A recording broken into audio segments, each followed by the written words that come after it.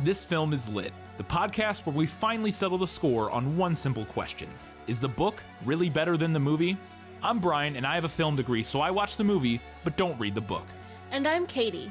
I have an English degree, so I do things the right way and read the book before we watch the movie. So prepare to be wowed by our expertise and charm as we dissect all of your favorite film adaptations and decide if the silver screen or the written word did it better. So turn it up, settle in, and get ready for spoilers, because this film is lit.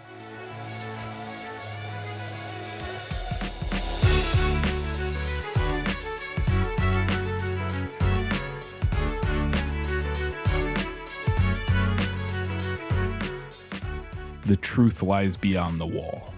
It's Allegiant, and this film is lit.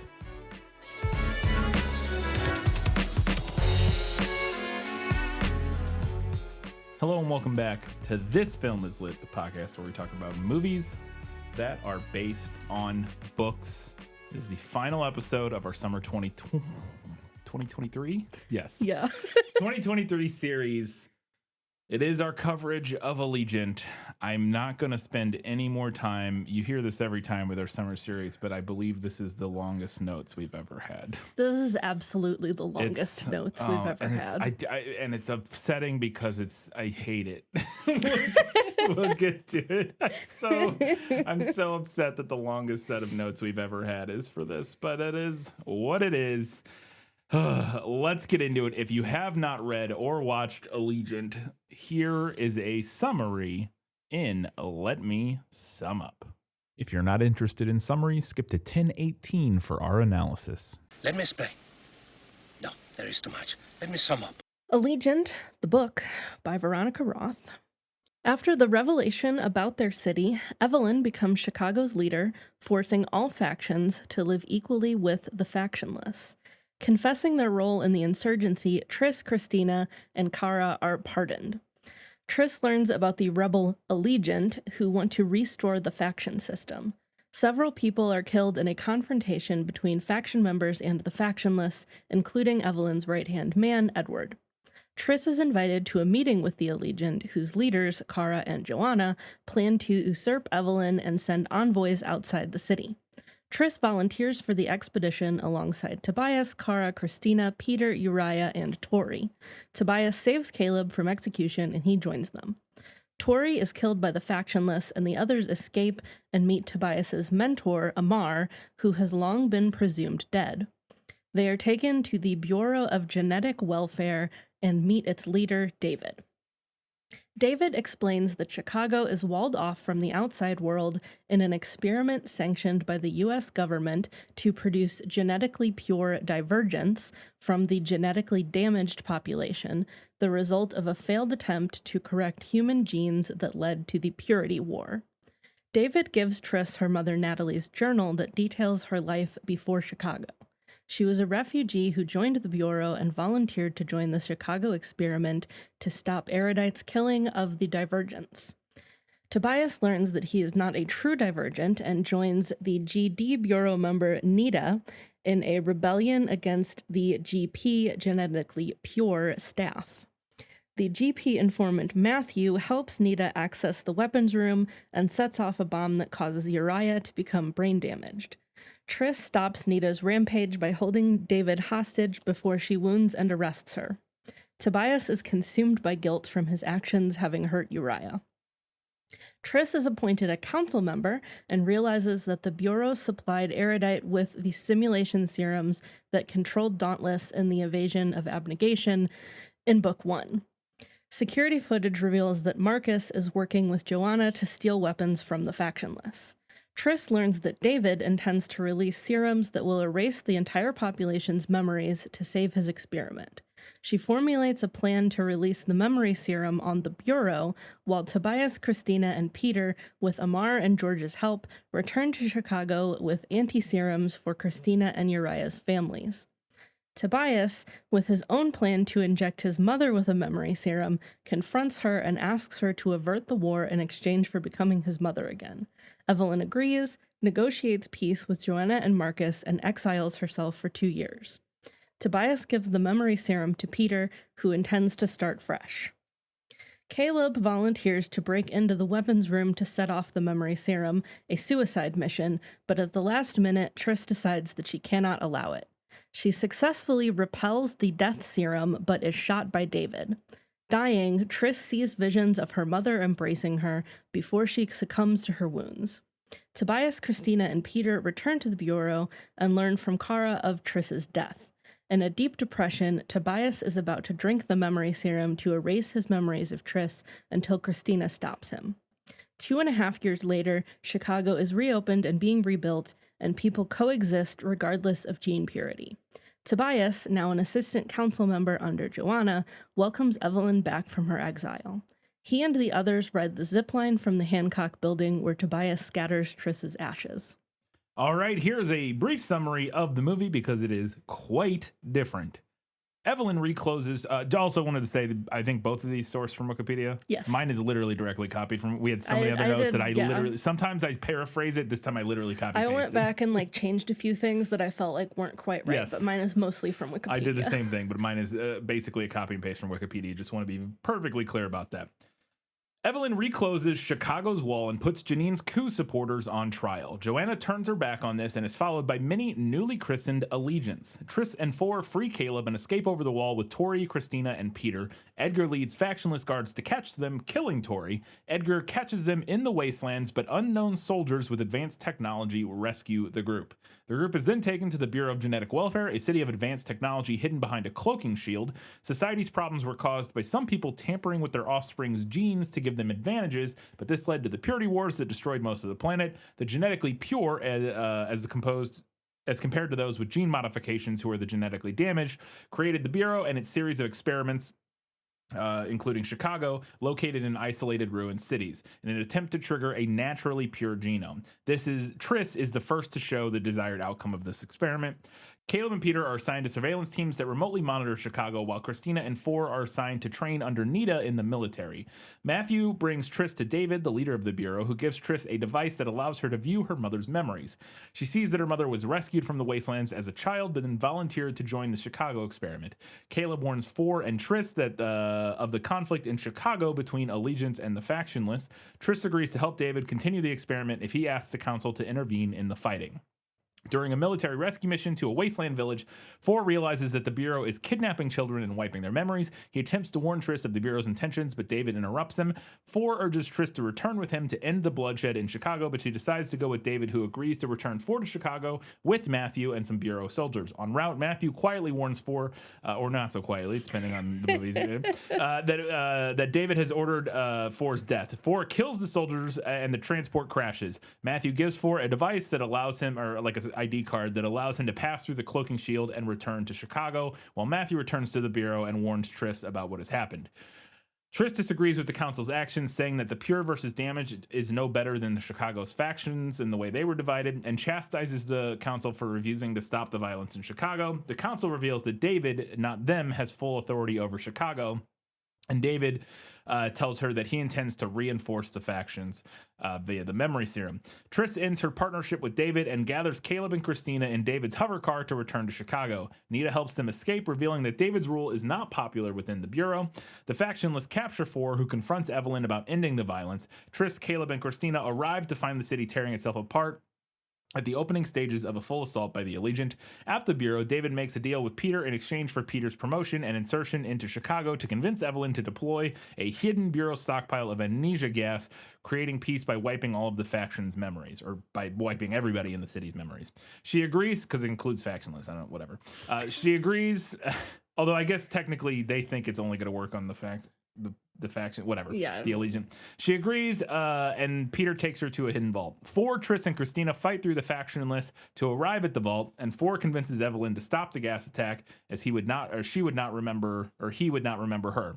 She agrees, but a frustrated Peter shoots her in the leg, gloating until the gas starts to flood the vault itself, and he realizes that David has betrayed him. He opens the vault so that Triss and Four can stop the gas. Peter flees back to the Bureau, though Four vows to find him and kill him. Caleb arrives and aids Triss in destroying the gas dispersion hub. The group gathers atop the erudite building as it watches David's hover car, which autopilots back towards the Bureau. Triss transmits a message to the world, to Chicago, I think, revealing the existence of the Bureau and that Chicago was an experiment in genetic purity. Her message tells the Bureau that Chicago is no longer their experiment. Caleb detonates the explosives that were loaded onto the hover car, which disrupts the cloaking shield and reveals the Bureau to the world. The end. Okay, so before we get into our main analysis here, just wanted to say we're doing this a little bit differently. We finished watching the movie yesterday, and they're like, what the heck are we going to do about this? We finished watching it, and we went, oh, crap. Yes, because so the movie, as you've just heard, if you skipped ahead, because I put a time code in, so you might just be skipping ahead if you already know the plots of the movie and the book. Either way, you know that the movie and the book and now are very different, considerably different. Way more than any other previous adaptation in this series. These diverge quite a bit. So what we're going to do, normally we do better in the book, better in the movie, and we would go back and forth between the book and the movie. We decided to switch it slightly. What we're going to do is talk about the book and all the things that we thought worked in it and didn't work in it. Then we're going to talk about the movie and all the things we thought that worked and didn't work in it. There will be some crossover here and there where we address certain aspects that were better in the book. It's complicated. But basically, we're going to talk about the book first. Then we're going to talk about the movie. And then we're going to hit some of the stuff that the movie nailed, because there are a few things. Then we'll do our odds and ends, our predictions, and the final verdict. All of that's going to wrap. Oh, we also have Lost in Adaptation. We are going to talk about some thematic stuff that we didn't really have a good spot for elsewhere. There's a lot to get into. Point being, it's going to be slightly different. We're going to start, though, by talking about Allegiant, the book, and what worked. You like to read? Oh, yes. I love to read. What do you like to read? Everything. It makes way more sense to not have Insurgent ending with everyone walking out of the city. Yes. And it's funny to me that the movie Insurgent did that while fully knowing how Allegiant starts. Yes. Because I went and double checked the release dates for the book and the movie and all that, and they knew. Yeah, absolutely. I mean, on the other hand, as we discussed, I guess it's nice that you could theoretically just ignore this mess of a third installment and pretend that the series ends with Insurgent. I had the exact same thought, because I was like, okay, so we talked about what are they going to do, and they just have they just immediately retcon roll it, kind of. I mean, technically you could say they don't, because it starts immediately where Insurgent ends, with the people walking to the gate the opened gate at the wall. And this movie starts with the factionalists rolling up Evelyn's people and just shutting the gate and not letting anybody out. Yeah. So, like, sure, I mean, whatever. And again, as much as I thought this was like a fine ending for the second movie by having everybody leaving, and I thought it kind of worked thematically and was like kind of an okay series ending, as you mentioned, having to kind of immediately kind of retcon it was a little silly. Yeah, having to, it's not really a retcon, like you said, but they do immediately have to be like, actually, never mind. Never mind, that's not happening. Yeah, which feels a little dumb, but whatever. I can appreciate maybe that, like I said, that they thought maybe we're not going to get a third movie at all. And this is like an okay, if we have to end here, this is not the worst ending in the world. And we'll just figure it out if we have to, not end here. Yeah. So yeah, it's, it is what it is. But yeah, it is a little silly. Triss and Tobias have a couple like pretty okay adult kind of conversations throughout the book. One of which is that they have a conversation about sex that is probably about as nuanced as Veronica Roth was capable of writing. Yeah. They talk about, Tobias makes a joke about, he says like, I'm sitting here holding your hand right now without having married you first. Yeah. Referring to abnegation Abnegations. customs, regarding like sex and relationships. And they talk about that, and Triss asks, what did the Dauntless teach about that? and Tobias basically says, do whatever you want, but use protection is what they teach. And I'm with Dauntless on Yes. that one. Fans of Dauntless's. And Triss ultimately ends up being like, oh, I'd like to find a happy medium. To me, Dauntless is the happy medium Yes. there. Yeah. Because do whatever you want also includes not doing having- anything. Yes, that is. If that's yeah, your preference. I was like, you what know? is the other? I'm not sure what the yeah, other. what's the happy medium there? Yeah. Like, to me, that is That the is happy the happy medium. medium. I don't understand. But again, probably about as nuanced as we were going to get in this series. Yeah. Yeah, no, I agree. I want to say this was the first point that made me feel like, and there's another one that I was vindicated in saying and arguing in the last episode that they did not have sex in the book in Insurgent. Because this whole conversation makes no sense to me. They had sex already. And then there's another note later, or there's another line later where her and Christina are discussing, and Christina makes a joke about like doing math with 4 because his name's 4. Like, are you guys doing any addition or multiplication or something? And Triss says like, no addition for us, not yet anyways, which again, I think implies that they have not had sex. We will get to it. I think they do in this book eventually, but Yeah. I think I'm right that they did not. No, I think you're right. And part of the problem, I think, is that Veronica Roth really does lean heavily on the kind of YA fade to black. Yes. Where it's not super clear. Yeah, even when they what have they're sex doing. later, where I'm pretty sure they did in this. Yeah. You could I'm still like, say maybe you not. could still say maybe not. Yeah. Yeah, it's interesting. An element in the book that I thought was interesting was the dress code implemented by the factionless while they're still in the city. We'll say semi-interesting. They don't allow anyone to wear their faction colors anymore, which was a very big part of the fabric of the society. Yeah. Previously, you're just gonna ignore my pun. No, You're I gonna said yeah. ignore No, that. I acknowledged it in my head. They now have to wear a mixture of all the different colors. Right. And I totally get why the movie did not include this, but I did think it was an interesting attempt at something thought-provoking. I wasn't a huge fan of it. I have more note on this. It ties in with a point I have later about kind of the way they have Evelyn and the factionless go in this. We'll talk about that in a little bit. But it was fine. I didn't care, but I wasn't a huge fan because I just didn't like turning the factionless immediately into like a tyrannical, you have to dress a certain way. Neither do I. No, but... I know. And so this just was part of that to me, where it's just like, oh, they don't let you wear, like, what if they want to wear all white? Who cares? I just wasn't a huge whatever. I'm not saying it wasn't even realistic or believable within the story. I just, whatever. I didn't like the narrative of it. So Another interesting attempt at something thought-provoking. We see Tobias run through his fear landscape one last time, and it literally turns him into his father. yeah, I liked that. I thought that was cool. His fear, he goes back and does his fear landscape again, and it's slightly different now. And the main difference is that, yeah, instead of his father beating him, he becomes his father. He's scared of becoming who his father was, which, yeah, I liked that. I thought that was a good kind of insight into Tobias's psyche and what he's afraid of now. And then because the other new thing is he's afraid specifically of losing Triss and like not being able to do anything about it, which, spoilers, that's what happens. I liked the little moment in the book where when Tobias goes to rescue Caleb, and this kind of happens in the movie, but it's just not the same, where he goes to get Caleb out of his cell and there's a woman guarding it, and he basically convinces her to let him take Caleb by implying that he's going to like extrajudiciously murder him. And the guard's like, oh, okay. And that part is basically the same in the movie. The part that's a little bit different that I liked in the book is that Tobias kind of then realizes that Evelyn must be, because the guard doesn't really bat an eye at it, and he realizes that Evelyn must be allowing this to happen like pretty regularly.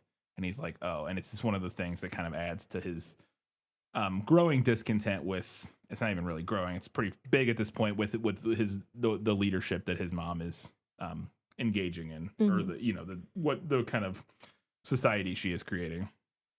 There's a scene when they get to the bureau where they all have to go through a metal detector that I thought would have been kind of fun in the movie. Like, they could have done the usual trope with too many hidden weapons, but also the fact that none of them even know what a metal detector is, I thought could have made for a funny scene. Yeah, for sure.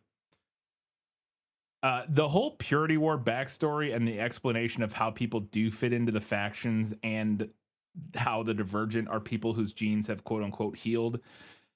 Because the whole time we had been wondering, I was like, I can't even imagine what the backstory for how, because I was very confused, and we were both very confused about, okay, so the factions are this thing, but they seem to actually, like, okay, how are the Divergent special if the people, like, shouldn't everybody be Divergent? Because obviously people don't fit into these little neat categories that the factions are, but then we find out in this one, but then it seems like over the course of the first 2 books that they do actually kind of fit into these factions in a way, which is weird. And we're like, what is even happening? It was all very confusing. And ultimately in this one, we find out that, like I said, because of the genetic stuff that they did in the past, like trying to improve people's genes, the genetic tampering they did, it supposedly messed with people's like disposition enough that they kind of do fall into these very strict, like narrow versions of personalities.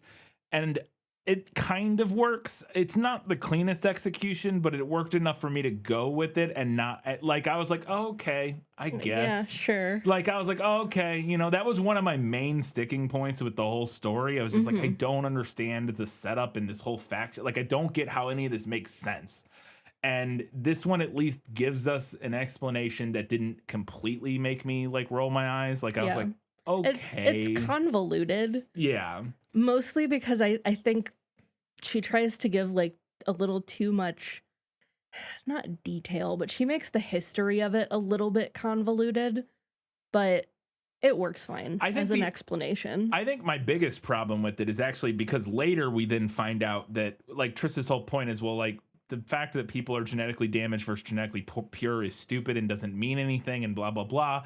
So then that kind of almost goes back on this. So it's like, okay, well, what, like the book again still kind of tries to have its cake and eat it too, where Triss's whole argument is that, hey, this labels are dumb. This genetically pure versus genetically damaged is a stupid way to look at things.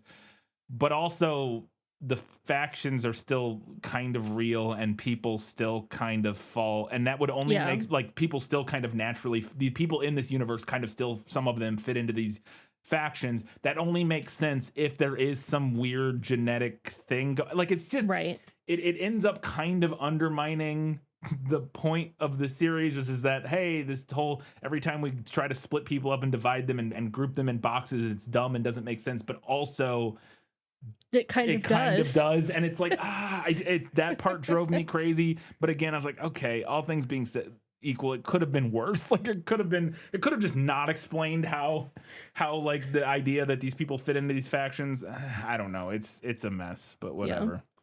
So you mentioned in, or one of us mentioned in our summary, I don't remember who now, that Chicago is not the only city with an experiment going on like this. And they explicitly say in the book that it's all Midwestern cities because they're spaced far enough apart from each other. Yeah. It's like Indianapolis and Milwaukee used to be one. It's not anymore. But one of the cities specifically mentioned is St. Louis. Yeah. And we here at This Film Is Lit love a hometown shout out.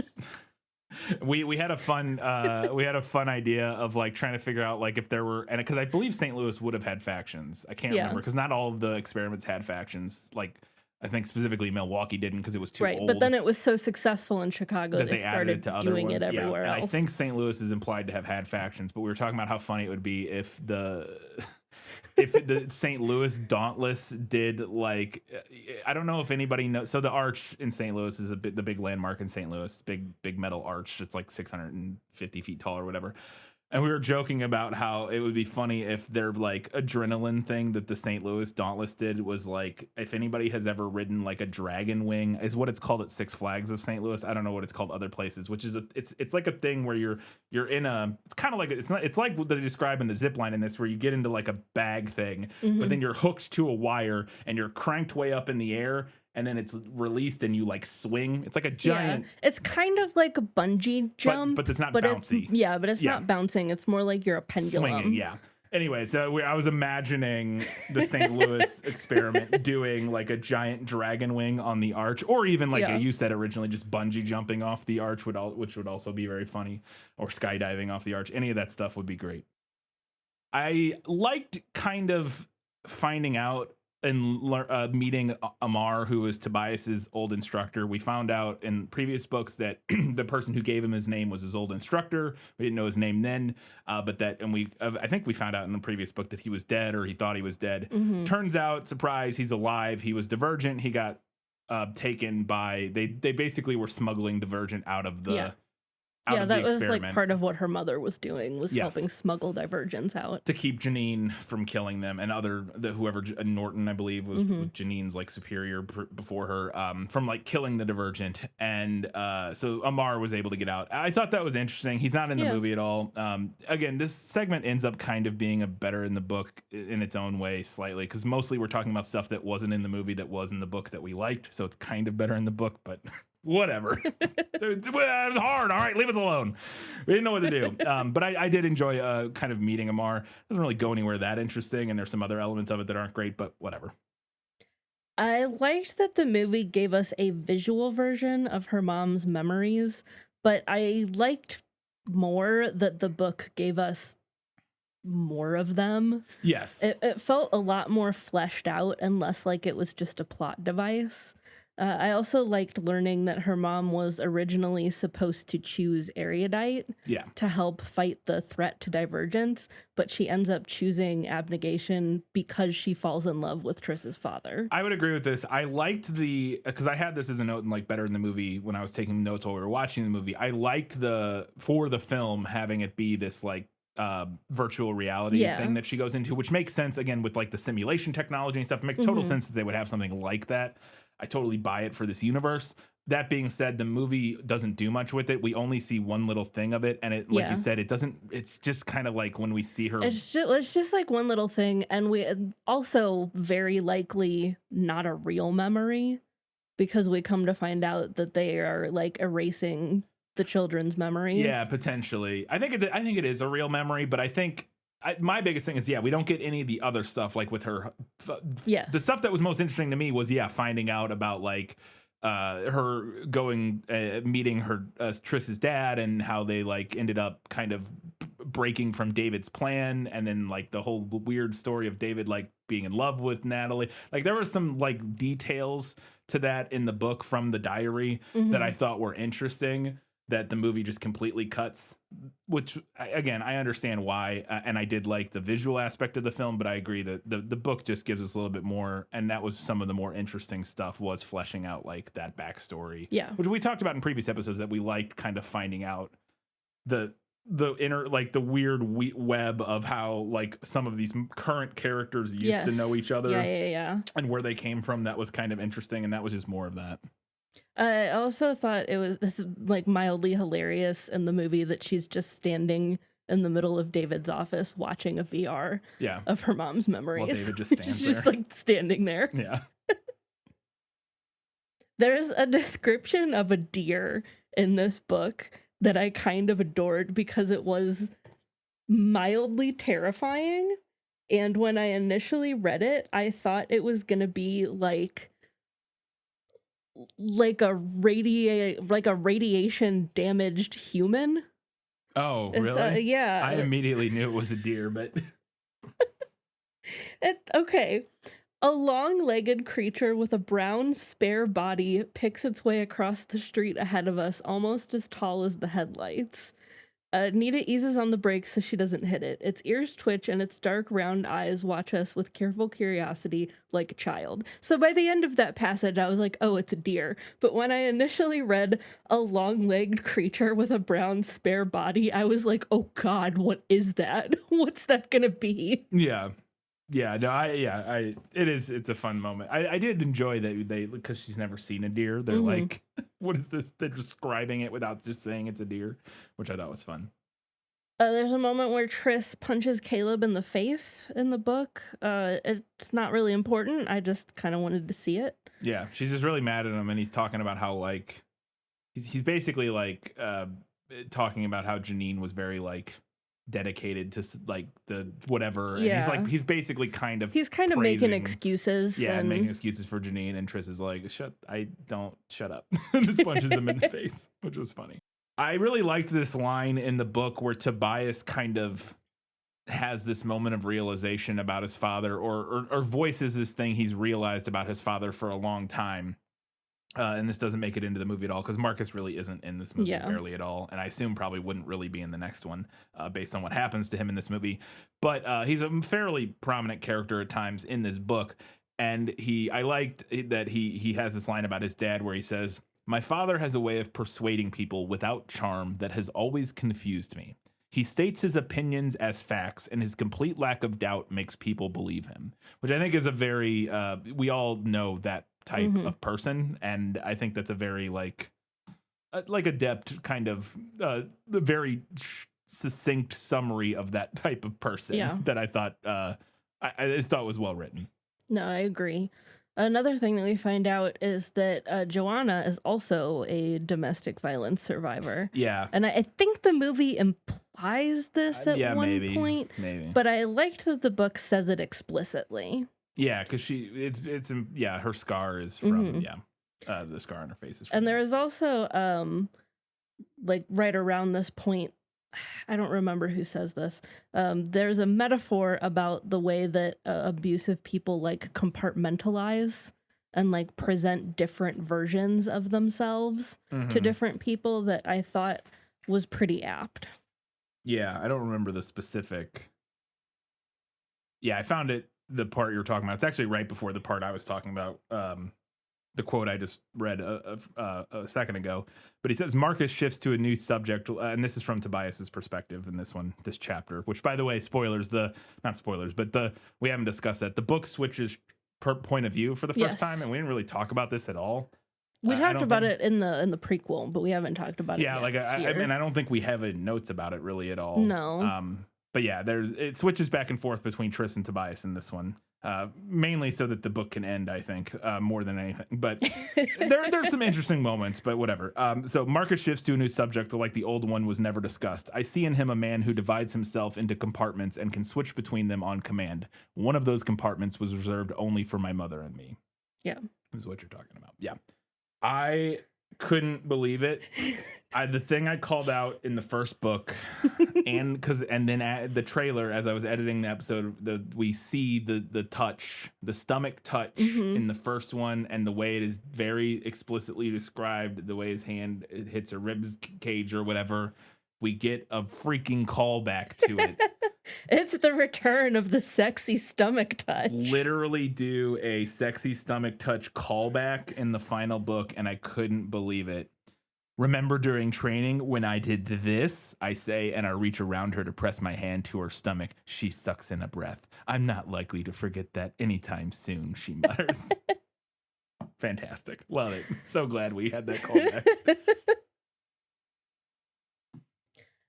So as convoluted as this book's plot is, and it is, yes, I thought that the explanation of what happened to Matthew, who's an employee at the Bureau, what happened to his genetically damaged girlfriend and how that radicalized him worked really well. Yeah, I liked that. I thought that was interesting. Yeah, he talks about how he had a GD girlfriend and basically some genetically pure kids like bullied her and ended up like beating her up or something, and then they didn't get punished at all, and then like a year or two later she had to have some sort of surgery from complications related to when she got attacked, and ends up dying in the surgery, not really directly from the attack but because of complications from the surgery or whatever, and that whole ordeal basically kind of radicalized him. I thought that was interesting too. I liked that little detail. I thought Matthew was kind of an interesting character because I didn't know which way he was going to end up going. And I like until this moment, and then it becomes clear because earlier I thought there's a moment earlier in the book where he's basically implying that he was helping kind of work against David, but I didn't buy it. Like I thought he was lying and basically like kind of double agenting for David, and then we find out eventually that he's not, and that he is just kind of working for the whatever you want to call it, the genetically damaged rebellion or whatever, which I thought was interesting. Yeah, I thought his character was kind of fun in the book. It's not amazing, but it's fine. A little detail that we find out in the book that I thought was interesting is that we find out David reset Chicago, like I believe they say 6 or 7 generations before Triss. in order to quell, and by reset I mean like memory reset, Yeah, basically like memory wiped everybody. In Chicago to quell a factionless uprising, and that this is in fact why the factionless area of the city is so like destroyed and run down, is that there was like a big civil war kind of like uprising, and yeah, they just memory wiped everybody, and so the factionless side of the city is just like kind of a wreck still, and they never like fixed it after that. But Yeah. I thought it was kind of interesting. Yeah, that's interesting. I will say one thing that doesn't pan out for me with this is that if the factionless are consistently an element that upends this experiment, then they should want to adjust the experiment so that ceases to be an issue. I would think if the whole goal is to create divergence, then you should want to somehow remove an element that keeps disrupting it. I would agree with that. I think I will give the book maybe a little credit in that maybe there's an attempt at a point there, in the sense that you could say that about our society. Like, hey, if, we have all these issues, and, whatever, if society at large, we're like, hey, we have this homelessness issue or whatever, maybe we should do something about it. We could just fix this problem. Like, there's lots of ways, and people have proposed lots of ways, to help fix unhoused problems, that, whatever those problems may be. And we just don't, because it's not expedient to the to the capital owners to do so, or at least they think it's not. And so I think maybe this is a similar thing of just like, they don't matter. It's not worth, like, sure, they keep messing with the experiment, but like, we don't care enough. Like, we can just reset it and continue on. Yeah, I agree that it's a little weak. Like, it Yeah. would make sense. You would think that they would like, okay, let's fix this problem and like not have like do something for the factionless to fix this. But yeah. I preferred Book Peter's arc. I truly disliked how the movie utilized him. I thought that the movie undid a lot of his character growth from the previous installment, whereas the book, I felt, did a more satisfying like build on top of it. And I know we were supposed to get another movie, but we don't, so Yeah. I can only go off of what I have here. I also really liked the exchange between Tobias and Peter regarding Peter wanting to take the memory serum because he's sick of being the person that he is. Yeah, I liked that part quite a bit. Like, they have this whole conversation about where Peter's like, I am cruel and I am evil and I want to hurt people. And Tobias is like, well, you're not special. I like to hurt people too. Yeah. And Peter's like, I don't know how to not be like this. Yeah. Like, you seem capable of grappling with it, but I don't know how to not do it. And I thought it was really interesting. No, I agree. I thought that was interesting too. I thought that was kind of a heartbreaking scene in a way, of Peter just like, I don't know how to not be shitty. And, Tobias is like, hey, it's like hard work. You got to do it. He's like, I just don't think I can. I don't think I will. So he takes and Peter ends up taking the memory serum in the book, and like wiping basically his whole personality. Which I thought that was interesting. I thought that was kind of, I don't know. It's at least asking some interesting questions. I will say that I overall liked the movie's take on Peter more than you did. I didn't really love him in either. I personally felt like the movie version of Peter still fell pretty much in line with the movie's version of Peter from like Insurgent.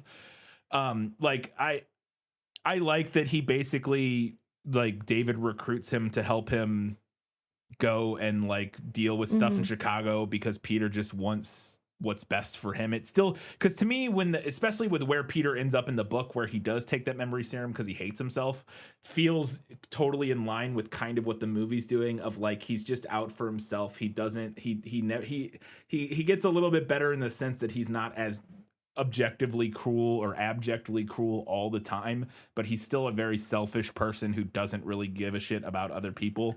And he kind of just falls back into being a shithead, because he still was at the end of Insurgent. Like, he was helping them, but he was doing it for very selfish reasons. I felt like at the end of Insurgent. And I feel like this movie kind of just continued that with him. It felt pretty natural to me. I don't know. I thought it was fine. I didn't But then again, I didn't have super strong feelings about Peter in the book. He's less important in the book. They made him more of a character in the film than he is in the book. He disappears for like most of the book. Yeah, they definitely decided to make him more of a player. I think just because Miles Teller is like charismatic and fun on camera. More than anything. I just think they knew people liked him from the previous movies and decided to kind of incorporate him more and make him a more pivotal player in like the storyline than he was in the book. But like I said, the only part in the book that I thought was interesting was the very end where he does take the memory serum and like that whole conversation about why. Other than that, I could take or leave him. So I actually kind of preferred him in the movie personally. That's fair. I liked that the book had Evelyn immediately give everything up to be a family with Tobias. I thought that was really nice. I agree. The line specifically in the book is let them have the city and everything in it. And then Tobias is like, oh my God, she chose me. It's a really nice moment. It felt a little rushed to me. Kind of just like, it just like works immediately. He comes and talks to her and she just like immediately gives up. Felt a little convenient. But that being said, I did like the moment. It was sweet. I was like, oh, that's really nice. Like I did like that, but I just felt it maybe needed a little more time to.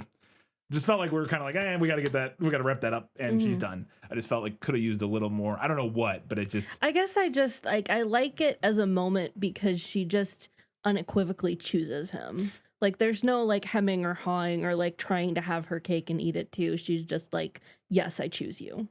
Yeah, no, and that's fair. And I guess there is something to that. The fact that it is so quick is what makes it so meaningful potentially. I can see that argument for sure. Like I said, it just felt a little.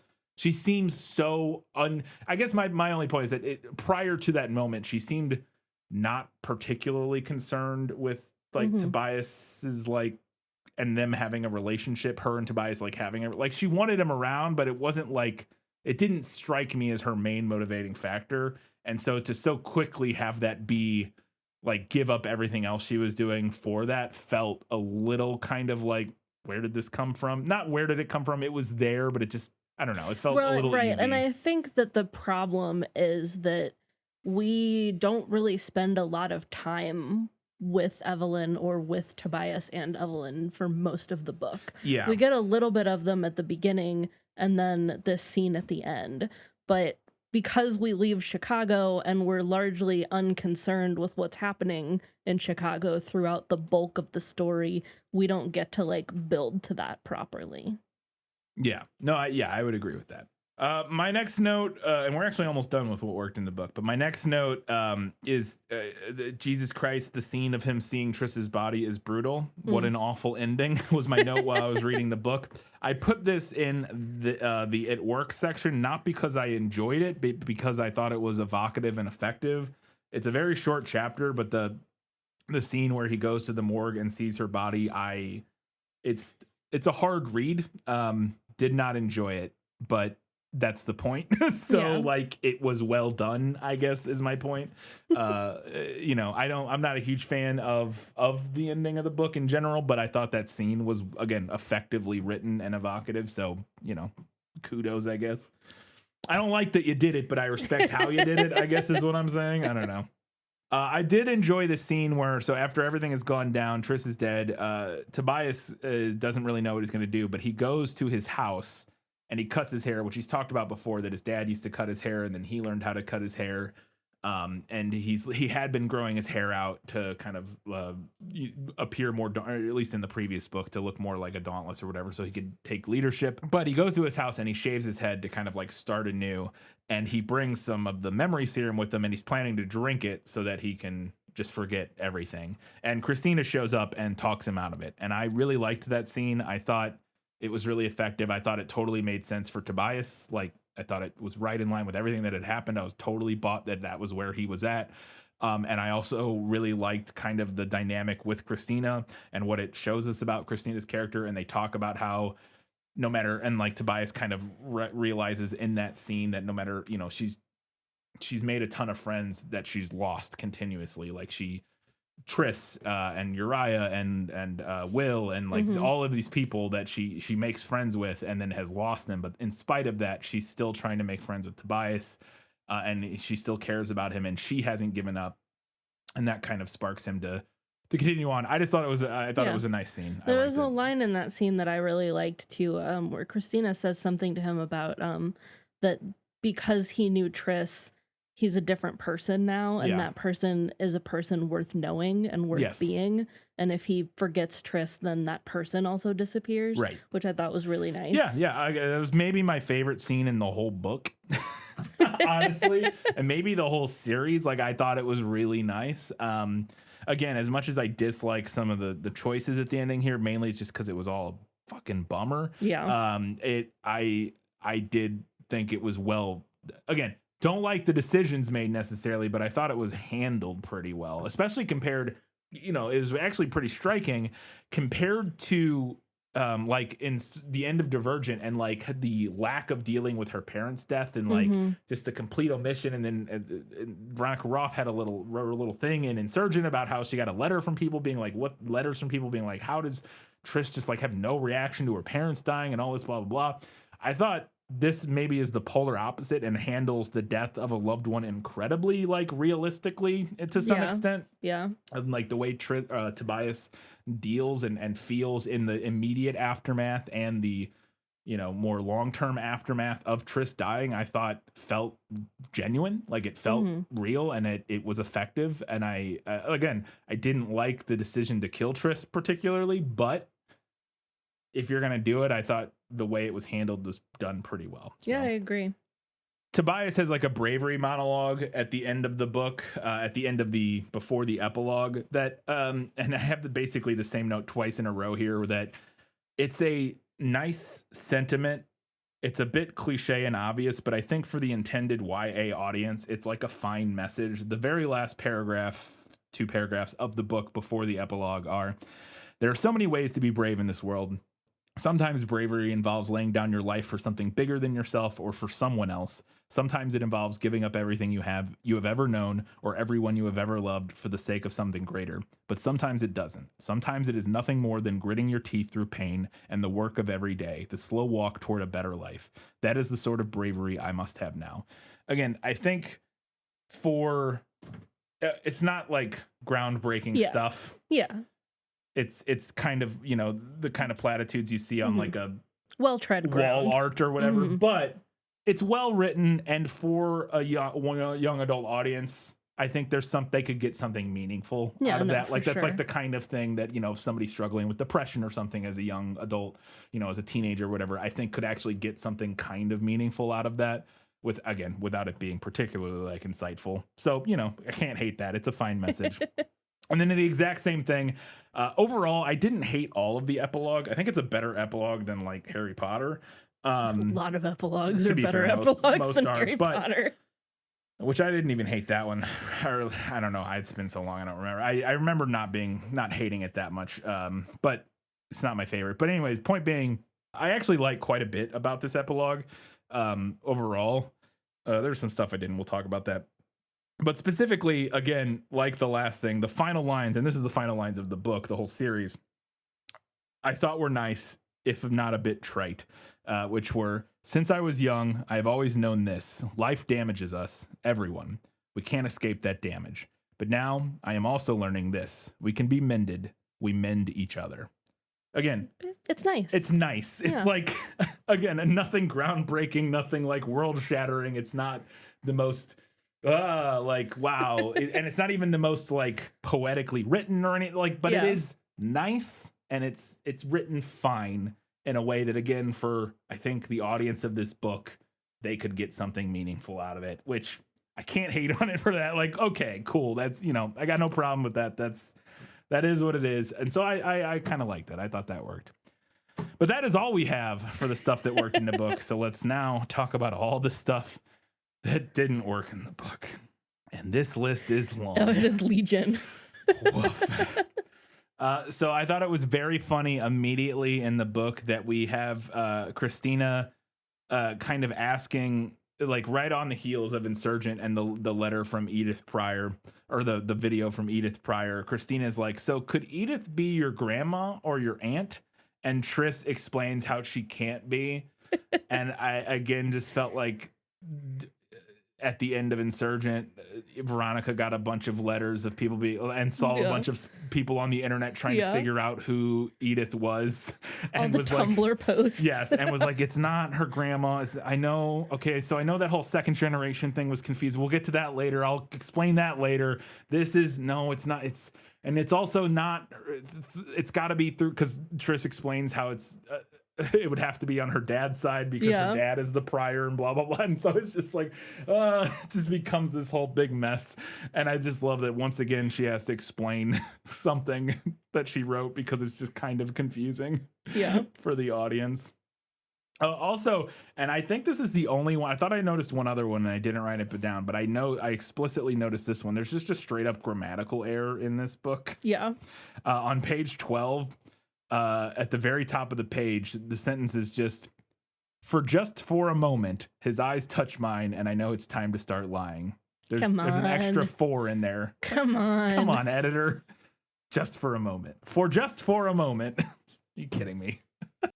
It didn't make any sense to me that Triss was able to get them all out of trouble by lying about Marcus misleading them during Insurgent. Fucking crazy. So Marcus is still alive. So I thought initially at this book, I couldn't remember what happened to him at the end of Insurgent. I also couldn't. I was like, is he alive? Oh, maybe he's dead, and that kind of works. Yeah. But also, Christina and Kara are also being detained. Yes. And they could have given truth serum to any of these people, and Triss's story would have just immediately fallen apart. Yes. And if that had been commented on in any way, yeah, like if there had been some kind of commentary about their blind trust in the serums or something like that, that would have been fine. But there wasn't, and that makes this feel like a giant plot hole. Yeah, because they also have a trial for Marcus, which makes you think they would give him the serum. I had the same note. I was like, she convinces them under truth serum, she lies, because she's able to lie under the truth serum, that she convinces them that Marcus told her that he was acting under the dauntless/factionless orders. And so that she thought when she was going along with his plan that she wasn't doing anything wrong, basically. Yeah. And they're like, oh, okay. And so they believe that.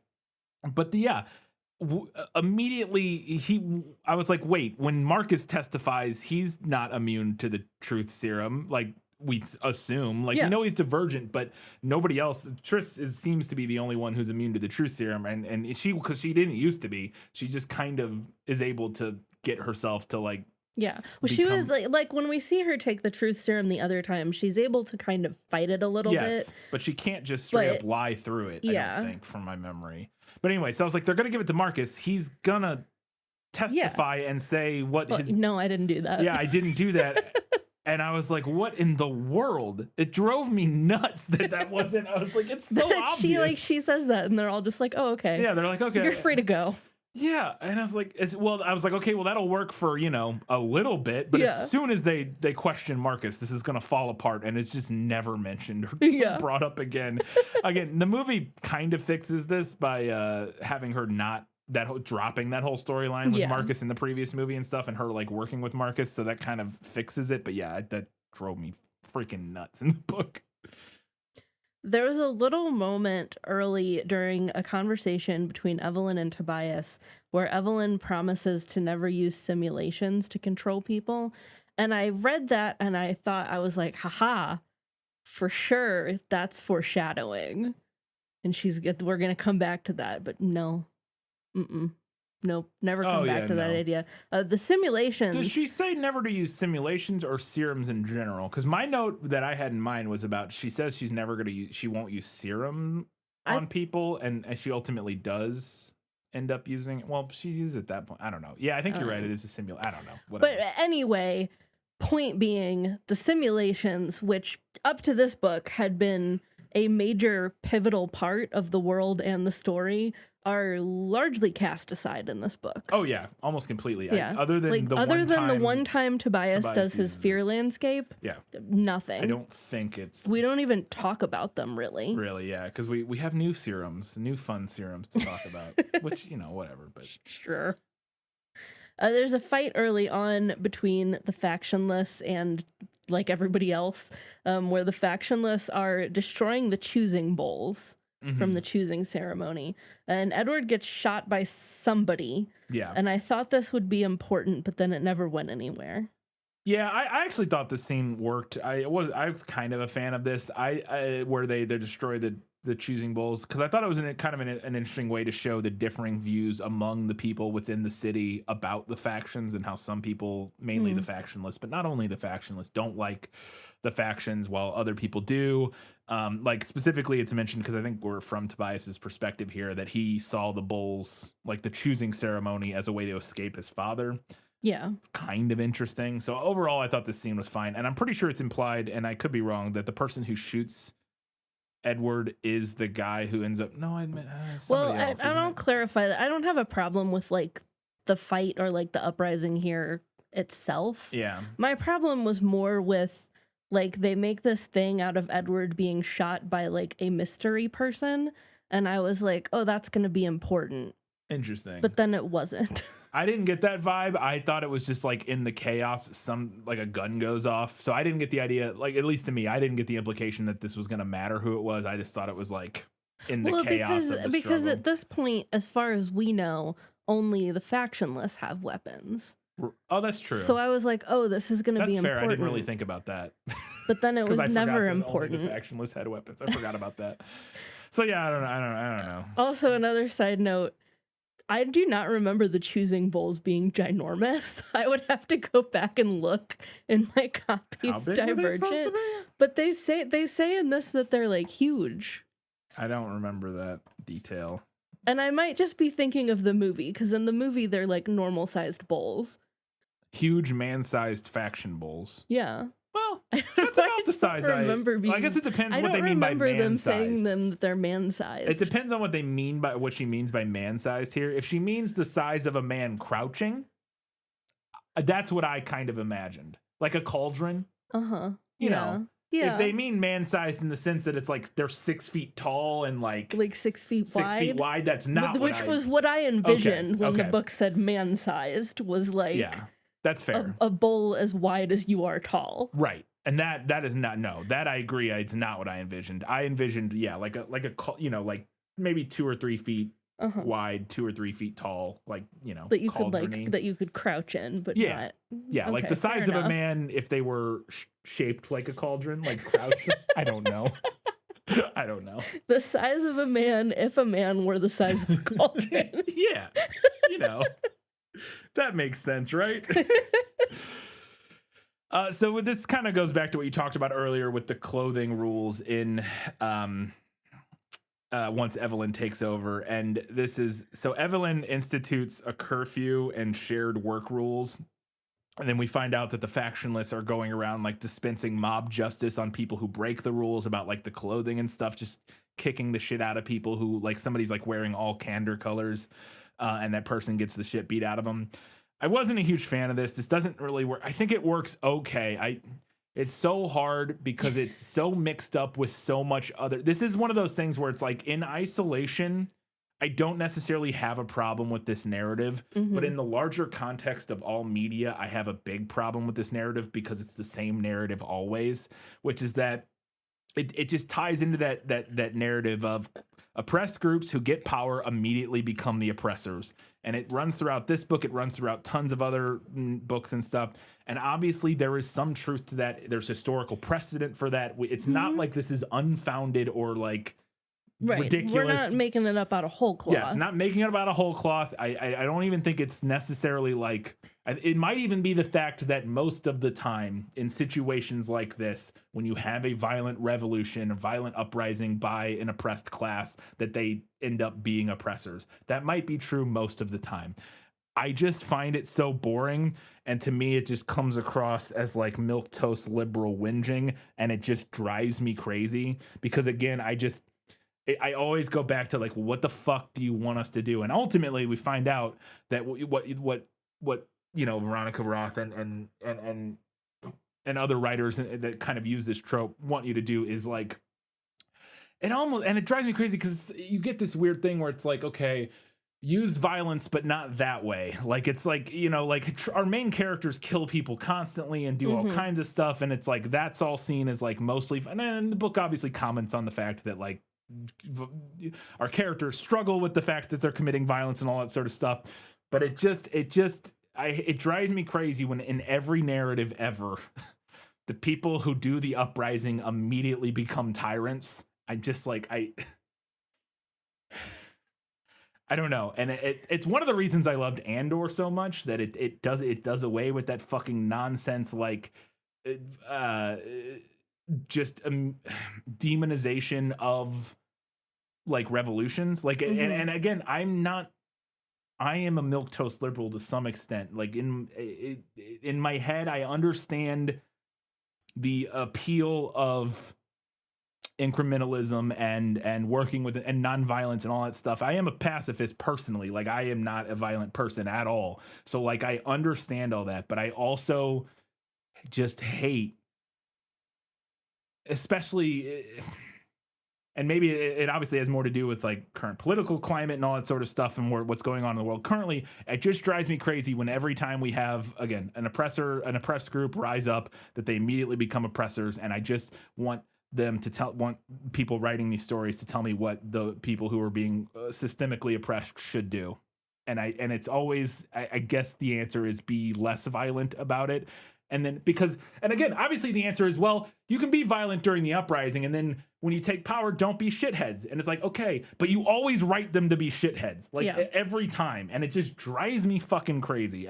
Whatever. It doesn't, I don't know the answer, honestly. I really don't know the answer, because again, I agree. There's tons of historical precedent for oppressed groups getting power and becoming oppressors. Like, it happens. It's not like I just don't, it's just one of those things that if you continuously write that narrative, I think it also becomes almost self-perpetuating in a way, and it just feels not helpful to the political. Yeah, it's frustrating because climate. No art happens in a vacuum. Yeah, and it does become like, I understand the historical precedent, and I understand the commentary, and I understand wanting to explore this phenomenon. Yeah, but also, it becomes this thing that, like you said, demonizes rebellion and demonizes even the idea of trying to get out from under your oppressor. Yes, because then you can immediately go, well, look what can happen. Yeah. Look, you better stay put. You better be careful, because if you start rising up if you get too, rambunctious and violently overthrow the people who are literally, keeping you in a state of complete, and in this universe, the factionalists are completely like destitute. Systematic oppression. If you get too uppity, you might become Hitler. Oh, you're gonna be just like them. You're gonna be just as and bad. It's just like I'm so tired of that narrative that I can't. Yeah, it's can't. boring. Yeah, it's just boring. It's boring. Yeah, it's like I guess the thing is, like, we've seen that narrative, and I'm done with it. I don't. Then it doesn't help that this book does it over and over and over again. And doesn't More do on it that well. later. And just doesn't do it well. Again, because I think, I voiced a similar objection to when we read Hunger Games. Yeah. But I think Hunger Games, in comparison, handles it Hunger way Games was better. Far more nuanced. Way more nuanced. And I would never object to that in the same way. It's been a couple years since we read the Hunger Games now, but I think where the Hunger Games went a little differently was that there was more emphasis on it being leadership. Yeah. And not so much just a problem with everyone as a whole in the rebellion. Yeah. I don't know. Yeah, it's just repeating yourself at this point, but I'm done. I don't have a lot of time and patience for that narrative anymore, and so it was not my favorite thing in the book. And you're right, it does happen over and over and over again. Yes. The scene where Triss gets snatched up by the Allegiant was so corny. Yes. And it was supposed to be. It is, yeah, the book acknowledges that. It was still like, what are we doing? Like, she gets snatched by them, and I think they like put a bag over her head, like, classic stuff. And then she hears like a voice that says, "We are the Allegiant. We are many, and yet we are no one." Yeah. And I was like, come on. Yeah. And Triss was like, come on. Yeah, she does laugh. So the book realizes, which I appreciated, that the book at least did kind of lampshade that a little bit, because it's very silly. Speaking of prose, I guess. Yes. My freaking kingdom for a Triss and Tobias romantic moment that does not include a weird description of how one of them smells or tastes. Every single Scene scene with where these they kiss. two. Oh my God. There's one where she says he smells like wind. Yeah. And I was like, girl, what are you talking about? What are you talking about? He smells like wind. I was trying to, and in case our listeners don't know, you're a nosmic, so like that makes even less sense for you. But if you don't know, a nosmic means you don't have a sense of smell. But even I was like sitting there and like I think I could kind of get what she's going for. There is, especially like, but this is even one she mentions, like if you're specifically talking about wind, it like before like a rain has like a distinct smell, or like wind. During summer, or like a late summer wind has kind of a distinct smell because it usually has like some honeysuckle or something. But there's like, no other descriptors. No, it just smells like wind generally. He smells like air. Like, okay, like what kind of air? Well, that's the same thing I said earlier when in one of the last books when they were like, it tastes like water. I'm like, what? I forgot about that. I mean, yes, water does have a taste, I guess, but it kind also, of like, doesn't at the same time. what? Like, yeah. I think, There's another moment where he says that they're close enough to taste her breaths. Yeah. And I was like, gross. yeah. I hope she brushed her teeth. Also, I'm fairly certain that at least like 3 times one of them remarks about the other one to themselves in their head that they taste like salt because they're always sweaty. It's like, yeah, man, like that, yeah, I guess. It's just, yeah, lots of tastes and scent related, which again, it's fine occasionally. Like I get it. Yeah. That's obviously a very like those senses are very intrinsically tied with closeness or whatever. And that's a very like sure. a romance kind of a trope. Absolutely. She just like goes to that well a little often. Yeah. And in weird ways. And I think. in Yeah. pretty weird ways, yes. Another thing, and this is just kind of semi-related, but I wanted to bring it up, and I felt like here was as good a place as any.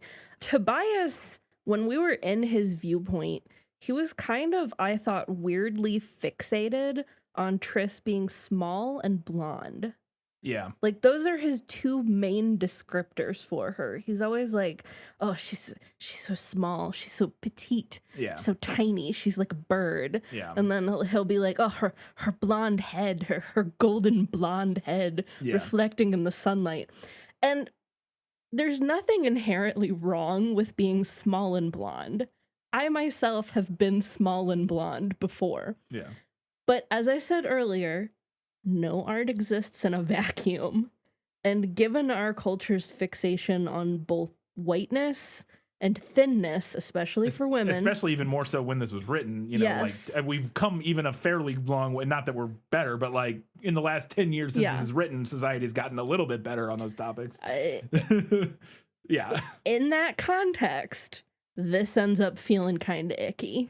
Yeah, and I think it's definitely it reminds me of like Twilight in that regard. It's the same thing of like it's just falling into that archetypal like he's big, strong, muscle man, she tiny little girl need protect, and like that's it's that, and so I don't know. I think it's one of those things that I think is definitely sort of not passively problematic, ignorantly problematic. I think it's one of those things where I don't think there was any like active thought that went into that necessarily by Veronica. Yeah, but probably I think not. Most likely, which I think is probably true about a lot of the problems in this book. But it is a result of, again, living in and stewing in this contextual cultural soup of whiteness and thinness and Aryanness.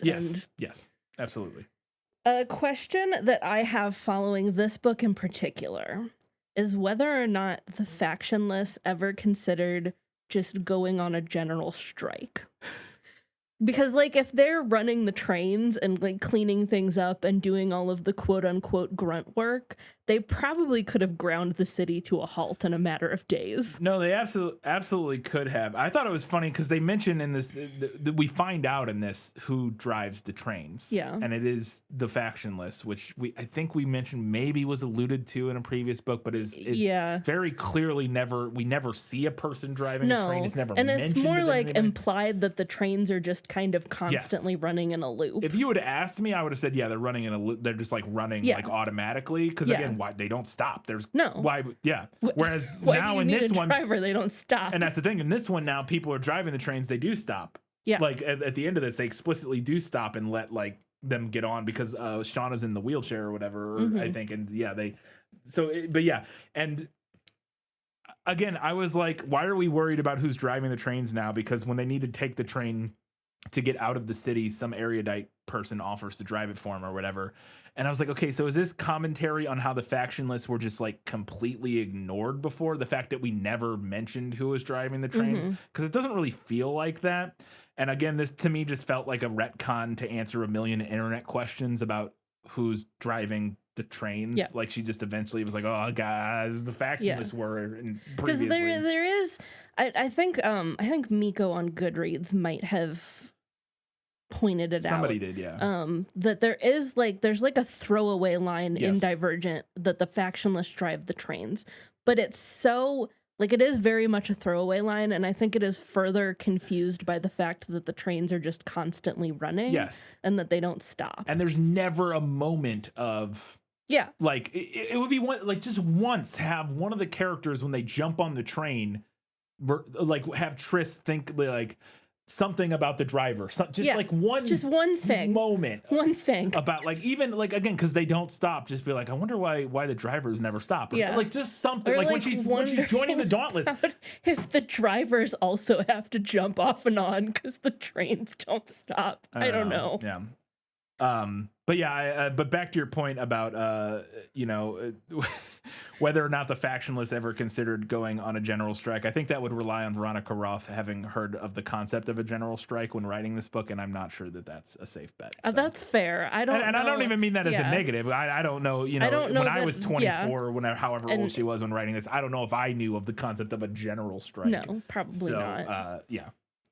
So one new thing that we're introduced to in this book is that so we've been introduced to the different serums that all of the other factions have, and we learn in this book that Abnegation has the memory serum, which is fine. Like everybody else has a serum, why not them too? But it bothers me that this plot point was not seeded at all. At least not that I can remember. Like it's just this 11th hour, like, oh, by the way, Abnegation has memory serum. Yeah. They've always had it. Shh, it's fine. Yeah. Surprise. It's fine. It's fine. Yeah.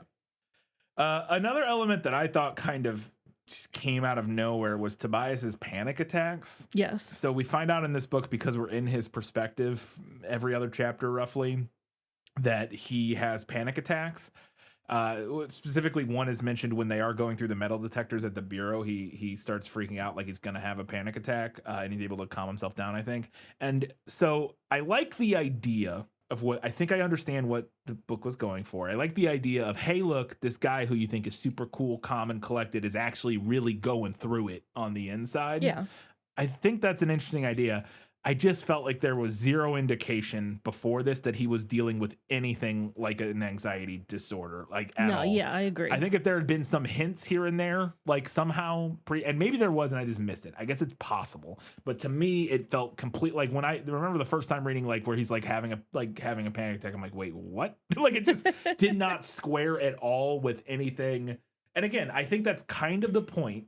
Of like, surprise, he's actually, he's actually suffering. He's dealing with it. Well, and not even suffering so much as just like, again, you don't like the idea of you don't know what people are going through. Right. Like from the outside. So like, look, I'm in his head now. He's actually dealing with this anxiety and stuff.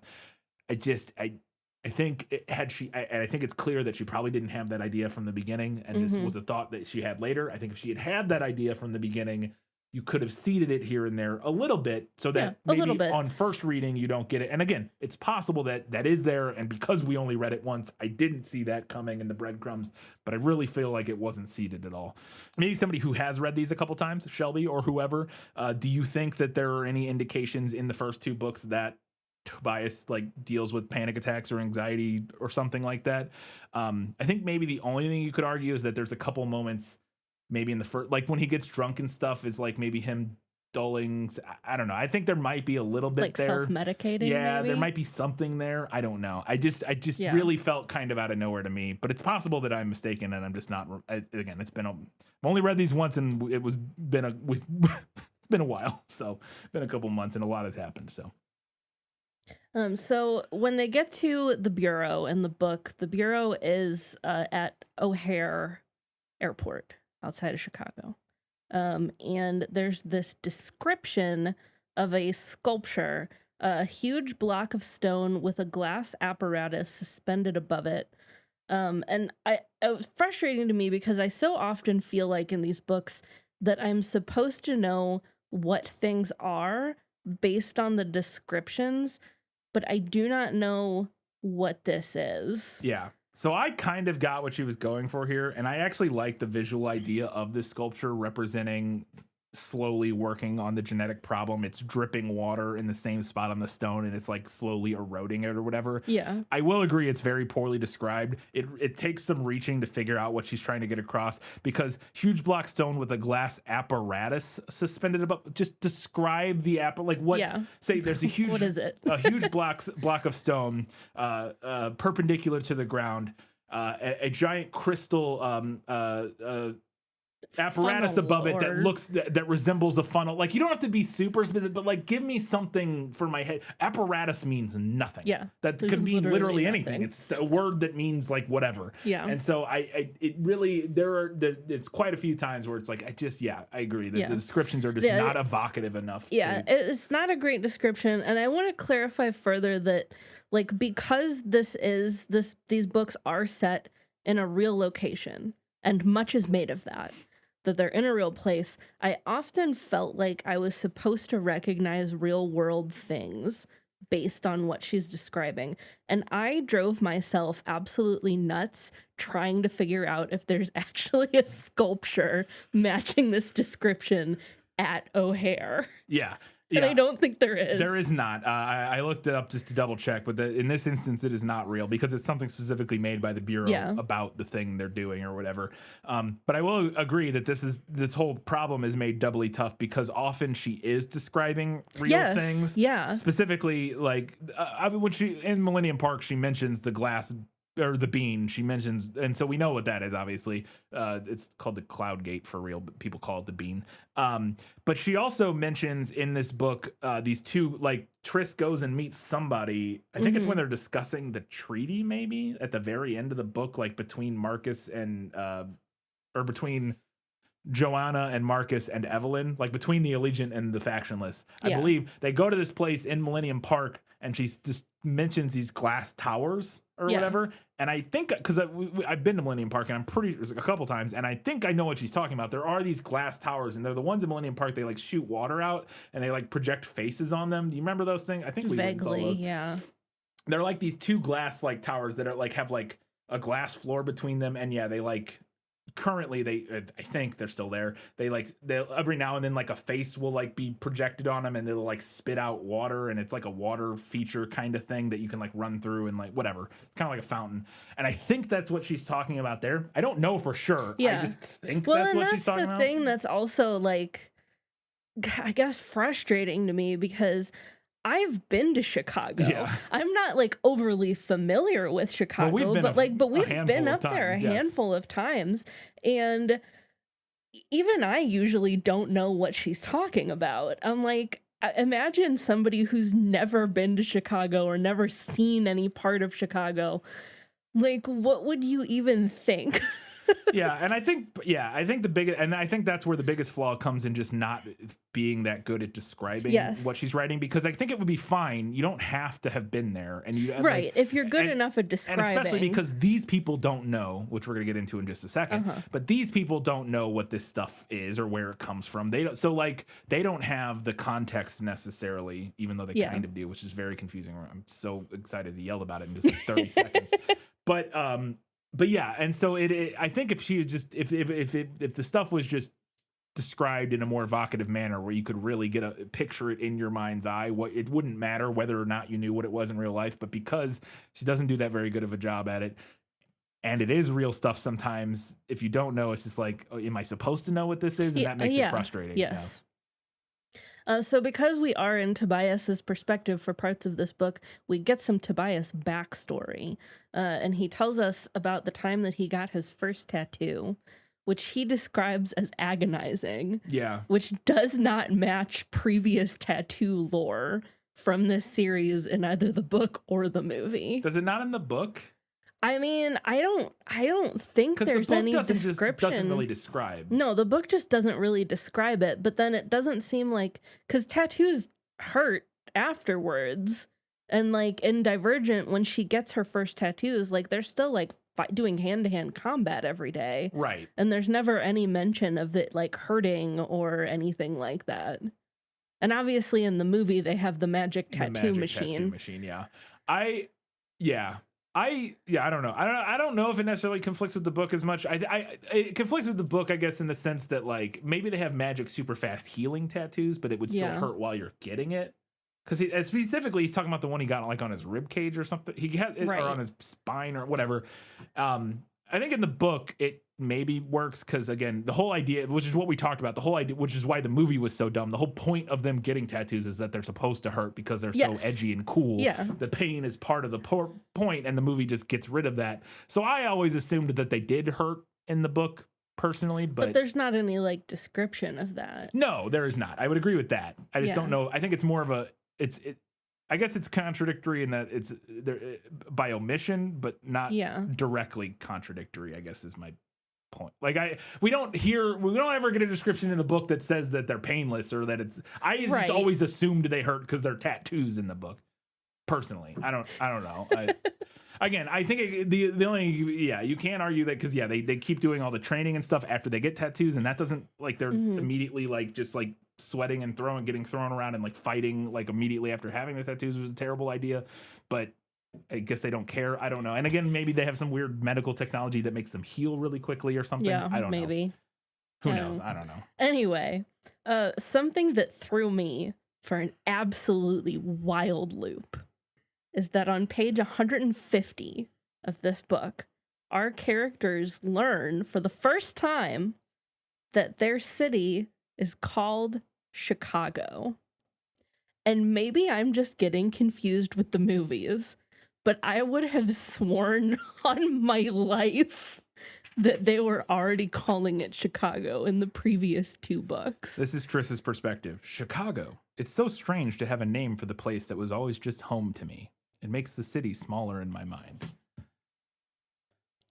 This makes no fucking sense. This makes no sense. I agree with you that I think the movie does just have them refer to it as Chicago kind of throughout the series. If you've got digital copies of the first two books, please do a word search because I need to know for sure. I did not think of this until I read your note about this, but then it drove me fucking bananas. Because as soon as I read that, I was like, oh my God, this makes no sense unless somehow the Bureau went through the entirety of the city of Chicago and scrubbed every single mention of the fact that the city was named Chicago from the city of Chicago. There's not a single street sign, informational plaque, anything. Why do they know it's called Millennium Park? Why do they know it's called the Hancock Building? Why do they know it's called well, they don't call it Sears Tower, they call it whatever, but they know it's the Hancock Building. Yeah. They know, and you're telling me the interior of all of these buildings, when they go up to the top of the Hancock Building, there's not the little plaque that's like, hey, you're looking at the Chicago skyline. Here's the blah, blah, blah. Like, you're telling me they went into every single subway station, every single car, every single phone booth, everything. Have you ever been to a city? Everything. The name of the city is everywhere in major cities. It is they constant. They found, deleted, find, replace every instance of the word And why would Chicago. they do that? What do they care? There would be no reason What is to. the gain? Yeah, there's no from point. So them clearly knowing. they wouldn't have done that. It makes no sense. They would have absolutely known the city was called Chicago. There's just no feasible explanation because, again, the only possible explanation is somehow the Bureau deleted all references to the city of Chicago as Chicago in the city, which is impossible. Makes no sense. It's literally not possible. And so the other option is that they just never realized that all of the things that they saw saying Chicago was the name of the city, but that just it doesn't make any sense. They know it's called Millennium Park. Where did they see that? Where did they find out it was called Millennium Park? Where did they find out it was called the Hancock? It literally is the dumb one. It's one of the dumbest like One of the dumbest things. little things in the whole series that I just already pretty dumb series. mind blowing. I insane. I just, as soon as you said it, I was like, what in the world? It makes literally no sense. And again, it doesn't really matter because, like I said, I didn't even think of it until you said it, but I also didn't really notice that they didn't call it Chicago because we called it Chicago the whole time. And I think that's part of it. It's like, we know it's Chicago. We know it's Chicago, so we're just calling it Chicago. kind of like assumed they also knew it was Chicago. But then, the reveal of like Chicago. Now I have a name. What? What? How? What are you talking about? And then I have to talk about this sentence real briefly. It drove me insane. I'm going to try to do it as quickly as possible because it's confusing and I don't know if it's going to make sense to people. But this sentence made no sense to me. On page 170, they're talking about the genetic stuff that the people did. And Triss is talking to Matthew. And Triss says, "What are the microcomputers?" Matthew nods, and I continue. "What are they looking for exactly?" He's basically scanning her genetics, and they inject her with microcomputers, or maybe this might be Tobias. They inject him with microcomputers to look at their DNA and figure out if they're genetically damaged or not. And Matthew says, "Well, when our predecessors at the Bureau inserted corrected genes into your ancestors, they also included a genetic tracker, which is basically something that shows us that a person has achieved genetic healing. In this case, the genetic tracker is awareness during simulations. It's something we can easily test for, which shows us if your genes are healed or not. That's one of the reasons why everyone in the city has to take the aptitude test at 16. If they're aware during the test, that shows us that they might have healed genes." My question is, he says, when our predecessors at the Bureau inserted corrected genes into your ancestors. So I assume what he's saying there is when they did a long time ago, when they did before the Purity War, when they messed with the genes to make like superhumans or like to like fix people's genes, right? Yeah. He's saying when our predecessors at the Bureau inserted corrected genes, and corrected is in scare quotes there, implying that this is when they tried to like fix people's genes and then it messed everything up, right? Yeah. Is that not? I don't know. Okay. Because I don't know if the history of this is that everybody was messing with their genes. Yes. And stuff got messed up. Yes. And then there was a war about it. Yes, that is what it is. And then they put more genes in them to try to fix what they already broke. And they put them all into this experiment. I thought it was. That they did more That they did more genes. No. No, I don't think so. I could have swore that the corrected genes but I thought the corrected genes he's talking about here is, and that the problem is that it's so it's so convoluted and there's so much stuff. But I could have swore here he's talking about when a long time ago when they first started messing around with genes, they put the corrected genes into the ancestors. But it can't be that. But why would they do it? Okay, so then if what you're saying is true, that this is the second time they started messing with the genes to try to fix the first time. To fix the first time, yeah. But why would they do that if they already know it? It doesn't. I hate it. I can't. But it doesn't, because I assumed he was talking about the first time, because then I was so confused about why would they have a tracker that helps them figure out if the genes are healed. That wasn't their goal when they were fixing the genes the first time. And then, because there was a second time. But I don't remember when was the second time even mentioned. I don't know. I don't remember that. I hate it. There. Was that it? No, there's got to be a my point is, whatever. All of that stuff. It drove me insane, and I just felt like I was losing my mind trying to parse what was supposed to be happening. Whatever. Let's just continue. There's a scene where Nita and Tobias go to a GD speakeasy for like 2 seconds and then immediately leave, and it doesn't matter. Drove me crazy. I was like, oh, this is interesting. She's like, here, let me show you. We have this whole subculture. We have a secret, and they like do a password. Yeah, and they go into this bar, and it's like the genetically damaged people are all hanging out there. And I'm like, oh, we're going to find out some cool stuff. And it's like the second they walk in the door, They're like, They're oh, like- by the way, your dad's on trial. He's like, okay, bye, and leaves. And I'm like, what? And we never go back there. No. And again, I know we're just like introducing the idea of like this genetic subculture of, but it would have been. That's the problem, is that we don't introduce it. Like we drive by a billboard that says like genetically damaged people, and I'm like, what? We don't have and that was actually one of my whole problems with the whole Bureau plot with the GD people or whatever.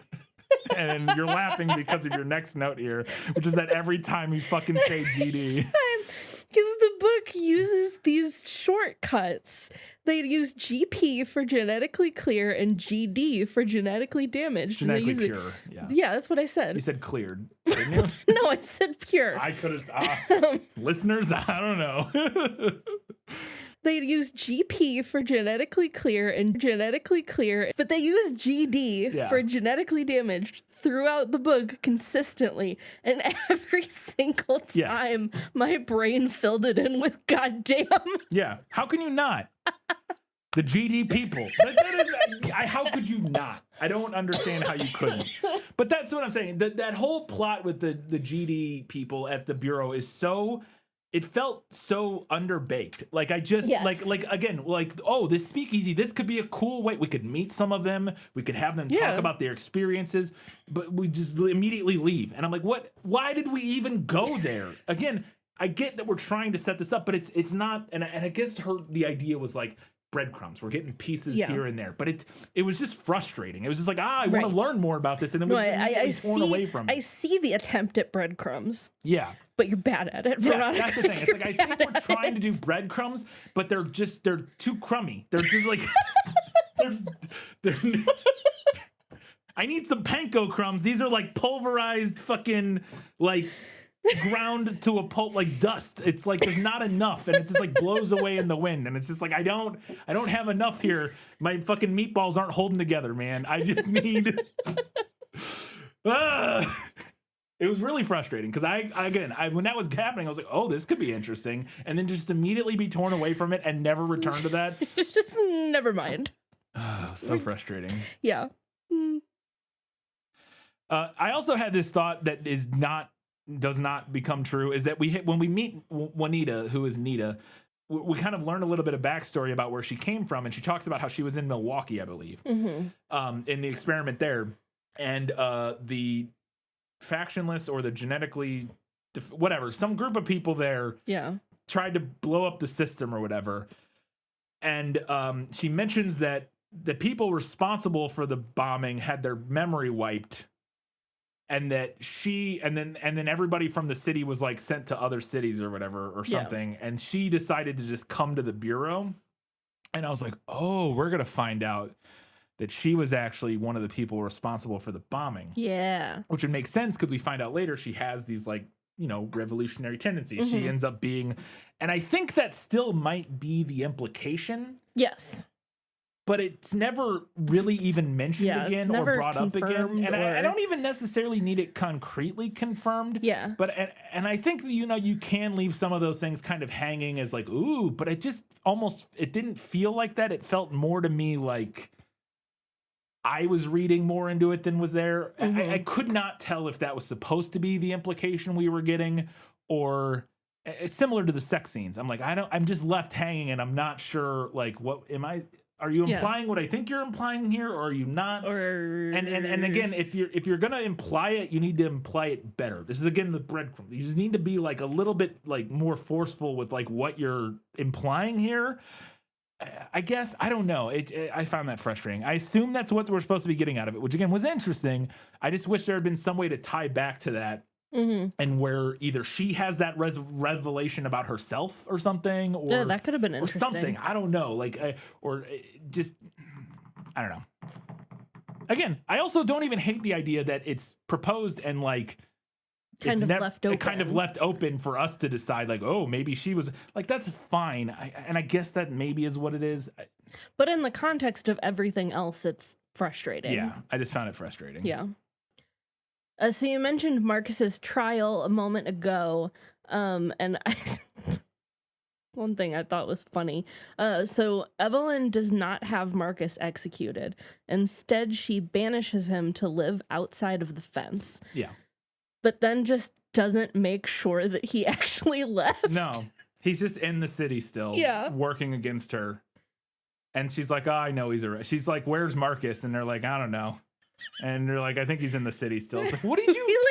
But that's not how you banish someone. You Why walk them out you walk them out the door to the GD fence, and you shove him out the gate, and you leave a guy with a gun and go walk. And then when he, like, what did she do? Like, literally, what did she do? Like, what did they do? Which we don't ever know. Just did she literally you're banished. You have you're to banished. leave. All right. Bye. And they all just left and like left him standing in the middle of Millennium Park or something, and then like hoped he left. Like what? And again, I get the idea is like, oh, he has these connections. He probably used some way to like smuggle. But then if you're gonna do that, do it. Just have a line where somebody says he must have smuggled himself back into the city, or blah blah blah. He must have used his connections to get back over the fence, or something. Something. Anything. It's just like, oh, he's here still. It's like, okay. The book is forced to retcon Edith Pryor's message from the end of the last book about the Divergent needing to go out and heal the city, heal the world, the country. And then Triss is thinking about how like, oh, it was the video message was misleading, and it wasn't really true. And I was like, yeah, because you didn't know what your own story was, Veronica. Oh my God, so much. I love it. Yeah, there's a point where somebody says the information Edith gave you is only partly true. And it's like, okay, aka right, Veronica did not know what she was doing when she wrote that. And there's this moment on this page you're talking about where Triss is thinking about how the video at the end of the book was like, of the last book was kind of a lie, and how they don't need the Divergent to march out and save the world, but instead they just need to rejoin society and spread their healed genes, quote unquote. I just want to read this real quick. She delivered, talking about Edith Pryor. I knew what life was like outside the city, and it doesn't seem as horrific as what Edith described in her message to us. She delivered a skillful manipulation in that video, which was intended to keep us contained and dedicated to the vision of the Bureau. The world outside the city is badly broken, and the Divergent need to come out here and heal it. It's not quite a lie, because the people in the Bureau do believe that healed genes will fix certain things, that if we integrate into the general population and pass our genes on, the world will be a better place. But they didn't need the Divergent to march out of our city like an army to fight injustice and save everyone, as Edith suggested. I wonder if Edith Pryor believed her own words, or if she just said them because she had to. And so many times, like this paragraph is a great example, it just feels like Veronica Roth is writing things trying to explain her own story to herself. Yes. Because she is having trouble keeping track of who is, like, what the actual narrative is and what is going on. And so, like, characters will just think to themselves things that we as the person reading need to hear in order to have it kind of make sense. Mm-hmm. And it's just like, it's so frustrating. Also, I love this line later. Kara has this line where she says, see if I can find it. The Allegiant are motivated by the desire to return to our original purpose in the city, Kara says. Whether that means sending a group of people outside of it as instructed by Edith Pryor, which we thought was important at the time, though I've since learned that her instructions didn't really matter. Oh, come on! That's lampshading of the highest degree right there. That is, so that thing I wrote doesn't really matter. That's not important. Just ignore that. I don't know what I was writing there. Kind of making it up as I went. Some more retconning / hasty recontextualizing. The Bureau has this room that maps out all the like family trees from the Chicago experiment. Yeah. And we find out that the generations are matrilineal. Mm-hmm. And it comes up that Janine knew that Triss was second gen.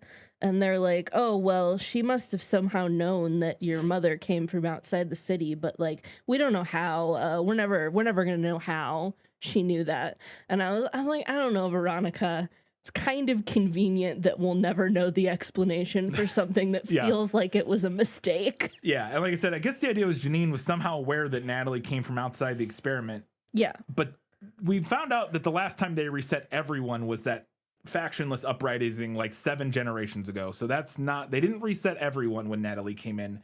And if that's the case, how did Natalie get inserted into the city without memory wiping like every single person she interacted with? I don't understand. Was there an explanation of how they inserted a brand new person into this ecosystem that just came from out? Because they never mention people coming from outside of the city ever. Right. Like, and so where do they think she came from? So there's like a hand wavy explanation at some point that they reset a few people's memories when they inserted So a few Natalie. people's memories. And it's implied that it wasn't all that difficult to do, which I guess is maybe this is like one of the benefit of the factions, that if you don't really interact with a lot of other faction members, they don't have to reset tons and tons of people if they want to bring in somebody new. Yeah. And that could be why Janine knows, but it isn't mentioned as a possible explanation. And then also later on, it's discussed that the Bureau gave Janine the control serum from the first book, right? So that could be an explanation for how she knew some other stuff. Yeah. But again, that's never mentioned as a possible explanation. So this is really just me theorizing because none of this is supported by the text. Yeah. So there's an attempt in the Bureau part of the book at creating a culture that's a result of generations of pro-GP propaganda. That's like an interesting idea, but it's too convoluted and there's too much other stuff going on to really dig into that and make it work. Much like the implications of a GD culture. Yeah. Like there's just too much other stuff going on and we're kind of waving at it as we drive by rather than digging into it. I agree. Also, they talk about like a previous war that happened a long time ago, and I'm pretty sure there's an allusion to like the Holocaust at one point, because they talk about like images of people starving and because at the Bureau they have this footage from or somebody at the Bureau, Matthew has it from somewhere, this footage from way back in the day, because there's this the whole propaganda they've been perpetuating is that society way back before they tried to fix their genes was actually all genetically pure and it was a utopia. Like there was no war, there was no nothing. But actually Matthew and some other people have found this historical like video and documents and stuff showing that no, like, oh, look, World War II, the Holocaust, blah, blah. It was actually way messed up back then. And somehow they've been hiding that from it. They basically hidden that from everybody. And I don't know, man. This is just a personal thing to me. It just always feels kind of disrespectful to me to use the Holocaust in that way. Like, I don't know. I get it. It just, I don't know. They don't explicitly mention it. To be fair, I didn't necessarily, like, I got the vibe that it could be that. Maybe it was not. Yeah. But then that almost makes it feel more disrespectful to me. I don't know. Tell me what you think. A small continuity error that I noticed, Triss is at one point thinking about when she turned herself in to Erudite, and she's like, they took my clothes and they took my watch. And I was like, no, they didn't. They didn't take your watch. You forgot to bring it with you. I remember that specifically. And I'm flagging this as a continuity error. That's pretty bad, editors. I didn't know that. She forgets to bring her watch? Yeah, she talks about it specifically. Like when she's in the cell and she doesn't know what time it is, she's like, oh, damn, I forgot my watch. I don't even know what time it is because I forgot my watch. I don't remember this at all, but it's those little details of my brain was not. I don't know why my brain just hangs on to certain little details like that. Yeah. Other details I do not remember. Yeah. And my next note here, I don't even remember what. No, I know this is around the time of like the whole thing when they're in the Bureau with Matthew and Nita and like who's working for who, and I think this is about that point where you wrote this. Where I wrote, I need the plot to stop thickening. Yes. It's thick enough. It's so fucking thick, I'm getting stuck in it. Yeah. And there's just so much going on, and there's so many characters, there's so many plot lines that I quite frequently legitimately felt like Veronica was just forgetting about things. And like, for example, Peter disappears for most of the book. Yeah. He's there when they get to the bureau, and then we don't see him again for like a long time. Yeah. And somebody, like he shows back up again, and somebody's like, "What have you been up to?" And I was like, "Yeah, what the heck has Peter been up to?" Amar was another one. We see him when they first get there, and then he vanishes until he's relevant to the plot again. Yeah. Yeah, no, throughout, it constantly feels like the book is being written by the seat of her pants. Like, it's just like, kind of just like literally there's no outline necessarily. Yeah. Like, it's just like, okay, and then we're going to do this, I guess. And then she writes that and then like figures out, oh, we're going to do this. We're gonna do this and I'm now. sure there was some outline, but it really has the feeling of an unplanned sort of like, like which just, is a way that some people draft. yeah. But like drafts. yeah. Yeah. Another thing, oh my god, this drove me insane. So the Reggie character. Yes. So they go to the Fringe, which is a whole new area. Yes, it's a whole new thing. And that's where people who are like, they're not with the Bureau and they're not in an experiment. They live on the fringes of society. And they're not even part of a city, because they're also just like Milwaukee is like a city that has like a government organization, but it's not an experiment anymore. Yeah. There are like organized like living areas that are under government authority. The Fringe is like libertarian utopia. Yeah. Yeah. Yeah. Or dystopia. And it's kind of implied to be like the suburbs, like a rundown suburbs outside of cities. So we go there and we meet this character named Reggie and some other character whose name I don't remember because they were so unimportant. And Reggie, I thought, was from the Fringe and was like a Fringe rebel. Was he not? I thought so, but then he gets arrested when Nita blows up the wall trying to get into the weapons vault. Because he came with her. As part of the faction to like take down the And he gets arrested because Tobias gets arrested and he's talking to Reggie and they're both arrested. Yeah. And then Reggie says, Nita and the Fringe people are taking the fall. Yes. And I was like, bro, aren't you the Fringe people? Like, was he a double agent and I did not know? I don't think so. But then later on, he's not under arrest. I don't know. I agree completely. That whole, everything, the entire plot at the Bureau confused the shit out of me. Of like, there's certain elements within the Bureau that are working against the Bureau, but it was also super confusing because I couldn't tell how much of a secret it was supposed to be. Because like there's this line that's mentioned at one point where somebody like Matthew criticizes something that the Bureau's doing, and Triss or Tobias or whoever thinks to themselves, wow, it's refreshing to be in a place where people can voice like discontent with the government or whatever, like the higher ups. But then like I agree, I just was like so confused at like, okay, but then because then later, like you said, when Tobias gets he works with Nita and Reggie to help the plot to break into the weapons into the weapons room to destroy or to get something. They say they were gonna get the memory serum, but then they were doing something else. But I don't destroying remember. I don't remember. I can't remember. I think they were supposed to destroy something, and then shit goes sideways, or Uriah gets hurt or killed basically in it, and so Tobias gets like arrested after that for being involved in it because he like shut off the security or whatever, and then he ends up getting like a year of parole, and there's this idea that they don't execute gender. When I see GD, I also think gender dysphoric, and it's confusing the fucking hell out of me. Fucking genetically damaged people. the GD people, they don't execute them because they're genetically damaged, and so like the idea like they can't help themselves, that sort of thing. We don't, kind of like you wouldn't execute like an animal necessarily. Right, it's very patronizing. Yes, yeah.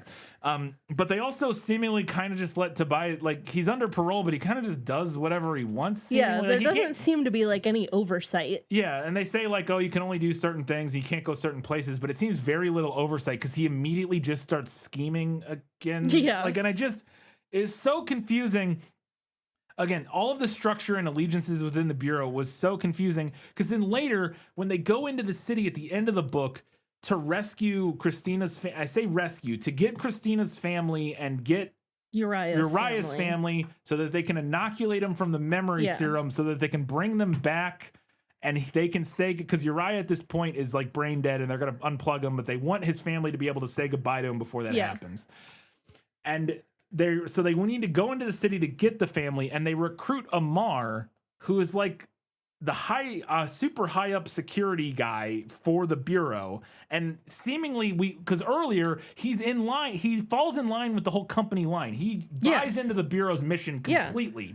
So I guess, but they recruit him to take them into, including Tobias, who's under parole for the terrorist attack he did earlier, to take Tobias and other people into the city so that they can get Uriah's family. And Amar's just like, sure, and doesn't run it up the flagpole or anything. Like he doesn't run it up to like the bosses at all. He just agrees. And then I was like, wait, so is he actually okay with their mission? But then we find out they're like whispering about what their actual mission is, because Tobias is going in, he's got a side mission to go in and maybe like memory wipe one of his parents. He's got a side quest. Yeah, and they don't want Amar to know about that because they don't want to know that they're gonna, and they don't want him to know about the fact that Triss is gonna blow up the memory serum or destroy them, or Caleb is gonna destroy the memory serum. They don't want him to know about that because they think he'll stop that.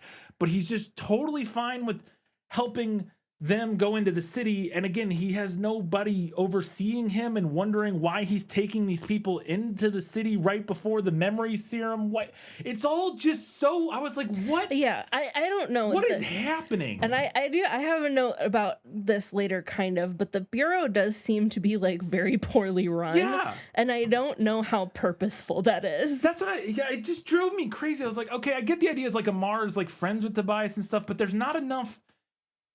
But he also is so bought into what the Bureau's saying. There needed to be some tension that was discussed at any point about like. Yeah. I felt like there, unless I'm crazy, there wasn't a line where he's like, "I'll help you because you're an old friend, but I don't want to know what you're doing." Like, I don't felt like there was any even discussion about like the weird dynamic of what they were doing. Amar's just like, "Yeah, I'll help, whatever," and like didn't ask questions.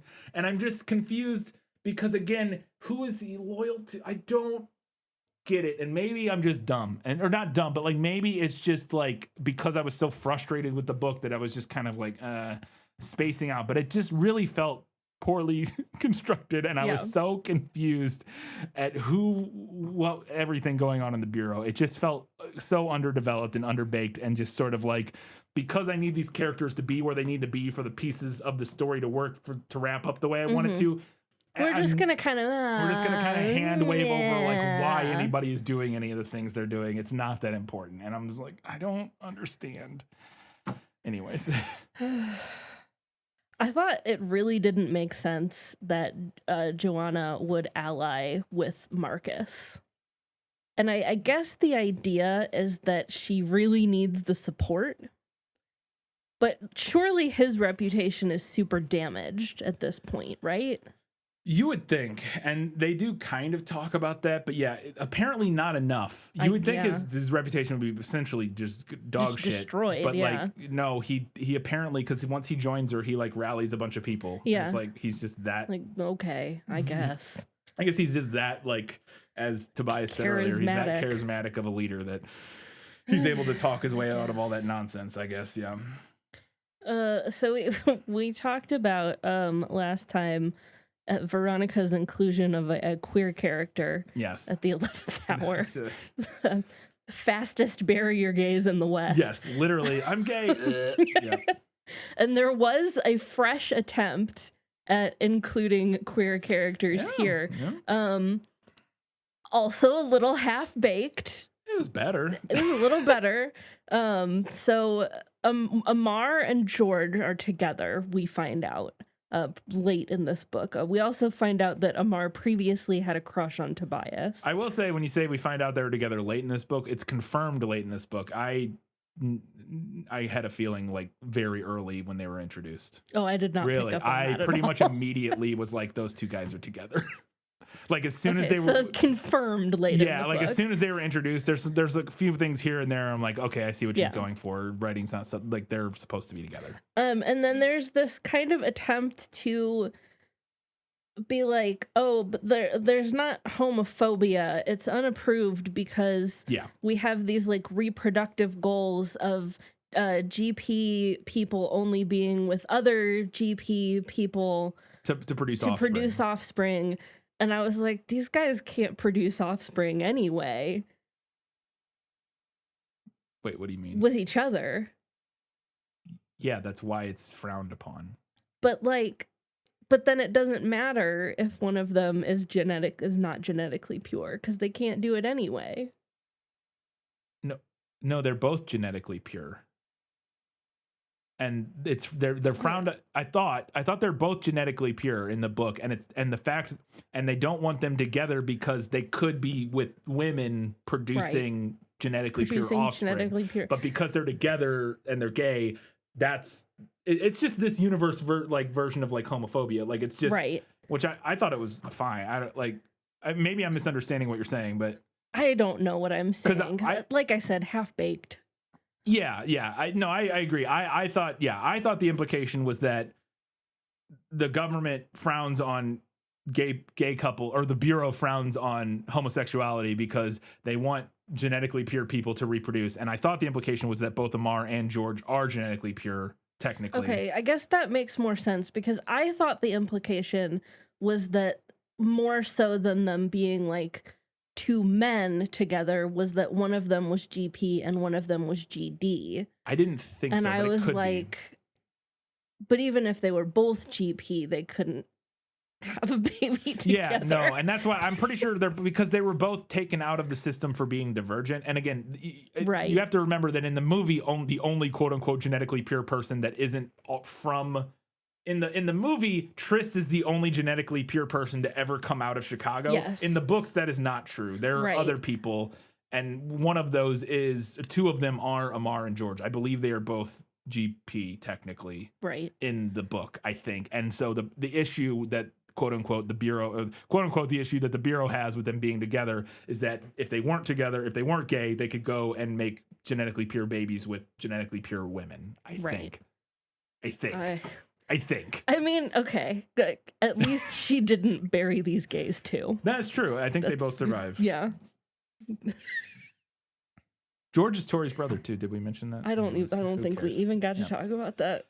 There's this great line in the book, and I have it in this, and it doesn't work just because it was so funny. Is Tobias has a line where he goes, "I almost forgot that Kara was the leader of Allegiant before we left Chicago," and I was like, "Me fucking too, Tobias." I totally forgot that too. And again, this felt like a moment of Veronica being like, "Oh shit, I forgot that Kara was like supposed to be on a mission or whatever." Oh shit, that's right. And then just like wrote it in. Better remind everybody. Yeah. Legitimately, I forgot that too, because they are on Kara in the book, which is not in the movie, but Kara and them are on a mission to go see what's out there and like kind of like, which I guess they did. I guess they did, like, but yeah, and then it's just kind of like mission successful. Like, what is the mission then? They're just like hanging out at the Bureau, and they're like, oh, that's right, she was part of the Allegiant. I don't know what to do with it. Yeah, it's just it's like a thread that felt like I guess I gotta pick this thread back up. I don't know what to do with it. There's a moment where Christina and Triss are having a conversation. Christina's talking about how she like loses everybody who's important to her. Yeah. Kind of like we mentioned earlier. And Triss is like explicitly says, "You'll never lose me." Yeah. And I didn't even know at this point that Triss was gonna die, but I was like, oh, it's not your most subtle foreshadowing, Veronica. It's not your most subtle. No, it's not. I had not had the ending of this spoiled for me, but I very much knew, I could tell going in, because this book is written like bad TV shows where you know which character is going to die because all of a sudden they get like a bunch of time on screen, and which not as relevant here because it's Trish, she's the main character, Right. but like they have a bunch of like very meaningful conversations with people about how much they love them and can't wait to spend forever with them, because Trish after that like has conversations with Tobias where she's talking about how she can't wait to like go have these small quiet boring moments together and blah blah blah and all this build up, and like there's a line where Tobias is like, I can't wait until tomorrow and I'm back and we're together. And I'm like, yeah, 100% one of these people is dying. And I'm pretty sure it's going to be Tris based on some of the other, like the conversation with Christina and stuff. I was like, yeah, 100%. So it was not a surprise when Tris died for me, but it was a surprise kind of in the sense that like, I didn't have it spoiled, but it was not, it was very much foreshadowed in the lead up. To flip a common script, I wasn't surprised, just disappointed. Just disappointed, absolutely. Yeah. So after they decide they need to do they have to have a suicide mission to blow open the doors to the vault so they can destroy the memory serum to keep, or actually steal the memory serum to use it on the leaders initially, I think is the plan. Or maybe it's initially to blow it up and then later they like, oh, we can use it. Point being, they got to break into the vault to get the memory serum so they can use it on the leaders. But they know that the only way to get into the vault is to use these explosives and blow it open. When they do that, it's going to activate the countermeasures and that will kill whoever goes into the vault. Mm-hmm.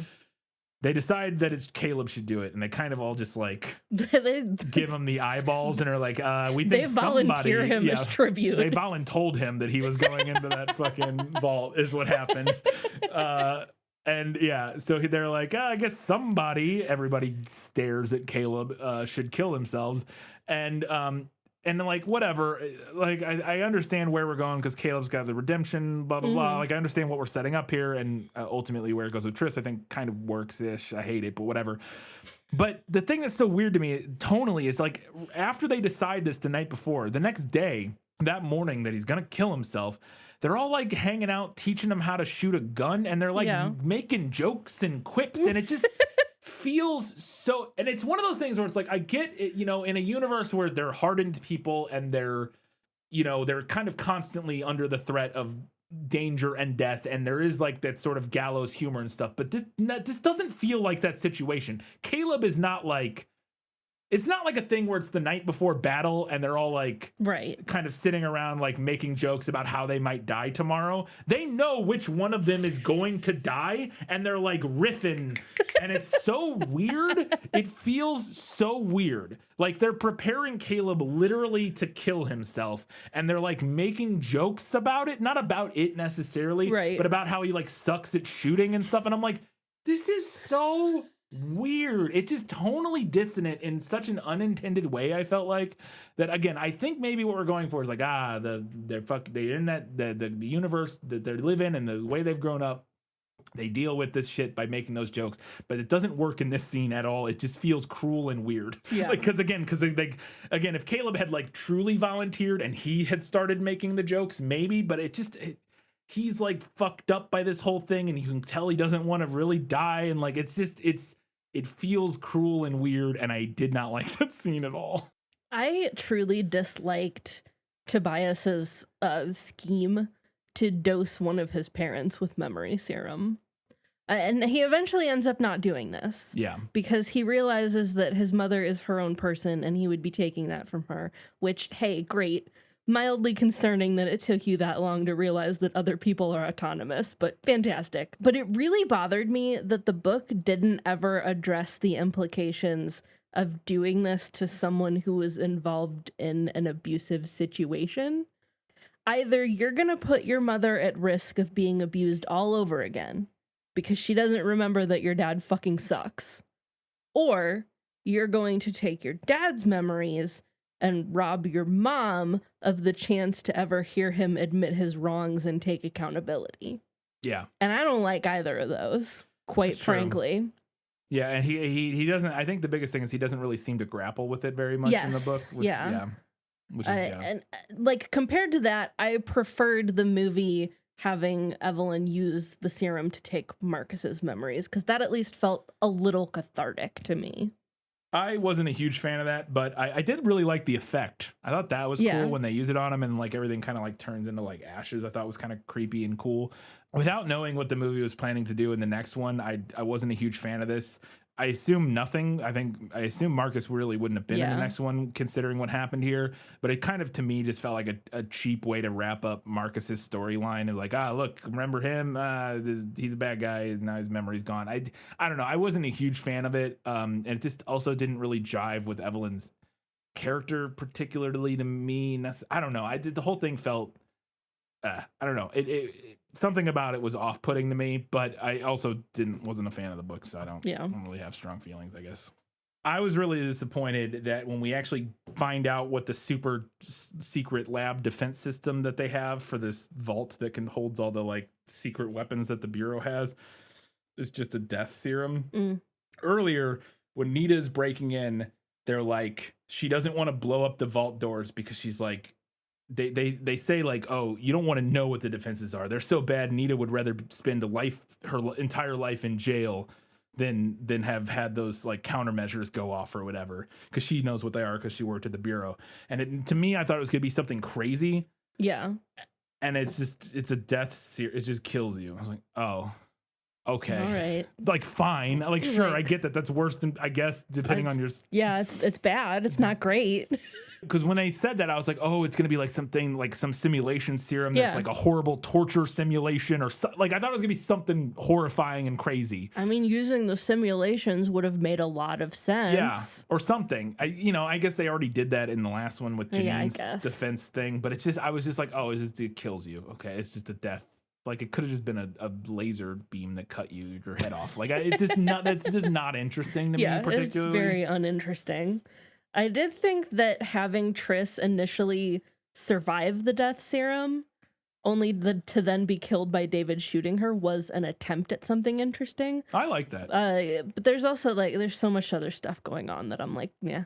No, I thought that part was fine. That because we kind of get the rug pulled out from under us, where you think, oh, maybe the serum's gonna kill her, but she's able to overcome that, and then it's just David has got a gun and he shoots her. Yeah. Like I thought there was, I enjoyed that element of it. Again, not liking killing Triss particularly, but I did like that part of it. And I was like, it's just some asshole with a gun. Like that you can't mind power your way out of that one. Yeah. I kind of hated the entire Uriah plotline in this. I don't want to say hate. I think there's some okay, interesting things going on here, but I get what Veronica was going for. So Tobias gets all caught up in this revolutionary energy when he finds out about what the Bureau is doing, and he wants to help stop it. And it ultimately ends up getting one of his friends, Uriah, killed, and specifically one of his best friends, Uriah is Zeke's younger brother, and Zeke is one of Tobias's best friends. Mm-hmm. And he promised to look out for Uriah, and his zeal in what he got caught up in ends up getting this person that he cares about hurt and causes all this trouble. I get that, sure. Sometimes people die when you're engaging in revolutionary action. I understand that, and you have to deal with the fallout of that. And I don't even hate Tobias having to come to terms with it necessarily. But to me, in this book, it got to the point where it verges on like misery porn. Yeah. We had this whole convoluted plot line where Tobias has to go into the city to get Uriah's family so that they can say goodbye. And the whole thing just made me miserable. I was also confused because they're like, well, we got to get to him and inoculate him before they get hit with the memory gas. Yeah. But also, they have this second plot that is Triss and Caleb stopping the memory gas. Right. They're inoculating themselves like just in case, I guess. They're inoculating themselves just in case, but they're like, we have to get to Uriah. And so here's my confusion about this. The little detail that's a side point from this, but I just got to talk about it. They got to go and get Uriah's family and get them out of the city so they can say goodbye to Uriah. They got to go in there and give them the inoculation to the memory serum in case Triss and them fail. But if Triss and them fail, what does it matter? Can they even go back to the Bureau at that point and get Uriah's family to say goodbye? Because if they fail and the whole city's memory gets wiped and Triss and Caleb are found out and caught, is Tobias going to be able to stroll in with Uriah's family and be like, say goodbye to your family? Like, That's a good point. It was just very strange to me that secondary was, it didn't really add up. Whatever. I was like, that never really made sense to me because it felt like I felt like that plot almost doesn't matter if Triss and Caleb fail. Yeah. And at which point it doesn't really matter if you give them the inoculation, so whatever. It only matters if Triss and Tobias or or Caleb succeed. At which point, what does it matter if you get them in time? Whatever. It felt like a ticking clock for the point of a ticking clock that doesn't really whatever. But the whole thing just made me miserable. And I got to the point. And again, I know it's supposed to make you miserable, but I was just like, can I please just have something not suck? Like Triss dies. Yeah. And we already at this point we already know that Uriah is brain dead, and Uriah has been a character that we've liked this whole time. And then he's like brain dead, and we're like, okay, so it's just this looming terrible thing. I think that's what made it worse. Is like, so we don't know what's going to happen to Triss or whatever, who are our main characters. Maybe some of them are going to die or not. But this whole time we know Uriah is like brain dead. And so one of the whole like triumphant plots is getting his family to be able to say goodbye to his lifeless brain dead body. And it's just fucking miserable. I just like, because again, Triss dies, and then we have to continue going through this whole thing where Tobias has to tell Uriah's family that he killed their son and brother. And I get it. War is bad. There are human costs. I understand all that, but the way it was executed here did not work for me. It just made me miserable. Excruciating. Yeah, it just made me miserable. Like I legitimately finished this book, discounting the epilogue, which helps a little bit. I finished the last chapter of this book. I was like, oh fuck. Like, and again, maybe that's the point, but it's a YA action adventure series. I get you can still make a deep political point in it, but I felt miserable when this ended. I just was miserable. Also, there's a line when they're going to get Uriah's family. They have this plan that's because Tobias has to do two things. He has to have Christina go get Uriah's family and hang out with them. And this is the part that Amar is in on. Yes. Because he's down with that, I guess. But they also need Tobias to be able to leave and go do the thing with the memory serum with his parents or figure out what he's going to do. And so in order to do that, Christina slashes the tires on the car when they stop for like a bathroom break at one point. And Amar gets really mad in the book when this happens. And the line he says is, he's like really upset that they can't get to Zeke and Christina's family. And he says, we have to get to them before the memory serum goes off or they'll be useless. And I was like, useless? Useless you mean, useless is not the right word there. No, I agree. Because they're getting them to they're getting Uriah's family to say goodbye to Uriah, and they're getting Christina's family just to like save them from what's happening. But again, Amar is sympathetic to getting these people out, but he also still wants the memory serum to go, whatever. I don't understand Amar's motivation. Well, it feels, I think the word useless, its usage there feels very like callous to me. Well, yeah, it's just the wrong word because the whole reason I thought that Amar is doing this is he's being sympathetic to the plight of these specific people of both Uriah's family and Christina and her family. They want to go get them. And so he's doing this and kind of slightly going against orders, I guess, even though it's not really explained, to help them, these two specific people who are friends of Tobias, out of the goodness of his own heart. But then when he's like, we got to get to them before the memory serum goes off or they'll be useless. I was like, useless?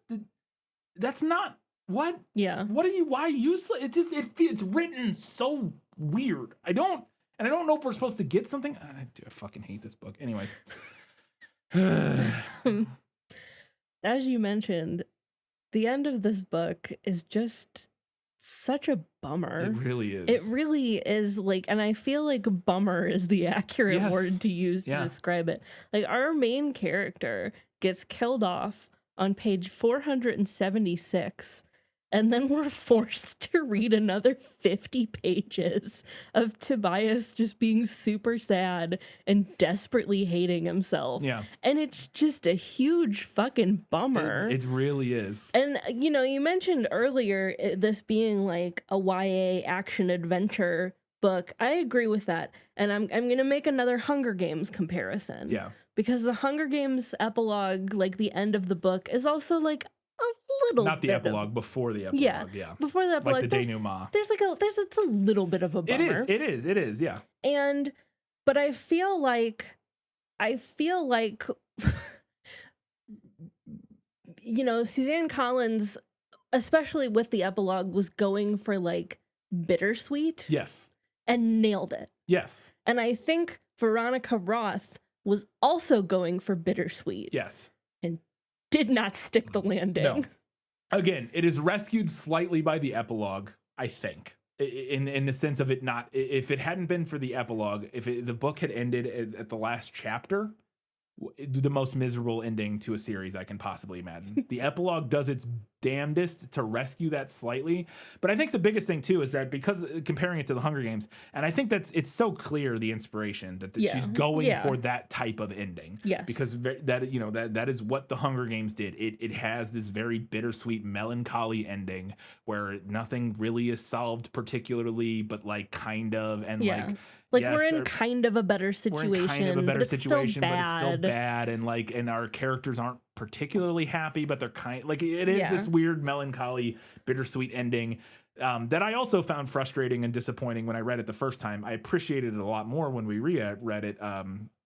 This for the show, and so I think it's very clear she's going for that. I think the problem is that she just doesn't have the hack. She can't hack it like Suzanne Collins. She doesn't have the chops to execute that melancholia ending. Like it just ends up all being a bummer. And I think part of that is because it feels like she was clearly drawing inspiration from the Hunger Games, but wanted to kind of like put a twist on it, which is like, well, I'll kill my heroine. Like that's the big difference. Like that's the extra the extra special sauce. The special sauce that I'll go is I'll do what Suzanne Collins was afraid to do, which was, because there was definitely moments throughout that series where you thought Katniss was going to die at the end of this thing, and she doesn't.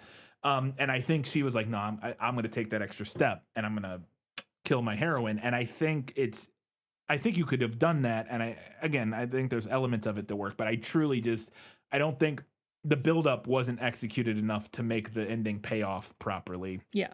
And it just ends up, just being a fucking bummer. Yeah. Something in this denouement, Tobias mentions that Evelyn's terms, like her peace terms with Joanna, included disqualifying Marcus from ever leading the city, like holding office. And he calls this the only selfish thing that she included in her terms. But quite frankly, I don't think that's selfish at all. It's not. I think he should be disqualified from holding office. He's a psychopath. Yes. So there's a thing that happens here that I want to talk about. It's like a structural or like a meta thing about the book. As we talked about, the book is now bouncing. We have two perspectives, and every chapter starts with the chapter number and then the name of what character's perspective we're reading from, whether it's Tobias or Tris. And it bounces back and forth throughout the book, not alternating perfectly chapter to chapter. Sometimes we stay a couple chapters in a row with one character. But after Tris dies, we get to, I believe it's chapter. So anyways, Tris died. Let me find it, because there was a moment where, yes, at the end of chapter 51, Tobias gets back. Yeah. And Christina tells him, or Kara tells him that Tris is dead. And he's like stunned into he's like shell shocked, essentially. Like he just, the chapter ends with, all I can do is stand still. I feel like if I just stand still, I can stop it from being true. I can pretend that everything is all right. Christina hunches over, unable to support her own grief, and Kara embraces her, and all I'm doing is standing still. And then chapter 52 on the next page, and it says Tobias. And I was so expecting for that next chapter to not have a name. Yeah. Because Tris is dead. Yeah. To me, that was where that should have happened. That does happen. It just happens like 3 chapters later after he sees her body. I think there's an argument. I can understand. I think that works okay. It's like, then it's real to him. Mm-hmm. To me, as the reader, those chapter headings are there for us. Yes. They're not there for the characters. Right. They're there for us. And I will say, like, when Tris is dying, the chapter where she dies, we don't know for sure at that moment that she's dead as readers. We assume, seems like she's probably dead. When she sees her mom, she like embraces her, and it's the language is very clearly like she's dying, but we don't know for sure. But when Kara comes out and the characters in the book are like, hey, Triss is dead. We now know for sure 100% she's dead. I no longer need the Tobias header. I don't need the chapters to be labeled now. And I think it would have made a more dramatic impact for it to drop there, because that's when we found out she's dead, and now the book is immediately confirming she's dead. Yeah. Instead, the book goes, okay, once he sees her body and now he knows she's dead, that's when we drop the chapter headings. And I don't think that's quite as effective. I get it. Yeah.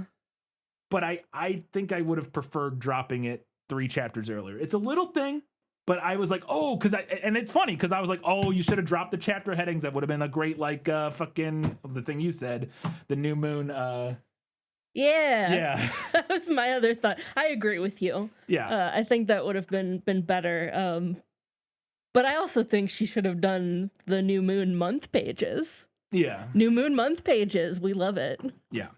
And she kind of does. We get very short Yes, they're very short chapters. They're like a Tobias paragraph. is like kind of like slipping through, like time until he sees Triss's body. Again, I just think it would have been more capital D dramatic that the moment it is confirmed to us that she's dead, we drop it on the next page and it's like, boom, the hammer falls.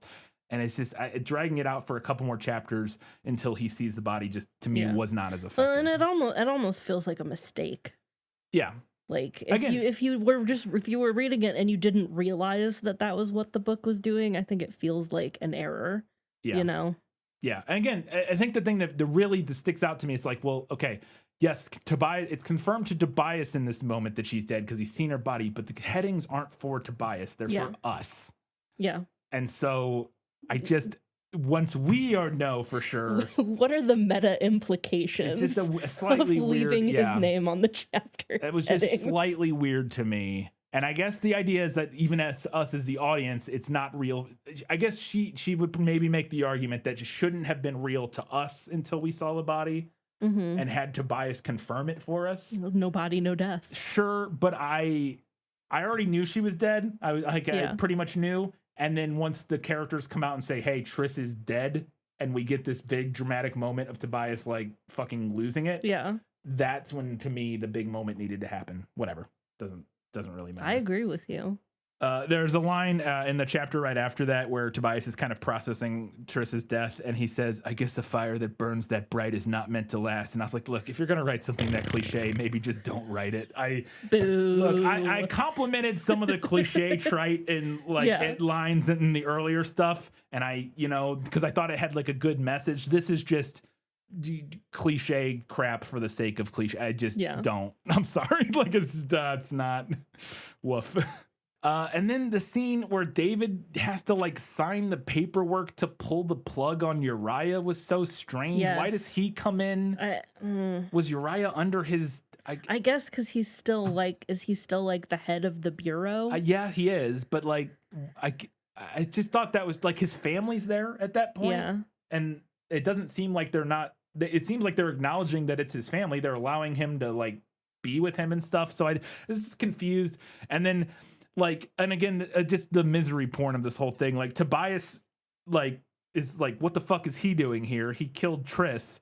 And they're like, well, he didn't really, because he doesn't remember. He's still working for the government. He's just doing his job, and he just wheels away in his wheelchair, and they stop Tobias from attacking him. And, like, I agree that, like, if he no longer has a memory of what he did, it's pointless and wrong to like punish him for like whatever. Like if he truly, his brain is gone and like he's a different person now, it makes no sense to quote unquote punish him for it. But again, it is maybe the least satisfying ending to a novel I've ever read. It's just, especially to end your YA action adventure, it's so unsatisfying that our main one of our 2 main characters has to look at the dude who killed the other main character and just be like, all right, fuck it, whatever. I get, and like I get it. I get that that's the point, but that doesn't mean it doesn't fucking suck. Like I just hate it. Like and that's what I'm saying. It's just also miserable. I don't know how fans of this series didn't just like egg Veronica's house like after this came out. Like I can't imagine being somebody who loved the first 2 books and then reading the end of this book do they not all hate it? I don't know. Maybe they don't. Maybe, I don't know. But to me, I just be like, what the fuck, man? Do you hate us? Like, what are you, like, is this a prank? It's, Switching gears to something objectively hilarious. At the end of the book, Shauna, who ends up in a wheelchair after the events of the previous book, she gets a mech suit. fuck yeah, she does. It's like just mech legs, I think. But yeah. Yeah, she gets like robot legs. Yeah, it was pretty cool. And then we do a Where Are They Now 100%. roll credits. Play Don't You Forget About Me epilogue. Absolutely. Don't you. Peter is living in Milwaukee. Christina, she's head of the police now. Like, it's just like it literally goes through the catalog of every single character we've had in one page. Yes. And just tells us what every single one of them are doing now. It's fantastic. One of my little favorite details in that, and I say favorite, I actually hate it maybe, I don't know, is that we find out that Peter kind of like fucked off to Milwaukee. And apparently some of his shitty personality traits just returned. Yeah. They're like, I've heard he's kind of an asshole again. And I'm like, I don't know how to feel about that. Like, Yeah, like what am I supposed to take away to me, from that feels like the implication is, yeah, well, it does say some. So like, and this is how I feel about how personality are, is that it is a combination of genetics and environment and blah, blah, blah. So I guess the implication being that he's less shitty now, but he's still a little shitty because the genetics is part of it, but it's not like the main part or all of it. But it does feel a little contrary to like the overall message of like, hey, don't worry about what the genetics say. You're your own person. You can be whoever you want, except for Peter. He's a shithead, regardless of what. I mean, I guess because we know Milwaukee is like a hellscape, so I guess maybe. It's a result of living in Milwaukee. Take that, Milwaukeeites. I'm not taking that back, Milwaukee. But we know, like, Milwaukeeans? I don't know the word. In universe, yes, we know that Milwaukee's like a hellscape, right? Yeah, it's. So I guess we could make the argument that maybe he becomes a shithead again because he's around shitty people. Maybe. Like maybe if he had stayed in Chicago around all of the others, maybe he would have been not shitty. Maybe. Who knows? Who knows? Or maybe Milwaukee just ruined him. Again, it's just kind of funny to me. Yeah, it was just like, oh, okay, sure, all right. And then we get the epilogue, or this isn't the epilogue, but I thought it was very funny because it's 2.5 years later, and Tobias is just now scattering Triss's ashes. Yeah. It's like, that feels like a little bit of a delay. Like, I get there's some stuff going on you got to take care of, but 2.5 years feels like a long time. And it's this is interesting. Everybody takes their own amount of time to do stuff. I was like, that's a really long time, I feel like, but whatever. And then you and I went on the exact same journey. Yes. Dude, I literally, when he mentions he has her ashes and he's going to scatter her ashes and he's driving into the city, in my mind, on my life, my brain went, wouldn't it be hilarious if he ziplined and scattered him on the zipline? And then it fucking happens. He fucking does it. I literally had that thought like at the beginning of the epilogue, like, oh my God, that would be hilarious. And then it happens. And I was like, what? I will say, as funny as I thought, as when it popped into my brain, I was like, that's so fucking silly and dumb. I will say, I don't hate it. I kind of liked it. And because as I thought about it more, it's this thing that he was scared to do, and it's it's showing that she loved, and it's showing the effect she had on him, and he's doing this to honor her memory. But if I think it works in that regard, and if, as I think, the portion of the city where the zip line is empty, I think it works.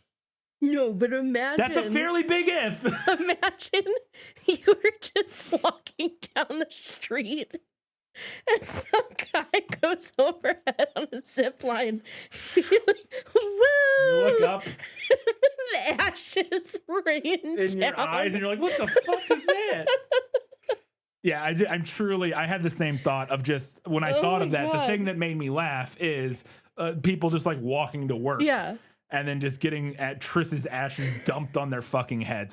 That made me laugh. Again, I think that it's mentioned that area of the city up, because the Hancock building is on the pretty far north side. And I looked at the map to double check, and it's pretty far up north. It's not really that close to like the loop and all the rest of the main buildings and stuff. So I think the implication, because the whole city is not occupied, it's only a few thousand people or whatever. So I think the implication is that that portion of the city doesn't really have people in it at all. And if that's the case, I'm okay with it. I think it works. But it is. I agree with your kind of like thematic analysis Yes. of it. Totally agree. But also, scattering someone's ashes on a zipline is objectively hilarious. It's objectively hilarious. No matter how you slice it. It really is. It is objectively hilarious, and it can be both. It can be both objectively hilarious and thematically make sense and be kind of a nice thing to do. But it's also, you gotta admit, it's kind of fucking funny. All right, that is it for our discussion of the book. It's time now to talk about Allegiant, the movie, and what we thought worked. My life has taught me one lesson, Hugo, and not the one I thought it would. Happy endings only happen in the movies. I liked seeing Jack again. The book kind of just completely forgets that he existed. And I liked showing Evelyn initially working with him and Joanna, only to then yield to the crowd's bloodlust. Who is Jack? The Candor guy. Oh, right. Yeah. That's right. He's in that one scene in the movie. Yeah. But he's not in the book at all. Yeah, you're right. Yeah. I also liked the trial scene in the movie. I thought it was kind of interesting that Evelyn ends up kind of like caving to the will of the people. And then having the Joanna and the others, like with Uriah and stuff, like split off right there because they don't want to be part of mob justice or whatever. I think it works. Because it seems like the initial motivation has less to do with like factions versus the factionless and more to do with like what they're actually engaging in. Yeah, which I thought was kind of interesting, at least, and fit Joanna's character, and like I don't know, it was fine. Yeah. Similar to the last installment, the movie cuts some superfluous characters that we don't really need. Caleb can fill in for Kara for most of what we need to do. Yeah. We don't need Uriah to make the Bureau plotline work. The reveal that some previously thought dead characters like Amar and George are actually alive and at the Bureau is interesting, but like ultimately unnecessary. Yeah. We don't even see much of either of them in the book, so it's kind of like, meh. Yeah, I also really enjoyed at the beginning here kind of the getting the band back together scene where they're like heading, when they decide to go head outside. Yeah. Like when Triss and Tobias are like, we got to get out of here. And they get Caleb, and then Peter joins up, and then Christina finds them and like helps them with the like pass to get out of the gate. I thought that was like a fun way to kind of reintroduce all the characters in the middle of action. And I enjoyed that. Yeah. I also liked showing them faking Caleb's death by pushing him down a hill and then shooting near him. I agree. I had that same note. I thought that was a good little quick thinking by Tobias in that scene that made sense. I also enjoyed more of Peter's fun, shitty antics where like he comes up to the car and he's like, hey, I want to come with you guys. And they're like, no. And he's like, what if I just started yelling, help, help? And they're like, all right, fine, get in. I don't know. I just think he's fun. And then I love how he tries to high five Caleb.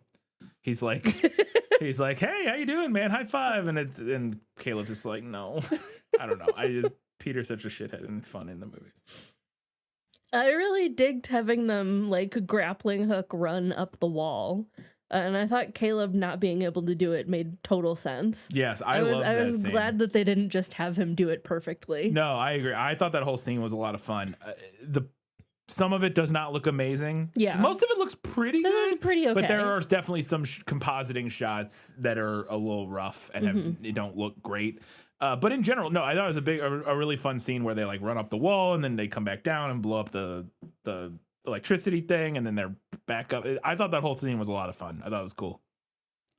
Way more fun than any of the action scenes described in the book. For sure. Well, in the book, they just like take the train and then leave. Well, yes, I just meant any of the action scenes in the book. That one action scene was more interesting than like anything described in the book, any of the books.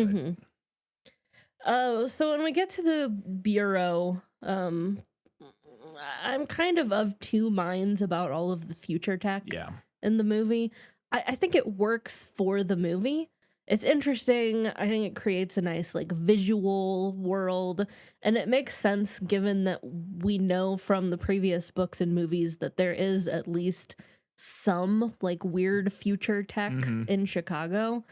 But there was also something about the book's take on it that I found kind of intriguing, like that there is some advanced tech, but also we're still flying old airplanes. Yeah.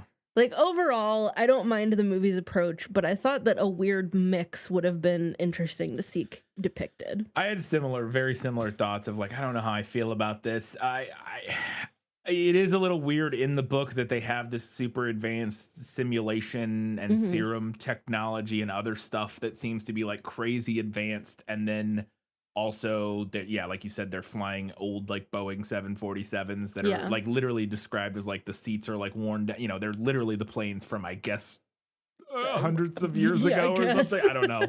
But I thought that was kind of interesting. And like when in the movie, like the stark comparison moment, which I knew was coming from watching the trailer, is when in the book, when they run into the people from the Bureau, when they're running away or like leaving Chicago, the Bureau shows up in like pickup trucks. And in the movie, they show up in these like hovercraft, super advanced spaceship thingies.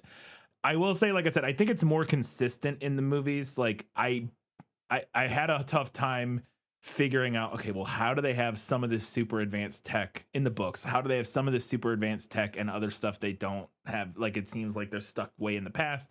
Just had a little bit trouble figuring out how that makes sense. And so the movie kind of just being like, there's this super advanced stuff that the Bureau has, and some of that has made its way into the city, but not all of it. So they still have some older tech in the cities. I thought makes sense. Either way, the world building isn't great. I think it's a little better in the movies, maybe, like, but just a little more consistent, I think, or makes more sense in the movies. But it's not particularly good either way. There was just like something about the mixture in the books that I found like intriguing, like the implication of what the history of that kind of world would look like. I think was intriguing. But it's also one of those things where I was like, I'm not sure if this was done on purpose or not. I think, or if Veronica just doesn't really know how to world build. I think it was very intentional to some extent. I think she liked the idea of having some of the like the serums and the simulations and stuff that are super advanced, crazy technology, but then also really liked the idea of the seeing the like the remnants of the world gone, and so just kind of smashed it together, and it is cool. Like again, you kind of get this like not cyberpunk, but like a little bit of like that kind of weird, almost like steampunky. It's not steampunk, but like I guess cyberpunk. It is a little cyberpunk. Yeah, and so I liked what she was going for. It's just not like you said, it's not a particularly well imagined cyberpunk world. It's a little like you just can't think about it too much, and that's fine, I guess. I thought the scanning access barcode tattoos were interesting. Yeah, I didn't love that at first because it felt a little on the nose, Mark of the Beastie. Like that's barcodes were very, very famously were like when they started becoming prominent was a big thing that like the Christian right was like, it's the mark of the beast, blah, blah, blah. And so kind of putting that into your already thinly veiled Christian allegory. Or the movies I guess are a little more thickly veiled or whatever, but throwing that into your Christian allegory was like kind of had me rolling my eyes. But I did like it, grew on me, and I especially liked how when we saw them finally, other than Triss's, we see Triss's initially and it kind of looks like a barcode, and then eventually when we see Tobias's, I liked that the little detail of it's like, well, his is missing like one thing showing that he doesn't have the complete pure genetic whatever code. It was interesting. It was fine. I thought there was some pretty simple but effective visual symbolism in the film. A little maybe on the nose, but the scene where Triss, after she realized, like, kind of gets the rundown when they get to the Bureau and she's genetically pure and they know who she is and everything, and they're taking her up to meet David, and she gets into this glass elevator thing with Matthew, and she's all dressed in white and she's like ascending up to the top of this tower while Tobias is on the ground. He's wearing all black, and then throughout the whole movie, like she's in the white mostly when they're at the bureau and everybody else is in dark colors. And again, it's not subtle, it's not particularly inventive, but I think it works. Yeah. Like it's fine for what this series is. The movie majorly streamlines everything about the idea of the damaged versus pure genes. And I think it helps a lot that the previous film set Triss up as like the one true Divergent. So we can kind of just move forward with that idea of her being like the only one who's truly genetically pure, rather than having to fumble through a convoluted explanation about why Tobias isn't actually Divergent. Yeah, and it also, because it all just gets so muddy and it doesn't feel like it was kept track of perfectly. And like the whole, I agree. I thought that David's explanation of the genetically damaged thing worked better in the movie because he just kind of bluntly explains it, that Triss is like the only one that's pure and everybody else is damaged. And I thought that whole scene worked pretty well. And I liked his sales pitch to convince her to work with him, that he's like, well, this is your mom's life work, and if you help me, you'll complete your mother's life work. And like, I felt like a really good way to appeal to her to get her to help him. I thought the surveillance tech in the movie was interesting. It kind of almost like, instead of just watching on cameras, which is what is implied in the book, it kind of like VR inserts them into Chicago. Yeah. Which was also a fun way to keep all of us in the know about what's going on in the city. I also really liked the effect they did for that, where when we're watching from that perspective, you get this kind of like artifacty effect on like what we're watching. Every now and then you get these weird kind of like rectangle artifacts. Yeah, that like a pop little up. glitch kind of a thing. Yeah, I thought that was cool. I thought that was a well done effect. I also really liked the little drone thingies when Tobias becomes a soldier. Nita's like training him, and they have this whole training sequence where she gives him this suit that has these three little drones, and she shows him how to use them. I thought they're pretty cool. They like fly around and scan for enemies and allow you to like figure out where people are and stuff. I thought those were fun. I thought it was cool and like somewhat realistic kind of feeling future tech. You know, it wasn't that crazy. It's just like a heads up display. It's like a Google Glass mixed with some drones that you control. I was like, yeah, you know, it doesn't seem that outlandish, and it was pretty, I liked them. I thought they were cool, and I thought that action scene where he's like training with them was fun. Another thing that I was of two minds about, I thought it made a lot of sense that once they got to the bureau, they would all just like be assigned jobs. That's what happens in the movie. That makes perfect sense. Instead of in the book where they're just like sitting around all the time. It's like I guess they don't just hang out here now. Yeah, they just like hang out. They don't give them anything to do really. But then I also thought in the book that was like an interesting indication of how not very well run the bureau is. Could be, yeah. But then I also thought like maybe Veronica just doesn't know what to do with them. I don't know. I don't know. Yeah. Yeah. The movie cuts pretty much everything with Tobias being jealous of Triss and Matthew, and Triss being jealous of Tobias and Nita. This was mostly just drama for drama's sake, and it didn't end up being vital to either the plot or the character development. So I was glad to lose that. I also think the movie just overall did a better job of creating tension between Triss and Tobias at the bureau. Yeah, I agree completely. Because like you said, there's this hint at some romantic jealousy and almost like maybe there's going to be a little bit of a, not, I guess it wouldn't be a love triangle, it'd be a love square or whatever, but, or something, but love X cross, I don't know. But yeah, it just disappears eventually. And like, it's only kind of hinted at for a minute and it just goes away. And I much prefer the movie's version of Triss like trusting David in the bureau, because in the book that's a pretty major change. In the book she doesn't really trust anything going on in the bureau, whereas in the movie she like buys in. I liked Tobias like doesn't buy in, and he kind of figures out that they're doing all this evil shit. Because I liked that tension, that being the tension between Tobias and Triss, is that David is making her feel like super special and important and all this sort of stuff, and Tobias is trying to convince her, no, this is all kind of like a lie, this isn't what it was. I thought that was fun and felt like a lot more I don't know if realistic is the right word. It just felt better crafted and structured than what the book does, where you kind of get this muddled, convoluted storyline with almost love interests that aren't love Mm-hmm. interests, and then it's like it's way more streamlined, way cleaner, and I just felt like it worked a lot better. And I like too that you get kind of a layer of dramatic irony in the movie where like you know that Tobias is right. Yeah. And Triss is just like not hearing him. Yeah. Speaking of, I liked that the movie had it be like the Bureau snatching up kids in the fringe. Yes. Shocked that the shadowy government entity is actually the one kidnapping kids. But I thought that the book's depiction of like washed up suburbs and the fringe was maybe more realistic, maybe.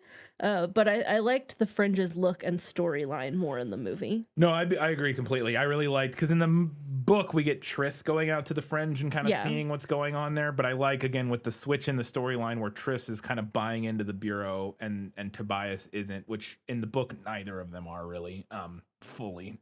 I like having Triss kind of buy in and Tobias not, and him going out to the fringe and seeing what's going on there. And yeah, the whole subplot with them kidnapping kids to like memory wipe them and pull them in, I thought, which none of that comes from the book, or at least if anything it might be vaguely alluded to, but it's not remotely.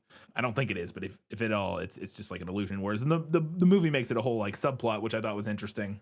It was funny though, and I mentioned this earlier, I read a note before Insurgent that was like, that was an IMDb trivia fact I think I read in the prequel that was like, the plot of the book and the movie are basically have nothing in common, and we got done with that, and I was like, what are you talking about? They're almost identical except for like a few changes. And I was like, did they mean to write that for this one? Because it's way more applicable to this one. This one is wildly different. Like, so many of the plots are just completely different, like, especially towards the end. So much so different that we had to restructure our entire episode format to even discuss this. Yeah, for sure.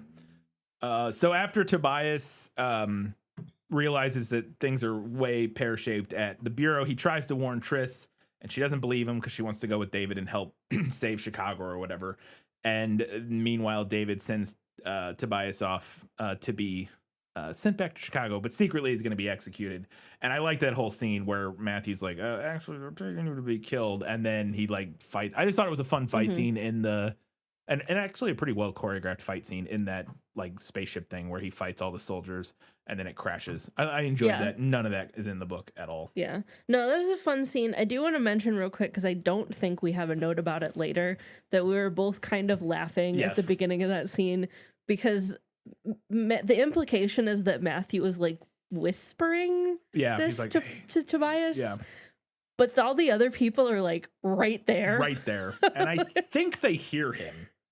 How could they not? Yeah, I think they must, because that one guy immediately afterwards pulls a gun. Yeah. And Tobias, that's when he starts fighting everybody. And I don't think the idea was that they were going to execute him right that second. They were going to take him somewhere and kill him. So I think he did hear Matthew, and Tobias looks at him, and then he's like, oh shit. And then that like it all goes down, I think.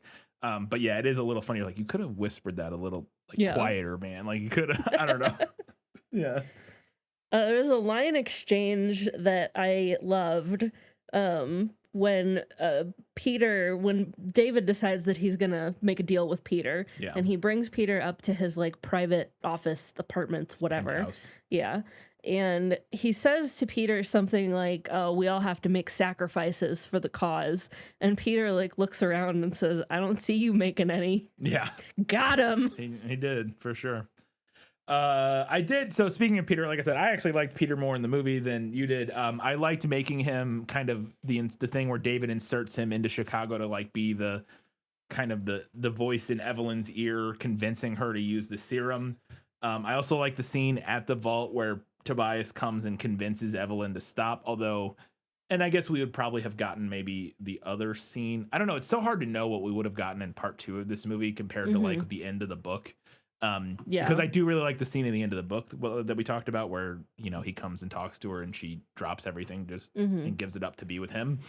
But I did like him convincing her to stop her in this scene, stop doing it in the scene, and then Peter just shooting her and doing it himself. I don't know. I thought it worked. And again, there's just no way that this movie series didn't have a completely different ending planned. Yeah. Because that was the other thing. This movie, Caleb gets his redemption moment. Yeah. Like he And Triss doesn't even have to die. yeah, so he runs into, like, they're trying to shut down the trap or whatever, or they're trying to shut down the gas, and Triss is trying to do it and she can't, and Caleb was like staying on the ship trying to help from out there, but he's, because he's a coward, he doesn't want to like go into the battle or whatever. But he's like, screw it. And it's a very silly moment in the movie. He's like, I'm going in or whatever. It's like, okay. But he runs in and he saves the day. He like helps Triss shut down the thing. And it's just, he runs into danger to save Triss and everybody else. I don't know how you do the book's ending after this happening. Yeah. How do you then go into the next movie and have the whole plot line where they're like, Caleb, you should kill yourself. And then he goes to do it begrudgingly, and Triss stops him. You would have to do it completely differently. I just don't know. And I'm like, they wonder if they were just going to completely change the ending or something. Because I just don't know how you, like, the Caleb at the end of the book is not remotely similar to the Caleb at the end of this movie. You would have to completely like 180 his character in a way that just, I don't know how you do it. I guess you could do. So I think you still could have Triss sacrifice herself for him, but it wouldn't be the same. Yeah, it would not be the same as the book at all. Like, it would be very different. And it's a little cheesy. I did like Triss's rally speech at the end, kind of. I thought it was fine. It's a little cheesy, but I would have actually been somewhat interested because of the changes the movie made. I would have been kind of interested to see how the second movie ended. I'm very glad we don't have to watch that second movie.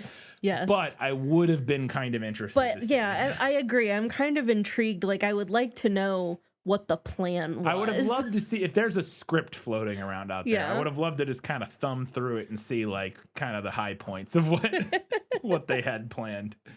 All right, that was all the stuff we liked and thought worked in the movie. Let's talk about what we thought did not work. I mentioned this in the Insurgent episode, but I just really, really wish that they would have given Edgar an eye patch as an Easter egg. That would have been such an easy gimme, and it wouldn't have looked at all out of place to people who didn't read the book. It is weird. I guess the only thing is, and I don't know why they may have him be Edgar and not Edward. There must be some reason. Yeah. That there's got to be something. I just don't get. Because it makes sense. Like, just call him Edward, give him an eye patch. I guess the idea is that if they did that, then they would be concretely tying him to this character from the book. That book readers would be like, well, why didn't we see him anywhere else? Sure. Like, I guess they're like. But maybe they could have kept him Edgar and given him an eye patch, but then people would be like, well, why does he have an eye? That's not Edward. Like, I don't know. It just, the whole thing, I agree. It seems strange that they didn't just make that character Edward. Yeah. Because he is. Like, he literally is. He shows up in the train in the same role as everything but origin story. Pretty much, He is Edward. Yeah. So when they're trying to leave the city, this was so silly to me. They're in the car, and they don't even try to hide Caleb. No. Immediately after faking his death. Fake his death, and then immediately just put him in the back seat. And then he's just like chilling in the back seat with his handcuffs still on. Well, it cracked me up. They fake his death. What are you doing? They fake his death with two guards are standing there, and then like the second they walk away, Tobias is like, all right, you're good, come on. And he just gets up and climbs in the car. It's like, what? And the car's all like open. Yeah. Like it doesn't even have like tinted windows or doors. So stupid. Yeah.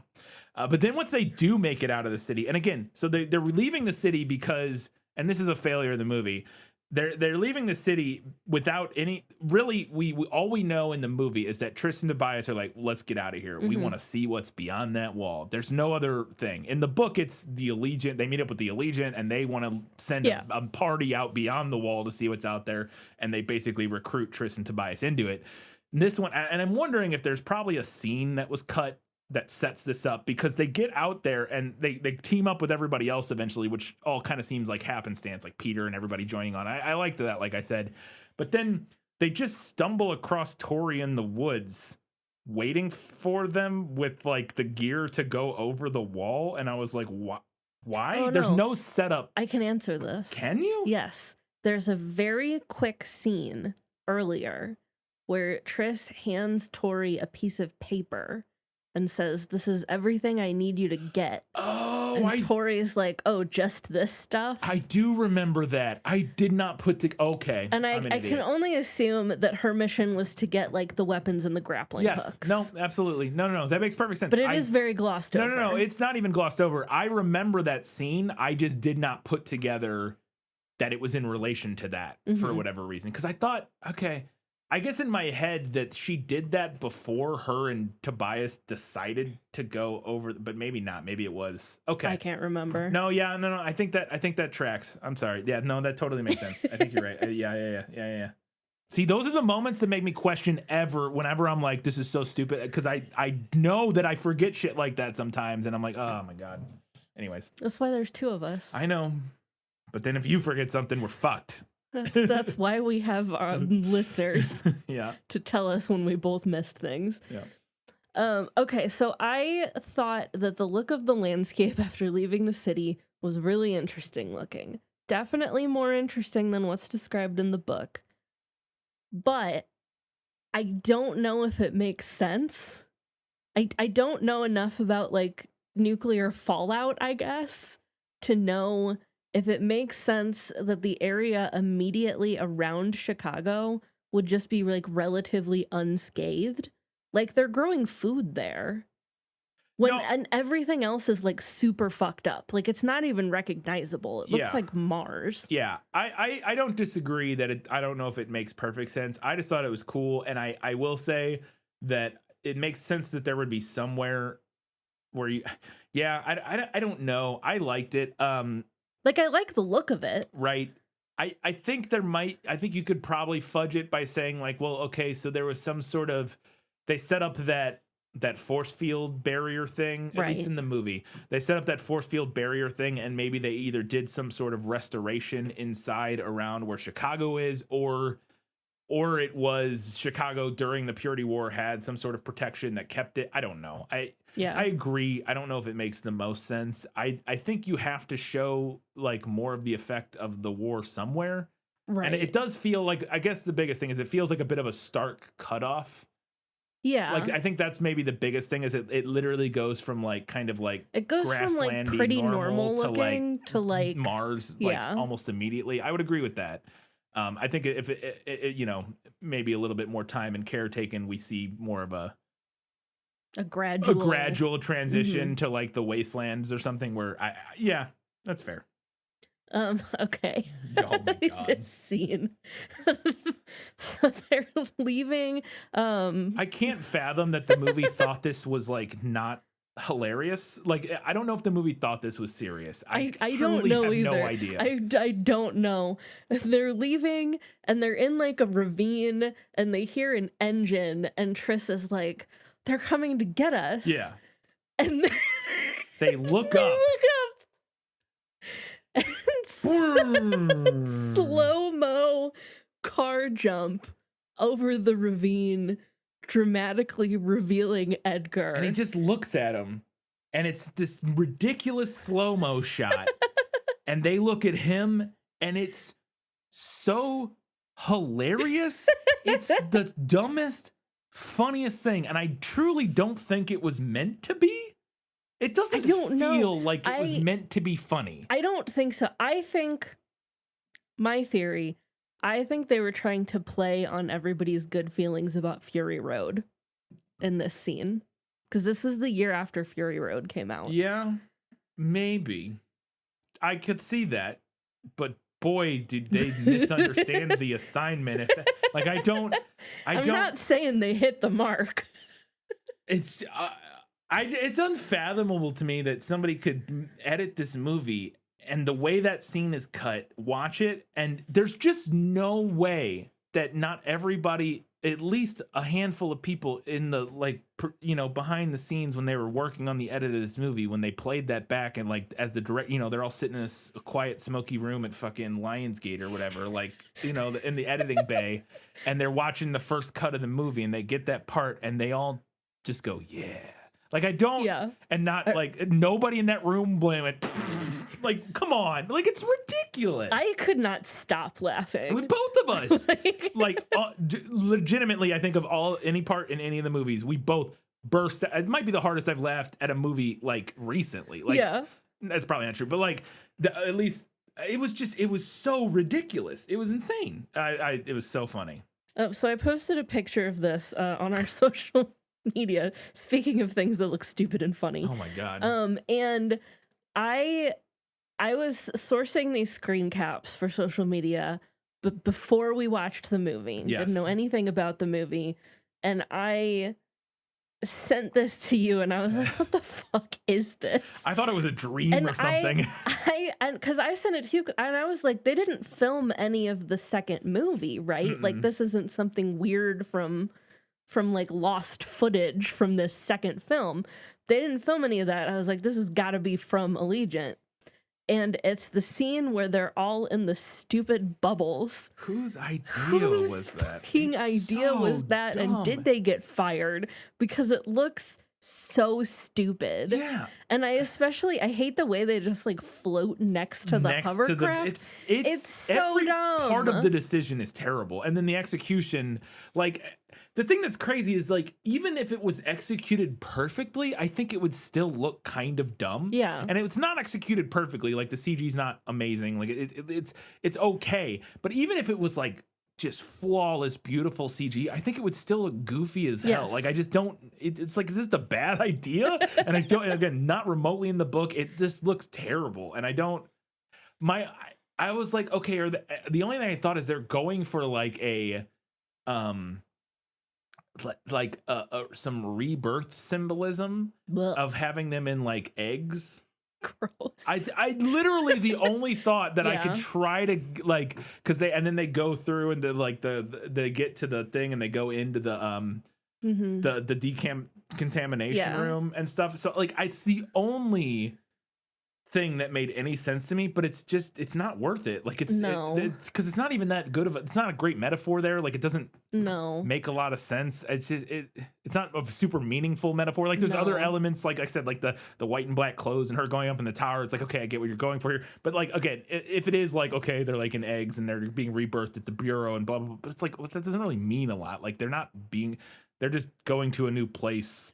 It's not like it would be one thing if if you're gonna do that, like leaving Chicago would be the moment, because that's like the big transition. Getting to the bureau is less interesting. I don't know. I think that maybe, but it's terrible. It looks so stupid. You know what it reminded me of in kind of a weird way? And I'm not sure why this is where my brain went, but remember the slow-mo mid-air turn from I was thinking of that when Ender's you Game? said it. As soon as you said, I was gonna say the Ender's Game scene. Yeah, because they are like weightless and kind of floating awkwardly. Speaking of the decontamination scene, I want to talk about that. I totally get what the movie's going for here. Like, I get it. Puts you on edge. It creates some suspicion immediately, and I get why that works for people. It did not work for me. I thought it was too weird and too off-putting, like right off the bat.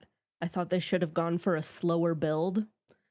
I also didn't like that Triss seemed to be the only one bothered by it when it looked like it was Christina's pretty just invasive. like, yeah, I'm so clean. Yeah. I thought that was weird.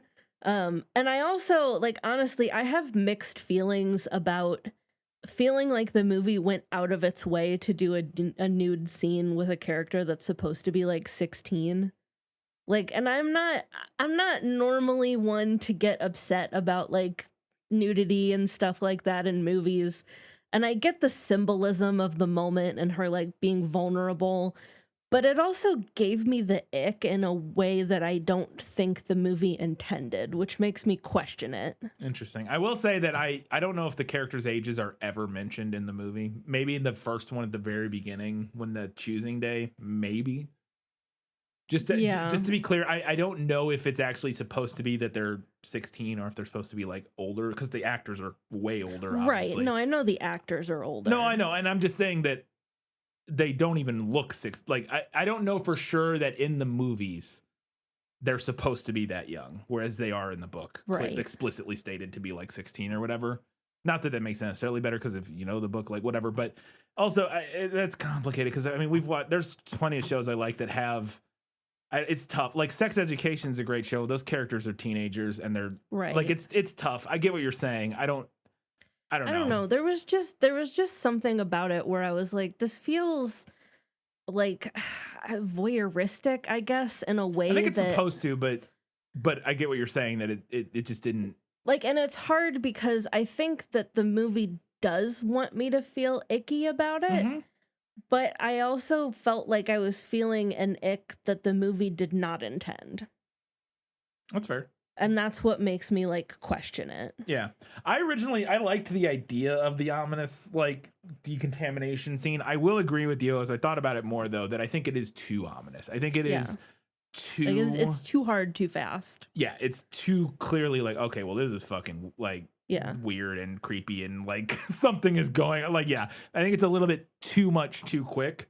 Whereas I think a more stark, like less spooky decontamination process could have gotten the point across without like without being as ominous as it is. Also, they just didn't strike the right balance. But also the part where she gets covered in orange goo looks terrible. That looks the awful. CG on that was just not good. There's a line where David is talking to Triss and he says that he's like, to the people of Chicago, you're a hero. To me, you're something. And to the council, you're a freak. And I'm like, why would she be a freak to the council? I don't understand what that meant. I think the idea is that he's trying to get her on his side and like kind of not against the council, but like he wants to kind of keep her specifically on his side, right? As opposed to like the council. I thought that was very strange. I also initially thought it was going to be a really interesting turn, and they do it in a different way. I thought what the movie was setting up was that the council wasn't going to exist. I thought when he's like, oh, you're a freak to the council, and oh, the council says I can't do this, the council says I can't do that. I thought it was all going to end up being a smokescreen, and there was no council. Because in the book, the council is at the bureau. They're like his leadership council, essentially. Yeah. There's not like some other separate place that they go where like a higher government authority or whatever, like the movie does. And so I thought the movie was going to twist it and have it be like, oh, because as book readers, we know like, well, he has his little council or whatever. Yeah. I thought he was like kind of passing off, using them as a smoke screen to like hide his true intentions. And there is no council. He's just like doing what he wants to do and saying it's the council telling him what to do or whatever.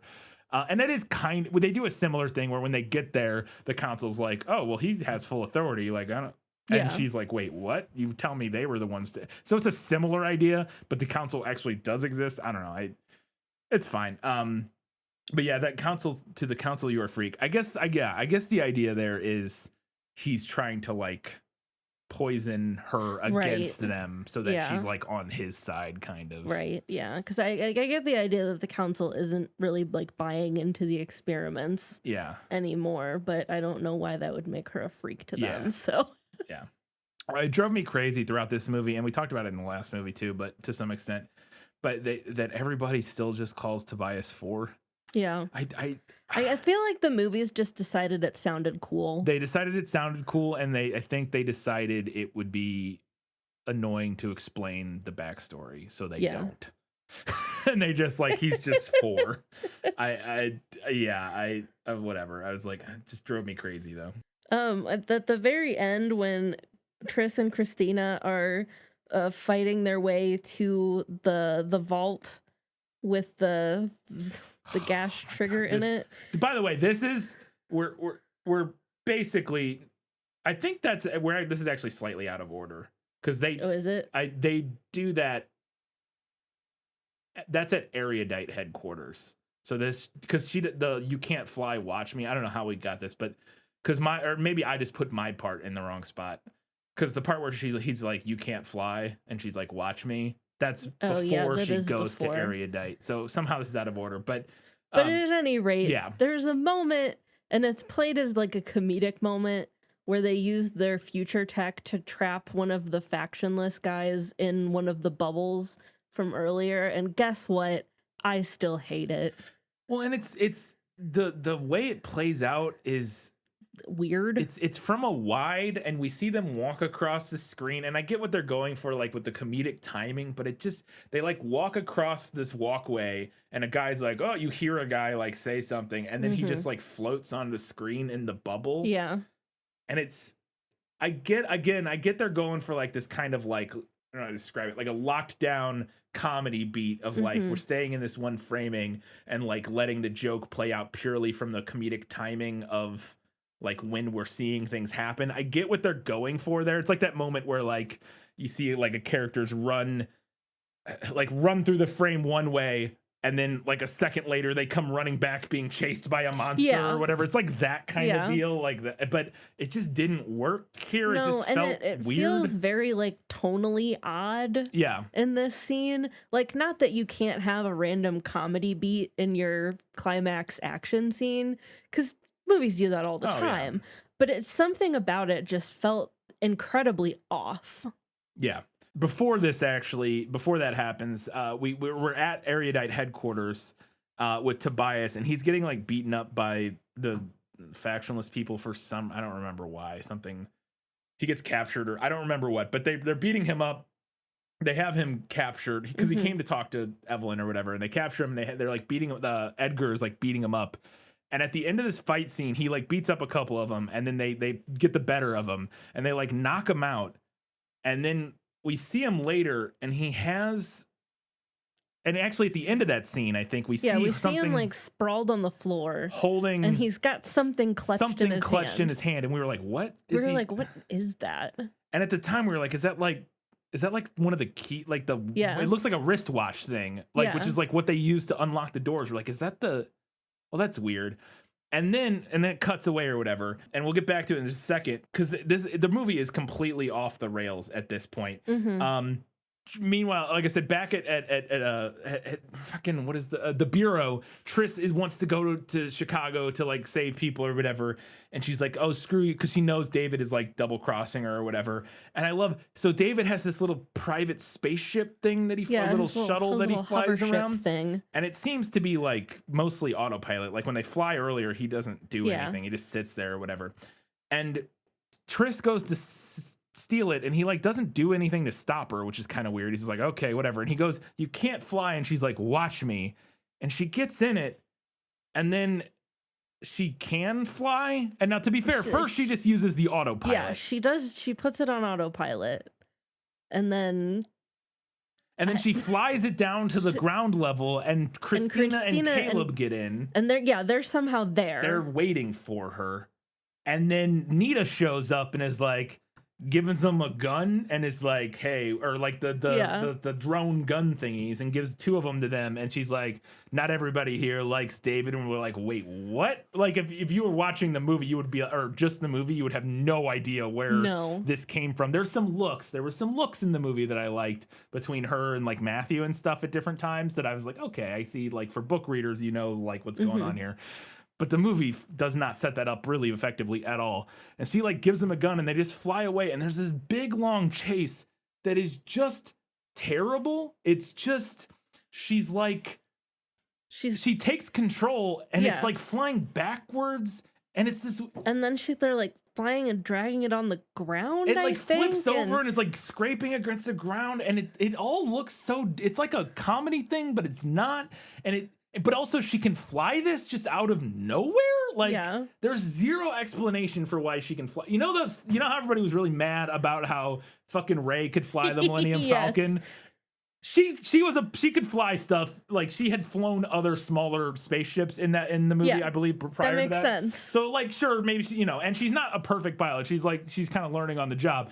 Triss has zero reason to be able to fly. She shouldn't even know how the tech works. It makes no sense, but she can just fly this thing. And again, she doesn't fly it great, but she flies it well enough. Yeah. Like well enough to get away. Yeah, it's crazy. And the whole scene is weird. And it's like this weird comedy thing because Christina's sitting on Caleb's lap. And it's I get there's only 2 seats in the thing, but it's just tonally, again, I'm like, what is happening here? And it actually makes sense in the sense of like, the fact that Christina's sitting on Caleb's lap is like, well, we just have to get these 3 characters back to Chicago somehow. And so they literally just crammed them in a plot device and like literally there wasn't enough room. Like it all like, it's almost like a meta thing of like, well, we got to get these 3 characters there. I don't know. Let's just shove them in this spaceship and somehow get them over there. And there's not enough room for him. I don't know. As he sits on his like, it's so weird.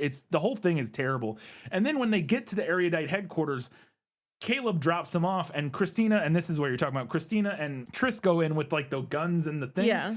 And Christina has training with them, but Tris just immediately is like, okay, sure, she can do immediately it. Picks up on it. And which she has some weapons training, so like maybe sure, but like it's just again, they just wanted an action climax here with our main characters, so it's like let's have Tris and Christina like raid this thing, and it's like, oh my god, it's fucking terrible.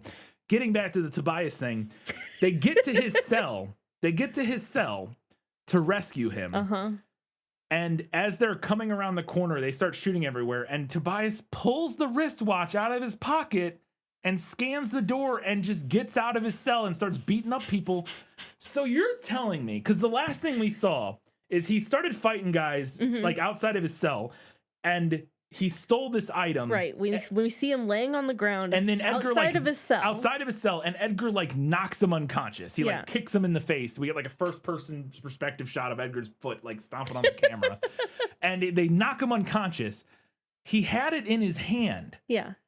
They drug him back into the cell and put him in there holding the key to the cell, and not a single one of the guards noticed that he was holding the key to the... It's insane. It's so bad. The whole ending of this movie, up until like the moment where Tris gets on that spaceship and leaves, I'm like, yeah, it's fine. It's fine. It's a pretty... But the ending of this movie is insane.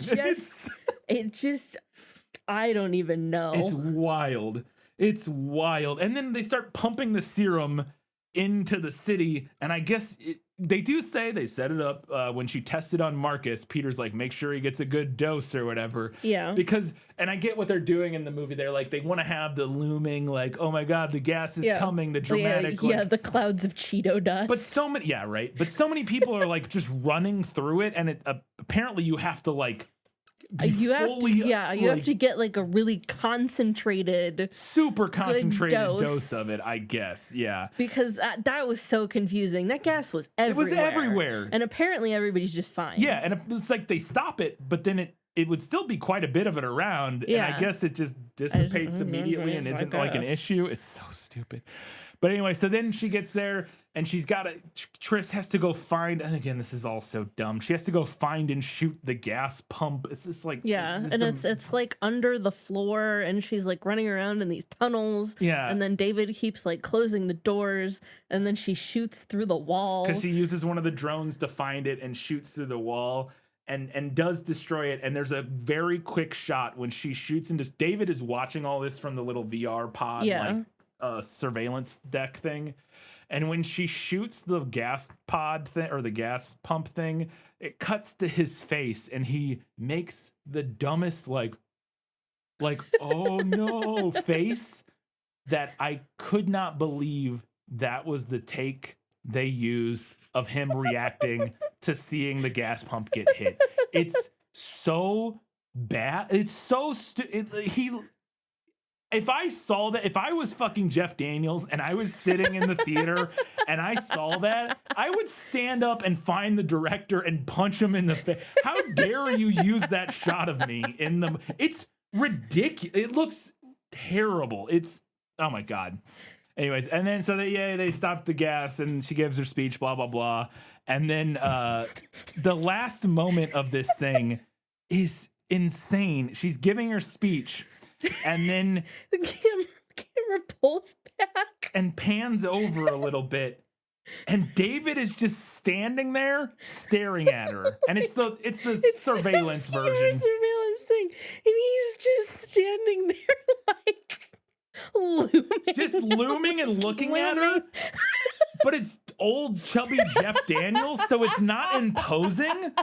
Like, I get what they were going for. Like, he's there. Like, this threat is still looming. Yeah. But he literally, the camera pans over and it's just Jeff Daniels like, hi. And then the fucking directed by, like, credit pops up immediately. It's like, it's so quick and so abrupt. Oh my god! Like, who edited this movie, man? That pan to him standing behind her fucking killed me. So and like goofy. much like the slow-mo car jump, I couldn't figure. I was like, did they know this looks goofy as hell? For real. Or do they all think that they crafted like a great, intense, dramatic moment? I legitimately have to wonder if some of those moments aren't them going, yeah, there's no saving this. Let's just make it goofy. Like, I don't know, like. Because there's not enough of them. I will say that. It's not goofy enough. There's not enough of them. But there's a couple of those moments where it's like that, the face he makes when the gas pump explodes, the car jump thing, are just, what in the world are we? It's so goofy. Like, the other issues with the movie are like dumb, weird contrivances and like this, like bad writing and stuff. But those moments are very like, I can't fathom a professional, an ACE director, fucking editor, cutting this movie together and being like, stamp of approval, that looks good. I can't fathom being the editor who did this and being like, yep, that's how I wanted that scene to go. Like, I don't understand it at all. It's wild. And now having watched this film, and particularly the last quarter of this film, I understand why the cast didn't want to come back and make another movie. Of course. Like, I can't blame y'all. Yeah. I get it. Yeah. Oh no, I'm sure they had to be sitting in that theater at the premiere or whatever. Just and then like, when the like watching it between they're like, their okay, fingers. yeah, eating popcorn or whatever. And then and I don't know. I think most of the time they've probably seen the movie before the fucking premiere or whatever. But I would imagine. But yeah, and then just getting to that last like act or whatever, it's like less than the last act. It's like the last half of the last act. And it's just everything goes off the rails. They had to be like, oh my God, what in the world? It's so bad. I will say, we talked about in the prequel that Shailene Woodley and Naomi Watts, yeah, which one is that? The Naomi in this? I can never remember. The one who plays Evelyn, is that Naomi Watts? I don't know. It's one of the Naomis. Yeah, it's Naomi Watts. I always want to say Naomi Judd, but it's Ashley Judd who's her mom, and Naomi Watts is Tobias's mom. Anyways, they both were nominated for Razzies for Worst Actress. But they're fine. Fine. Evelyn, I will say Naomi Watts' performance is like a little hit or miss. And Triss has a couple moments, especially compared to the first two movies, that are not. She's not as good the whole time. And I think, like, particularly in the last half, she was like maybe phoning it in a little. But I think it's phoning it in because they had to know, like, this is. Was it worth a Razzie? No. Oh, God, no. And and I think at that point they had to know, like, what are we doing? Like, this is nonsense. But anyways. All right. We actually have one of our normal segments here. We're going to talk about what the movie nailed. As I expected, practically perfect in every way. There's a line in the movie that Peter says to Caleb before they go up the grappling hooks about it not being like, oh, it's not the same as reading about it in a book, huh? Yeah. And that line is from the book. It's just in a different place and from a different character. Christina says that when they're teaching Caleb to shoot in the book. Tori does get taken out as they're trying to escape from the city. Yeah. Although this was much dumber in the movie. Yeah, I had the same note. I was like, it's very similar as they're escaping. Yeah, she gets shot, but the movie dramas it up like way too much, and you just see it coming from a mile away. They get to the top of the wall, and they're all like, "Woohoo, we made it!" And I'm like, we were and then both the camera like sits on Tori as she like slowly walks, and then Triss turns to her, is like, "We did it!" And then it's that framing where I don't know what it is about like TV shows and movies. I gotta talk to some directors. There's like a certain size framing that they use where you know that character's about to get shot or something. And I don't know what, but to be fair, we did know because of the book, but it just, it's so cheesy in that moment. Whereas the books I thought was pretty effective because it's like they're like walking and they're yeah, like, it just comes out of nowhere. and she's just and they it's hear like a gunshot and she just drops and is dead. Yeah. Everything's chaotic. Yeah, and she's just dead. I thought that was like, it was a legitimately surprising moment in the book, and in the movie it's like you could see it coming. Even if you hadn't read the book, I think you see that coming from a mile away. I mean, they don't even get, like, they get to the top of the thing and they're like, oh, we did it. And I was like, no, you didn't. Yeah, I got to get down the wall. And wait till you get down the wall. They're right there. Yeah, so stupid. In both the book and the movie, the Allegiant is still a dumb name for a rebel group.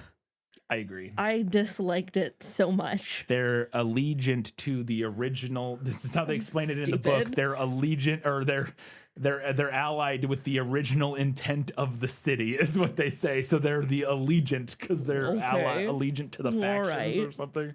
Sure. The movie does include a line that they say like literally constantly in the books when Triss and Tobias are like in a room with other people. They always say to each other, "I wish we were alone so we could make out." And they say that when they get to the bureau in this one, and they're like in that like bunk area. I think Tobias is like, "I wish we were alone." I was like, hey, they say that. And in the book also, all the like, time. throughout the book, I was like, you guys could just go be alone.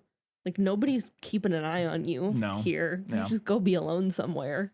And then my last note, and our last note for the movie Nailed It, is there's an argument between, after Tobias finds out that he's quote unquote damaged, him and Triss kind of have like a little argument about it. And it's not exactly spot on, but it's similar, where he's like kind of distraught about the whole thing. And she's like, look, it doesn't change who you are. You're the same person you were yesterday as you are today. It doesn't matter if you're pure or damaged or whatever. But there's like this rift because of it.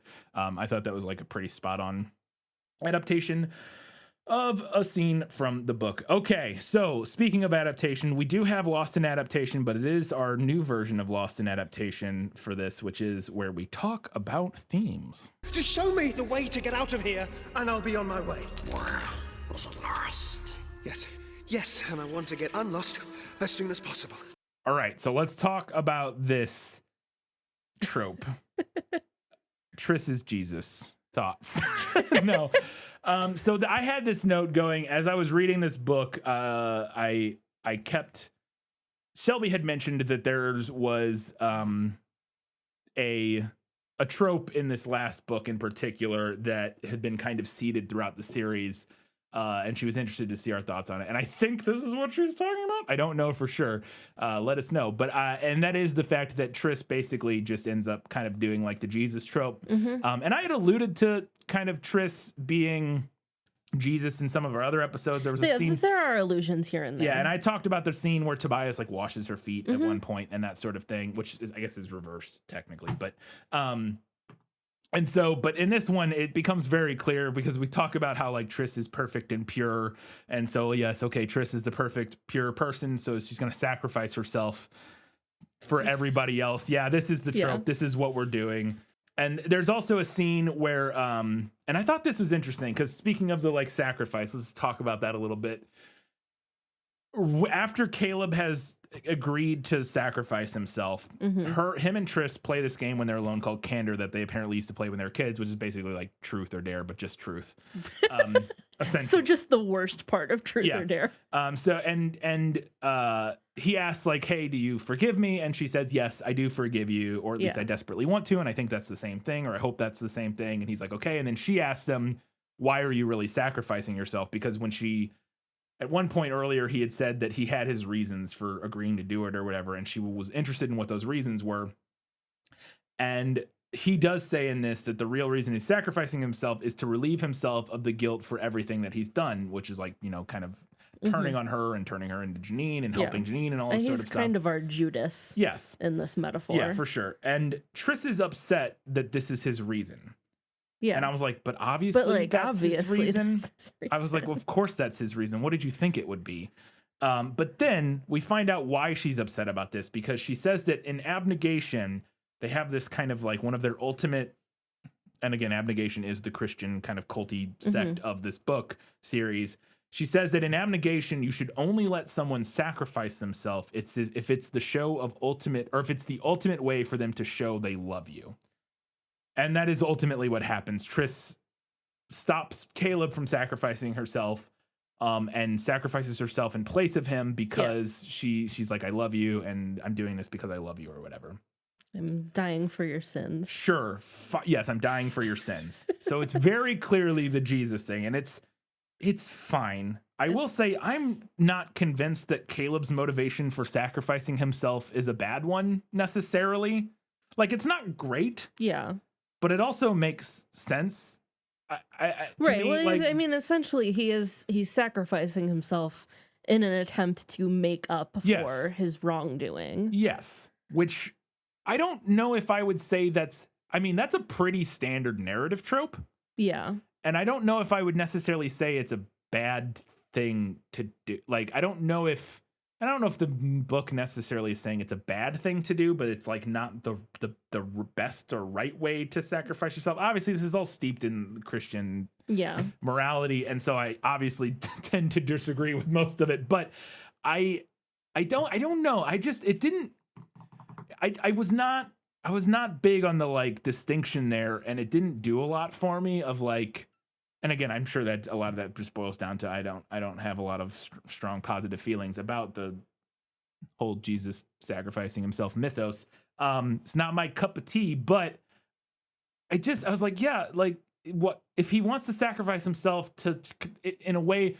To me, it almost feels like a pretty good motivation, kind of like somebody has to, or at least they think somebody has to die, to do this thing.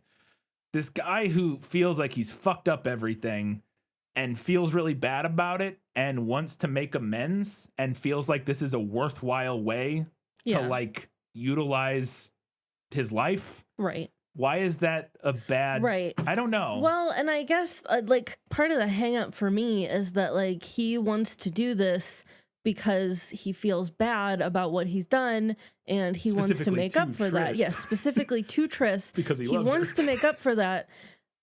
And the only reason that you should let someone sacrifice yourself is because they want to show that ultimate love for you. Why do those two things have to be different? Like they feel like pretty close to the same thing to me. That's what I'm saying. I guess like I don't really understand the distinction. I feel like that's kind of I think part of what I'm saying is that like he's sacrificing himself to amend or atone for the terrible things he did to Triss. Yeah. As a showing that he actually loves Triss and wants to help her in this way. And, and sacrifice himself. He cares about for her and he wants her to be able to like have this better life and world and and I do agree that there's a little element there that I can get behind a little bit of like her going, you don't need to do that for me. Like it's kind of like her forgiving him. Right. Without and that I can sacrifice. Get on board with I can get on board with that. But I still don't know if I buy that. Yeah. Like I don't know if I buy that those two things are as different as the book wants me to think I agree. They are. Yes. I think that's kind of where my sticking point is as well. But yeah, so yeah, she does the Triss is Jesus. That's the thing we did. That's the whole thing we did. Yep. At least the book didn't resurrect her. I was really expecting. Yeah. I was like, okay, well, we're gonna follow through on this on the third day. Yeah, we're gonna follow through on this entirely. Yeah. No, I co-sign everything you said here. Yeah. And then the other thing we wanted to talk about here is repetition and what the hell is this book even trying to say? A good question. So getting into this, we find out when we get to the Bureau that all of the Bureau leadership and the scientists are GP, which is genetically pure. Mm-hmm. I almost said it again. Gender pure. Jesus Christ. And that all of the support staff, like the people cleaning and cooking and blah, blah, blah, they're all GD, genetically damaged. And I was like, wait, we literally just have the factionless versus the factions again? I wanted to throw this fucking book across the room. I was so mad. It's just this, it's the exact same plot line. We're just outside of the city now. I cannot stress this enough. We left Chicago to just do the exact same damn thing. It is literally at the Bureau. It's literally the exact same thing. It's literally the same thing. It drove me crazy. I was like, are you kidding me? And then, well, okay, so there's a repetition thing, and this happens numerous times throughout the book, where it's so many times we get, okay, well, we get introduced to this new faction or this new group or this new person, and then we find out a little bit about them. Seems like they're going to be chill. Surprise, they're actually evil in some way. Yeah. It happens constantly. All the time. You posted a meme about it the other day on social media. It's so annoying and so tiresome. Like like every time I was like, I don't care. I don't. No. I need you to do something different with it's literally the same plot. It drove me crazy. But then getting into like what the hell does this whole series mean, I think, is kind of exploring the idea of like what actions are justified. Yeah. What is justified, but given the circumstances, like, you know, like if you're fighting, doing violence for one cause, is it good versus the other cause? And you had some notes about, well, we go through this whole like repetition thing, and it's throughout the whole series, really, where every time we meet a new group, we're like, hooray, these are our allies. Yeah. Oh, never mind, they're actually domestic terrorists. They're secretly fascists. Yeah. And then when we get to this ultimate conclusion of Triss suggesting that we use the memory resetting serum on the Bureau instead, and I think Tobias or somebody is like, Tobias. Yeah. Well, isn't that just the same thing that they're planning to do to us? And I was like, lol, LMAO. Yeah. Like And like I get that Veronica wants to explore this idea of like good guys and bad guys and who's who and what's the difference if we're all doing the same stuff, but we're just talking in circles at this point. Like what is your ultimate conclusion here? Is it that everyone is bad? Yeah. Because that's boring. Yeah. And that was the thing, because I ultimately do agree, like that whole conversation you were talking about, we do get to a point where, so, you know, Triss is like, let's reset their memory, and Tobias is like, why would we do that? That's the same thing they were going to do to us. And she's like, they're lucky I'm not just going to kill them for what they did. And her argument is, Tobias says, I can't. His dark eyes look defeated and sad, but we're acting out of desperation to save something that's important to us, just like the Bureau is. What's the difference? And here's what Triss says in response. And I actually agree with this, I think. The difference is what's right, I say firmly. The people in the city as a whole are innocent. The people in the Bureau who supplied Janine with the attack simulation are not innocent. And I agree with that kind of ultimately, because there is a thing that happens a lot in modern politics and stuff where centristy types of people and stuff will be like, oh, okay, well, you got these people on this side who are going like, you know, you want to... You want to punch a Nazi in the face for blah blah blah, and it's like, okay, and you know, but you decry violence when they do it and blah blah blah. And it's like, yeah, but I'm right, motherfucker. Like it does eventually boil down to like, if you think you know, if you're morally correct, violence can be justified to enact the means if necessary, you know. And this kind of gets back to what we were talking about with the old thing with like the oppressed class rising up and all that sort of thing. And it's interesting though, because Triss voices that, and I tend to agree with her, and that is what happens. They do go through with that plan, but at the same time, it feels like it almost feels like that we only agree with that when Triss says it, and not when like other people do it. Like if the difference, like if they're right because all of the people at the Bureau are not innocent. Yeah. What's the difference then between what Triss and company does and what Nita was trying to do? Like functionally, there should not be a difference, right? Not particularly. I think there was maybe there might have been some element of Nita's plan but Nita maybe was going to blow up some people who, like, Uriah got hurt in the attack and like he was innocent or whatever. Like, yeah. And it's like, well, yeah, because you know, when you're doing that, yeah. And it's just messy in a way that, I don't know. It just drove me crazy. But so getting back to your point of like, she wants to explore like what is the ultimate conclusion? Is it just that everyone is bad or whatever? And I guess we can somewhat answer that question by kind of looking at what I think is one of the thesis by doing two things. One, looking at what I think honestly is maybe the thesis of the entire series from a paragraph in this book. and then also how this book ends. So first, what I would argue is maybe the ultimate thesis of this series. Triss wonders to herself if they need any of these labels. Feels again a bit like, oh, sorry, that's my note. Triss wonders to herself if they need any of these labels. To me, this feels like a bit of the thesis. So here's the actual quote. Just after my mother died, I grabbed hold of my divergence like it was the hand outstretched to save me. I needed that word to tell me who I was when everything else was coming apart around me.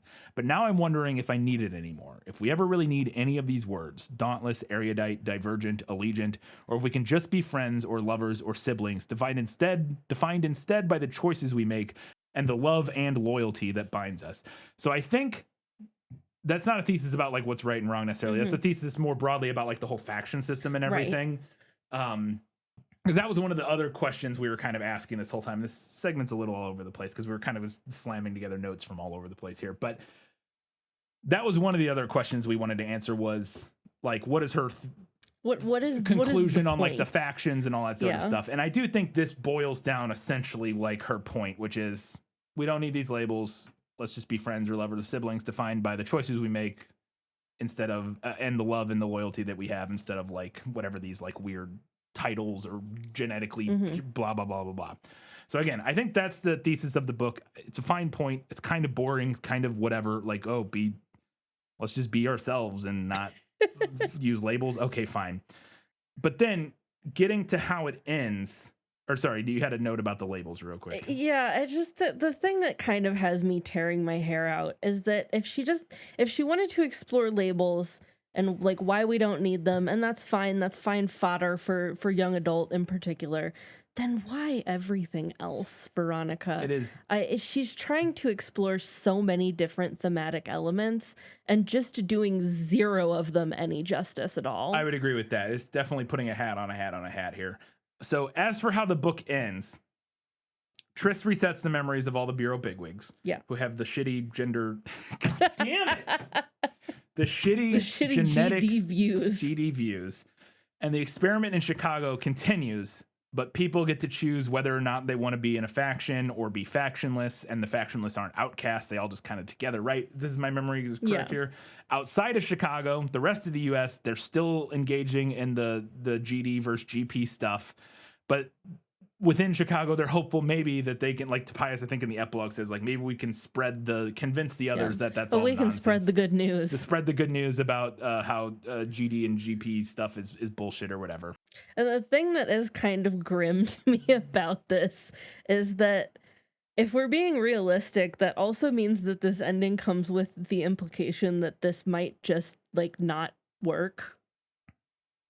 Like that everything they did will have been for nothing if they can't change everyone else's mind. So like, what's the point?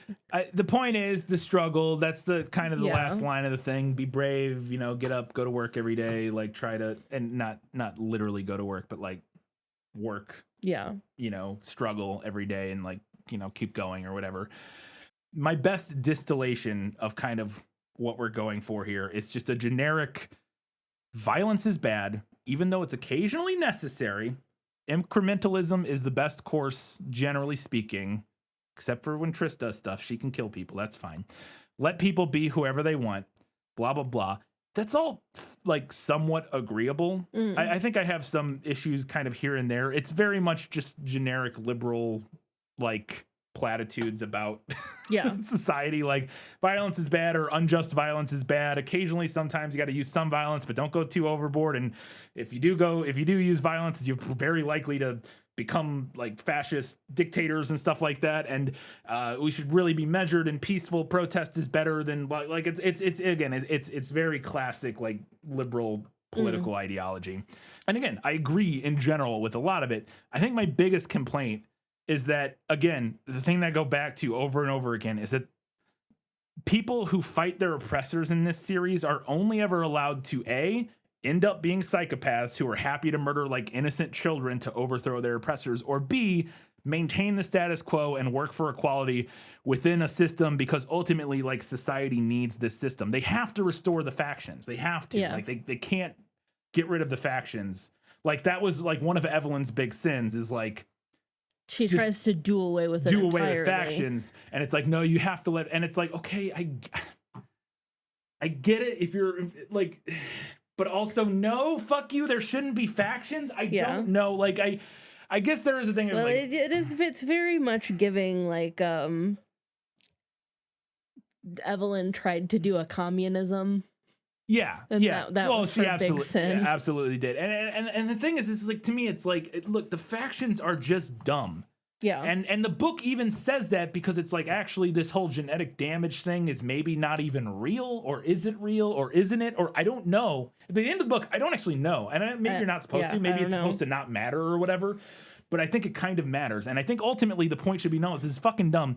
The book is like, I don't know, actually, the factions are kind of nice. Because that's a constant running theme with Tristan stuff, where she's like, I actually kind of like the faction. And Tobias actually kind of likes the factions. And I get that they grew up in it. And to me, it kind of feels like grappling with like religion a little bit. And she's like, I know this. I see all these problems with factions, aka religions that we were in. But also like I grew up in it, and I kind of like it. It's nice. Some of us think it's kind of chill. It's kind of nice and chill. And it's like, I don't buy it. I don't like it. It's just... Yeah. Oh my God. It just drove me crazy to where I don't ultimately even know where to land on what the book's trying to say particularly. At the end of the day, the thing that really annoys me is that it feels like a lot of the things she's trying to say are at odds with each other. Yes. Like, the factions and the labels are unnecessary because we can define ourselves any way that we want. But also they're necessary because society needs them to function, and we should work within the boundaries of society to implement change. I'm like, and if she's trying to be nuanced, she's doing a bad job. Yeah. Yeah, and it just all feels very contradictory. It feels contradictory and frustrating because, it's okay, well, we need the factions, but actually we don't want the factions to be enforced, but if you want to join the factions, you can. But also, like, and it's like, sure, I guess, but the factions are fucking dumb. Like, it doesn't make any sense. And and the factions only make sense if the people have these weird genetic predispositions to be in the factions. Kind of, but I guess at this point it doesn't matter because they're like groomed into them to the point where they want to still be in them. I just don't like it, and it really all is kind of, and maybe that's why I have so frustrated with it. Is it does, and I hadn't really thought about it until just now that the factions, this really does just feel like a defense of like religion, like, hey, I know some of this stuff doesn't make sense, and like it's kind of weird. Like some of it is pretty harmful. Some of it's harmful, like elements of the like the abnegation stuff, like, oh, they don't allow divorce, and like some of that stuff's harmful, but also like it makes me feel good, and like it's like, sure, I don't want to tell you can't be in a fucking faction, I guess, but also it's tough. Obviously, yes, you be in a fucking faction if you want, but like, do we want factions? I don't know. I have issues, and I'm not even sure I know how to word them. I don't think she knows. I think that's the problem. Like, I think that this is very much her trying to grapple with religion through metaphor. Yeah. And she doesn't know because she has questions and she has concerns, but also she grew up with this and she likes it. And it makes her feel safe. Yeah. No, that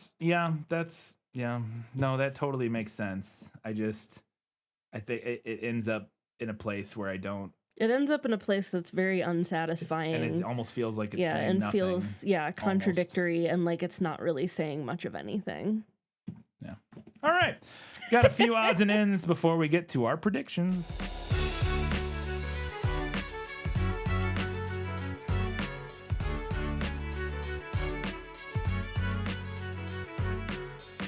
When they arrive at the bureau, I just want to know who the fuck said Gadzooks. I think it was Peter. Who was that? It was either Peter or Caleb. Caleb makes more sense. But Peter also could have kind of been makes doing sense it like he's like kind a of weird, sarcastically. Yeah. It was one of the two. But I said that while we were watching the movie, and you were like, "Don't they say something weird in the book too?" I thought I had a memory of something weird. And I was like, you know what they do, because I made a note about it. There's a moment where Triss randomly says holy words. She thinks it to herself. Yeah. And I made a note about it because I was like, that's a weird thing to just suddenly incorporate halfway through the final book of your trilogy. Yeah, I'm not even sure what is meant by this. I'm reading the line here. I don't know if she's like saying holy words like an expletive. Yeah. Or if because they say we shouldn't be going to the explosion site. Whoever set it off is already in the building. I think Tobias says this, or no, Matthew. We shouldn't be going to the explosion site. Whoever set it off is already in the building. Weapons lab now. Come on, the weapons lab. Holy words. I don't know if she's saying like holy words like Batman, or if she's saying the weapons lab. Those are holy words, like I interpreted it as the first thing, which is why I thought it was such a weird thing to suddenly introduce. I think it's weird either way. It is, because I don't even the second version of that. I'm not even sure the context makes. I don't know. But like assuming that it's an interjection, it's a weird it's weird to me to introduce a like universe specific phrase like that. Like I said, halfway through the third book of your trilogy. Yeah. Whatever though. Yeah. Okay, so I went on a whole journey with this when we were watching the movie. So when Triss is at the bureau, she's talking to Matthew and they're gazing out over the ruined landscape. And she's like, wow, so everything looks like this? And Matthew's like, yeah, pretty much, except for Providence. Yes. And I was like, Providence, Rhode Island? Yeah. I've struggled with this, and I feel like they must have meant this as like a semi-symbolic imaginary place. I think. No. That's the name of the city. Yeah. Well, no, I know, but like, I mean, like fictional. What do you mean? Like it exists. I don't think they literally are saying that it's Providence, Rhode Island. I think No. I agree. I think that's Providence just the name of the fictional city that they made up for the movie. Yes, I agree. Yeah. Yes. But I absolutely adore the implication that Providence, Rhode Island was somehow left unscathed during a nuclear war and has become a central hub of life and technology. Yes, that would be great. It's so random, and I kind of love it. But then I was looking it up because I wanted to know if maybe there was some reason that within the context of the film, Providence, Rhode Island could be left unscathed. And then I was wondering, I was like, oh, maybe it's a religious thing.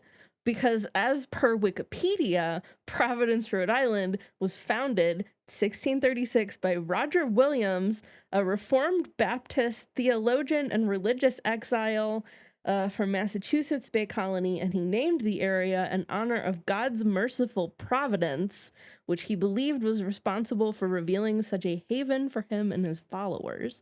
And it is like a haven.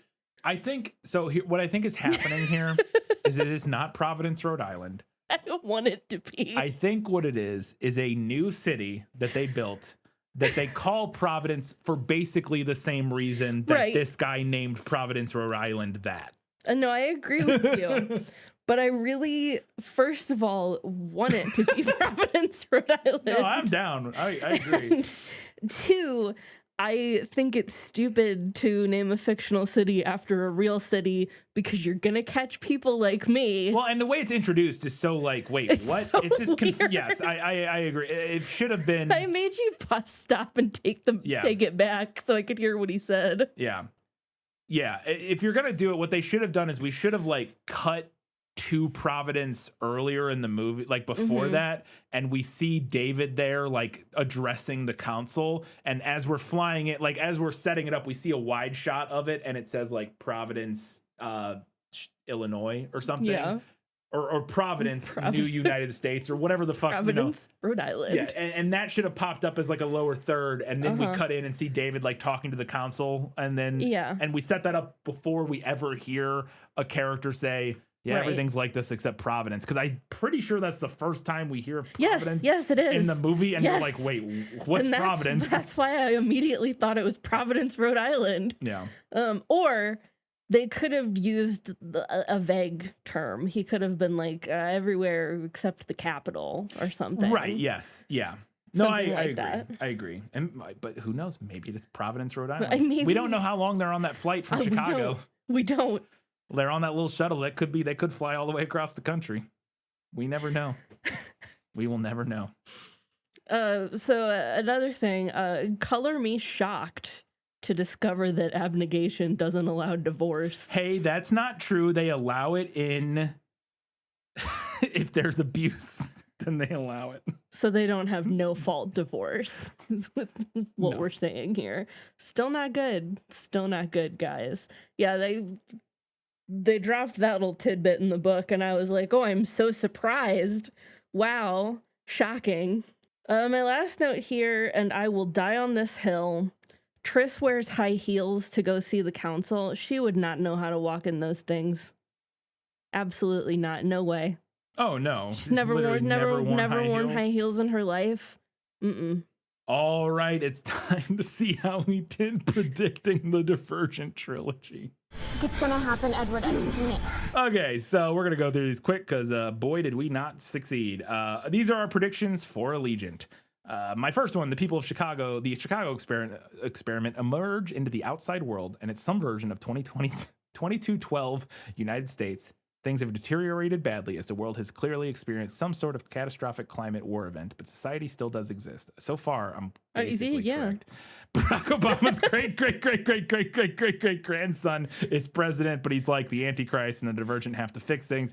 I'm really thinking we're gonna get like a Left Behind style book 3. Ultimately, Triss deposes Obama and becomes supreme ruler of the U.S. I have no idea. You know, I actually not as far off as if you replace David as like the Antichrist figure. Yeah. And it is kind of left behindy with the genetic. We don't know that David is not Obama's great grandson. We don't know that. We don't know that. We don't even know his last name. I don't know. I don't remember. It's David Obama. Anyways, that is not what happens. What's your first prediction? My first prediction, Triss will leave the city looking for answers and immediately get captured by whoever is left still running the experiment. I think the entire focus of the story may potentially swing from inside the city to outside of it, and boy did it ever. I mean, the only thing you could kind of like argue with there, and I would say even not really, is captured. Yeah, no, she doesn't get captured. I mean, they're not captured, but like they're grabbed by, they're taken in by the Bureau, and they're not technically prisoners, but they're like kind of like, I think, they're a shady organization. Where would they go? Yeah. I think you pretty much nailed that one. The most part. It was pretty vague. It's pretty vague and pretty like obvious, like, pretty much straightforward. My second prediction was that the simulation serum gets repurposed into a commercial entertainment product, or that's how it has always been used outside of the Chicago experiment. Simulation serum is like not in this one, so that's not no. My second prediction: if the focus does not completely shift, I predict that Triss and Tobias will somehow end up on opposite sides of the Chicago conflict, with Tobias joining his mother and the factionless, and Triss supporting the rebellion against them. And this did not happen. No. And then my final prediction was, my big swing since the beginning has been that all of this is a simulation. I was almost correct with the whole Chicago experiment thing. I don't know how we get there, but we get to the end of Allegiant. Someone turns off a computer or something. It turns out the whole thing was a simulation being run on a computer in our current time. And someone in 2012 is like, whew, that all looked really fucked up. Glad we know how to avoid that now. No, that is not what happens.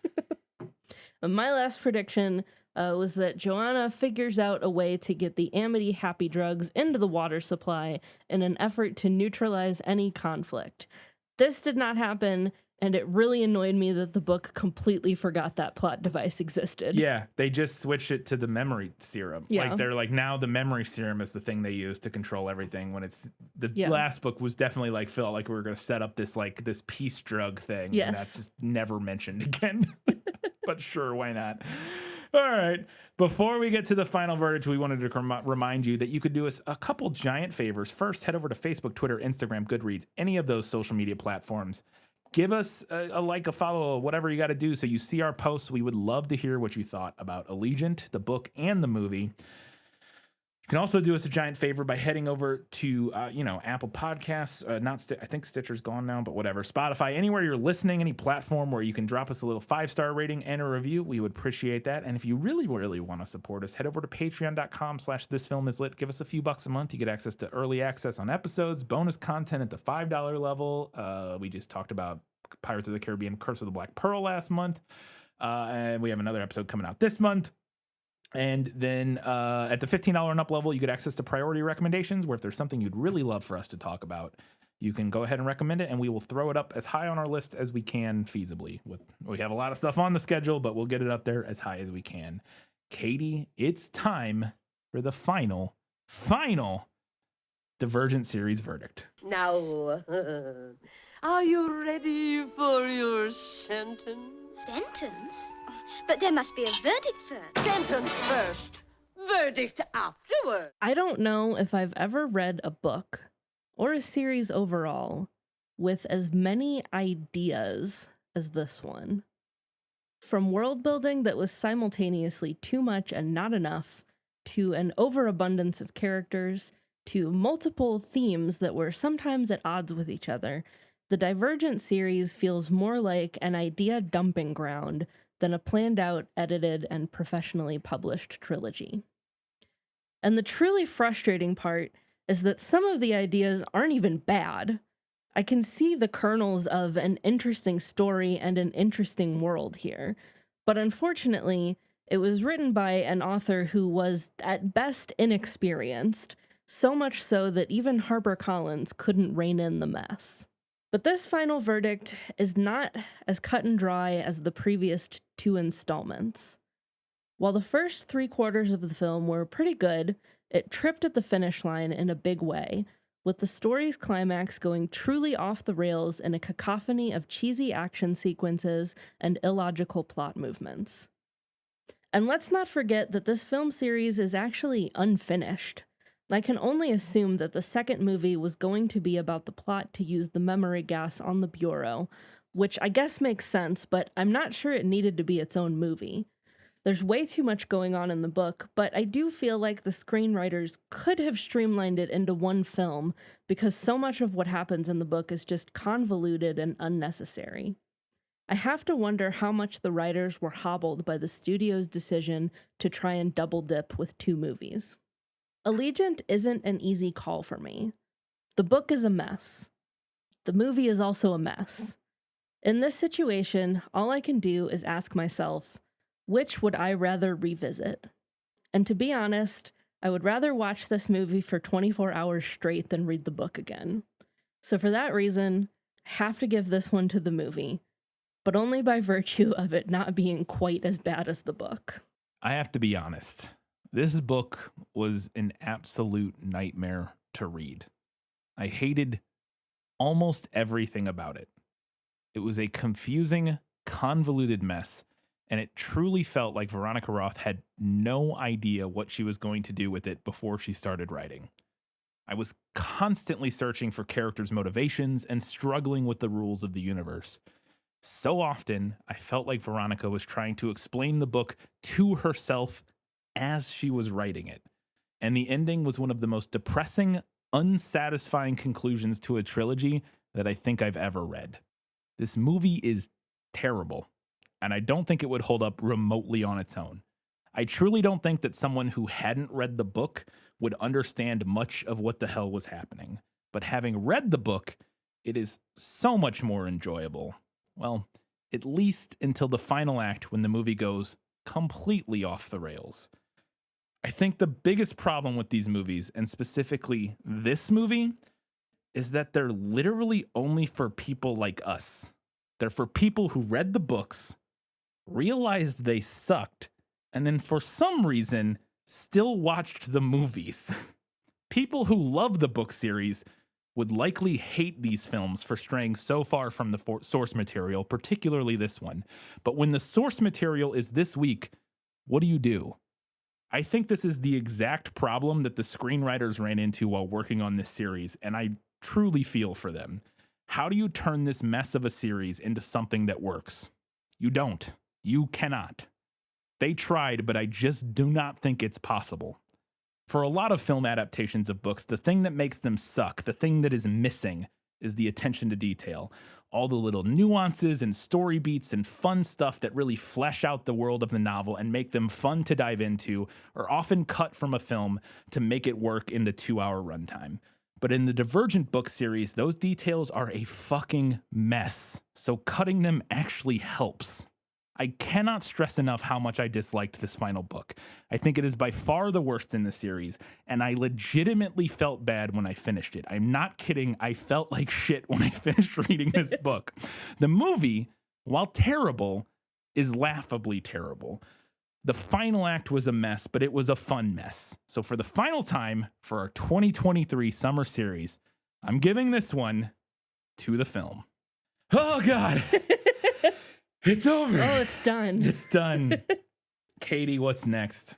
Up next, we have my birthday pick, which I am so excited about.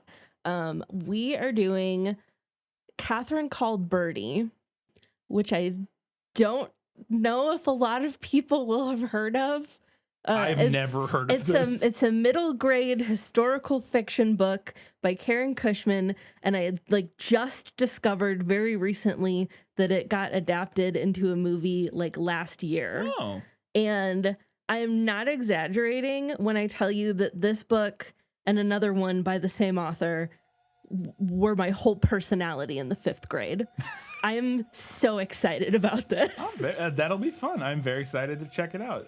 Is there anybody interesting in it? We'll obviously get into the prequel, but Bella Ramsey. Oh, sweet. Yeah, I had not heard. Like I said, I had not heard of this series or this book or anything. So yeah, that should be fun. I'm very excited to check it out. We'll be talking about it in 2 weeks' time, and in 1 week's time, come on back after you give us all your feedback and feelings and thoughts and hatred and love or whatever you have for Allegiant. Can't wait to discuss all of that feedback on that prequel episode in 1 week's time. And until that time, guys, gals, non-binary pals, and everybody else, Keep reading books. keep watching movies, and keep being awesome.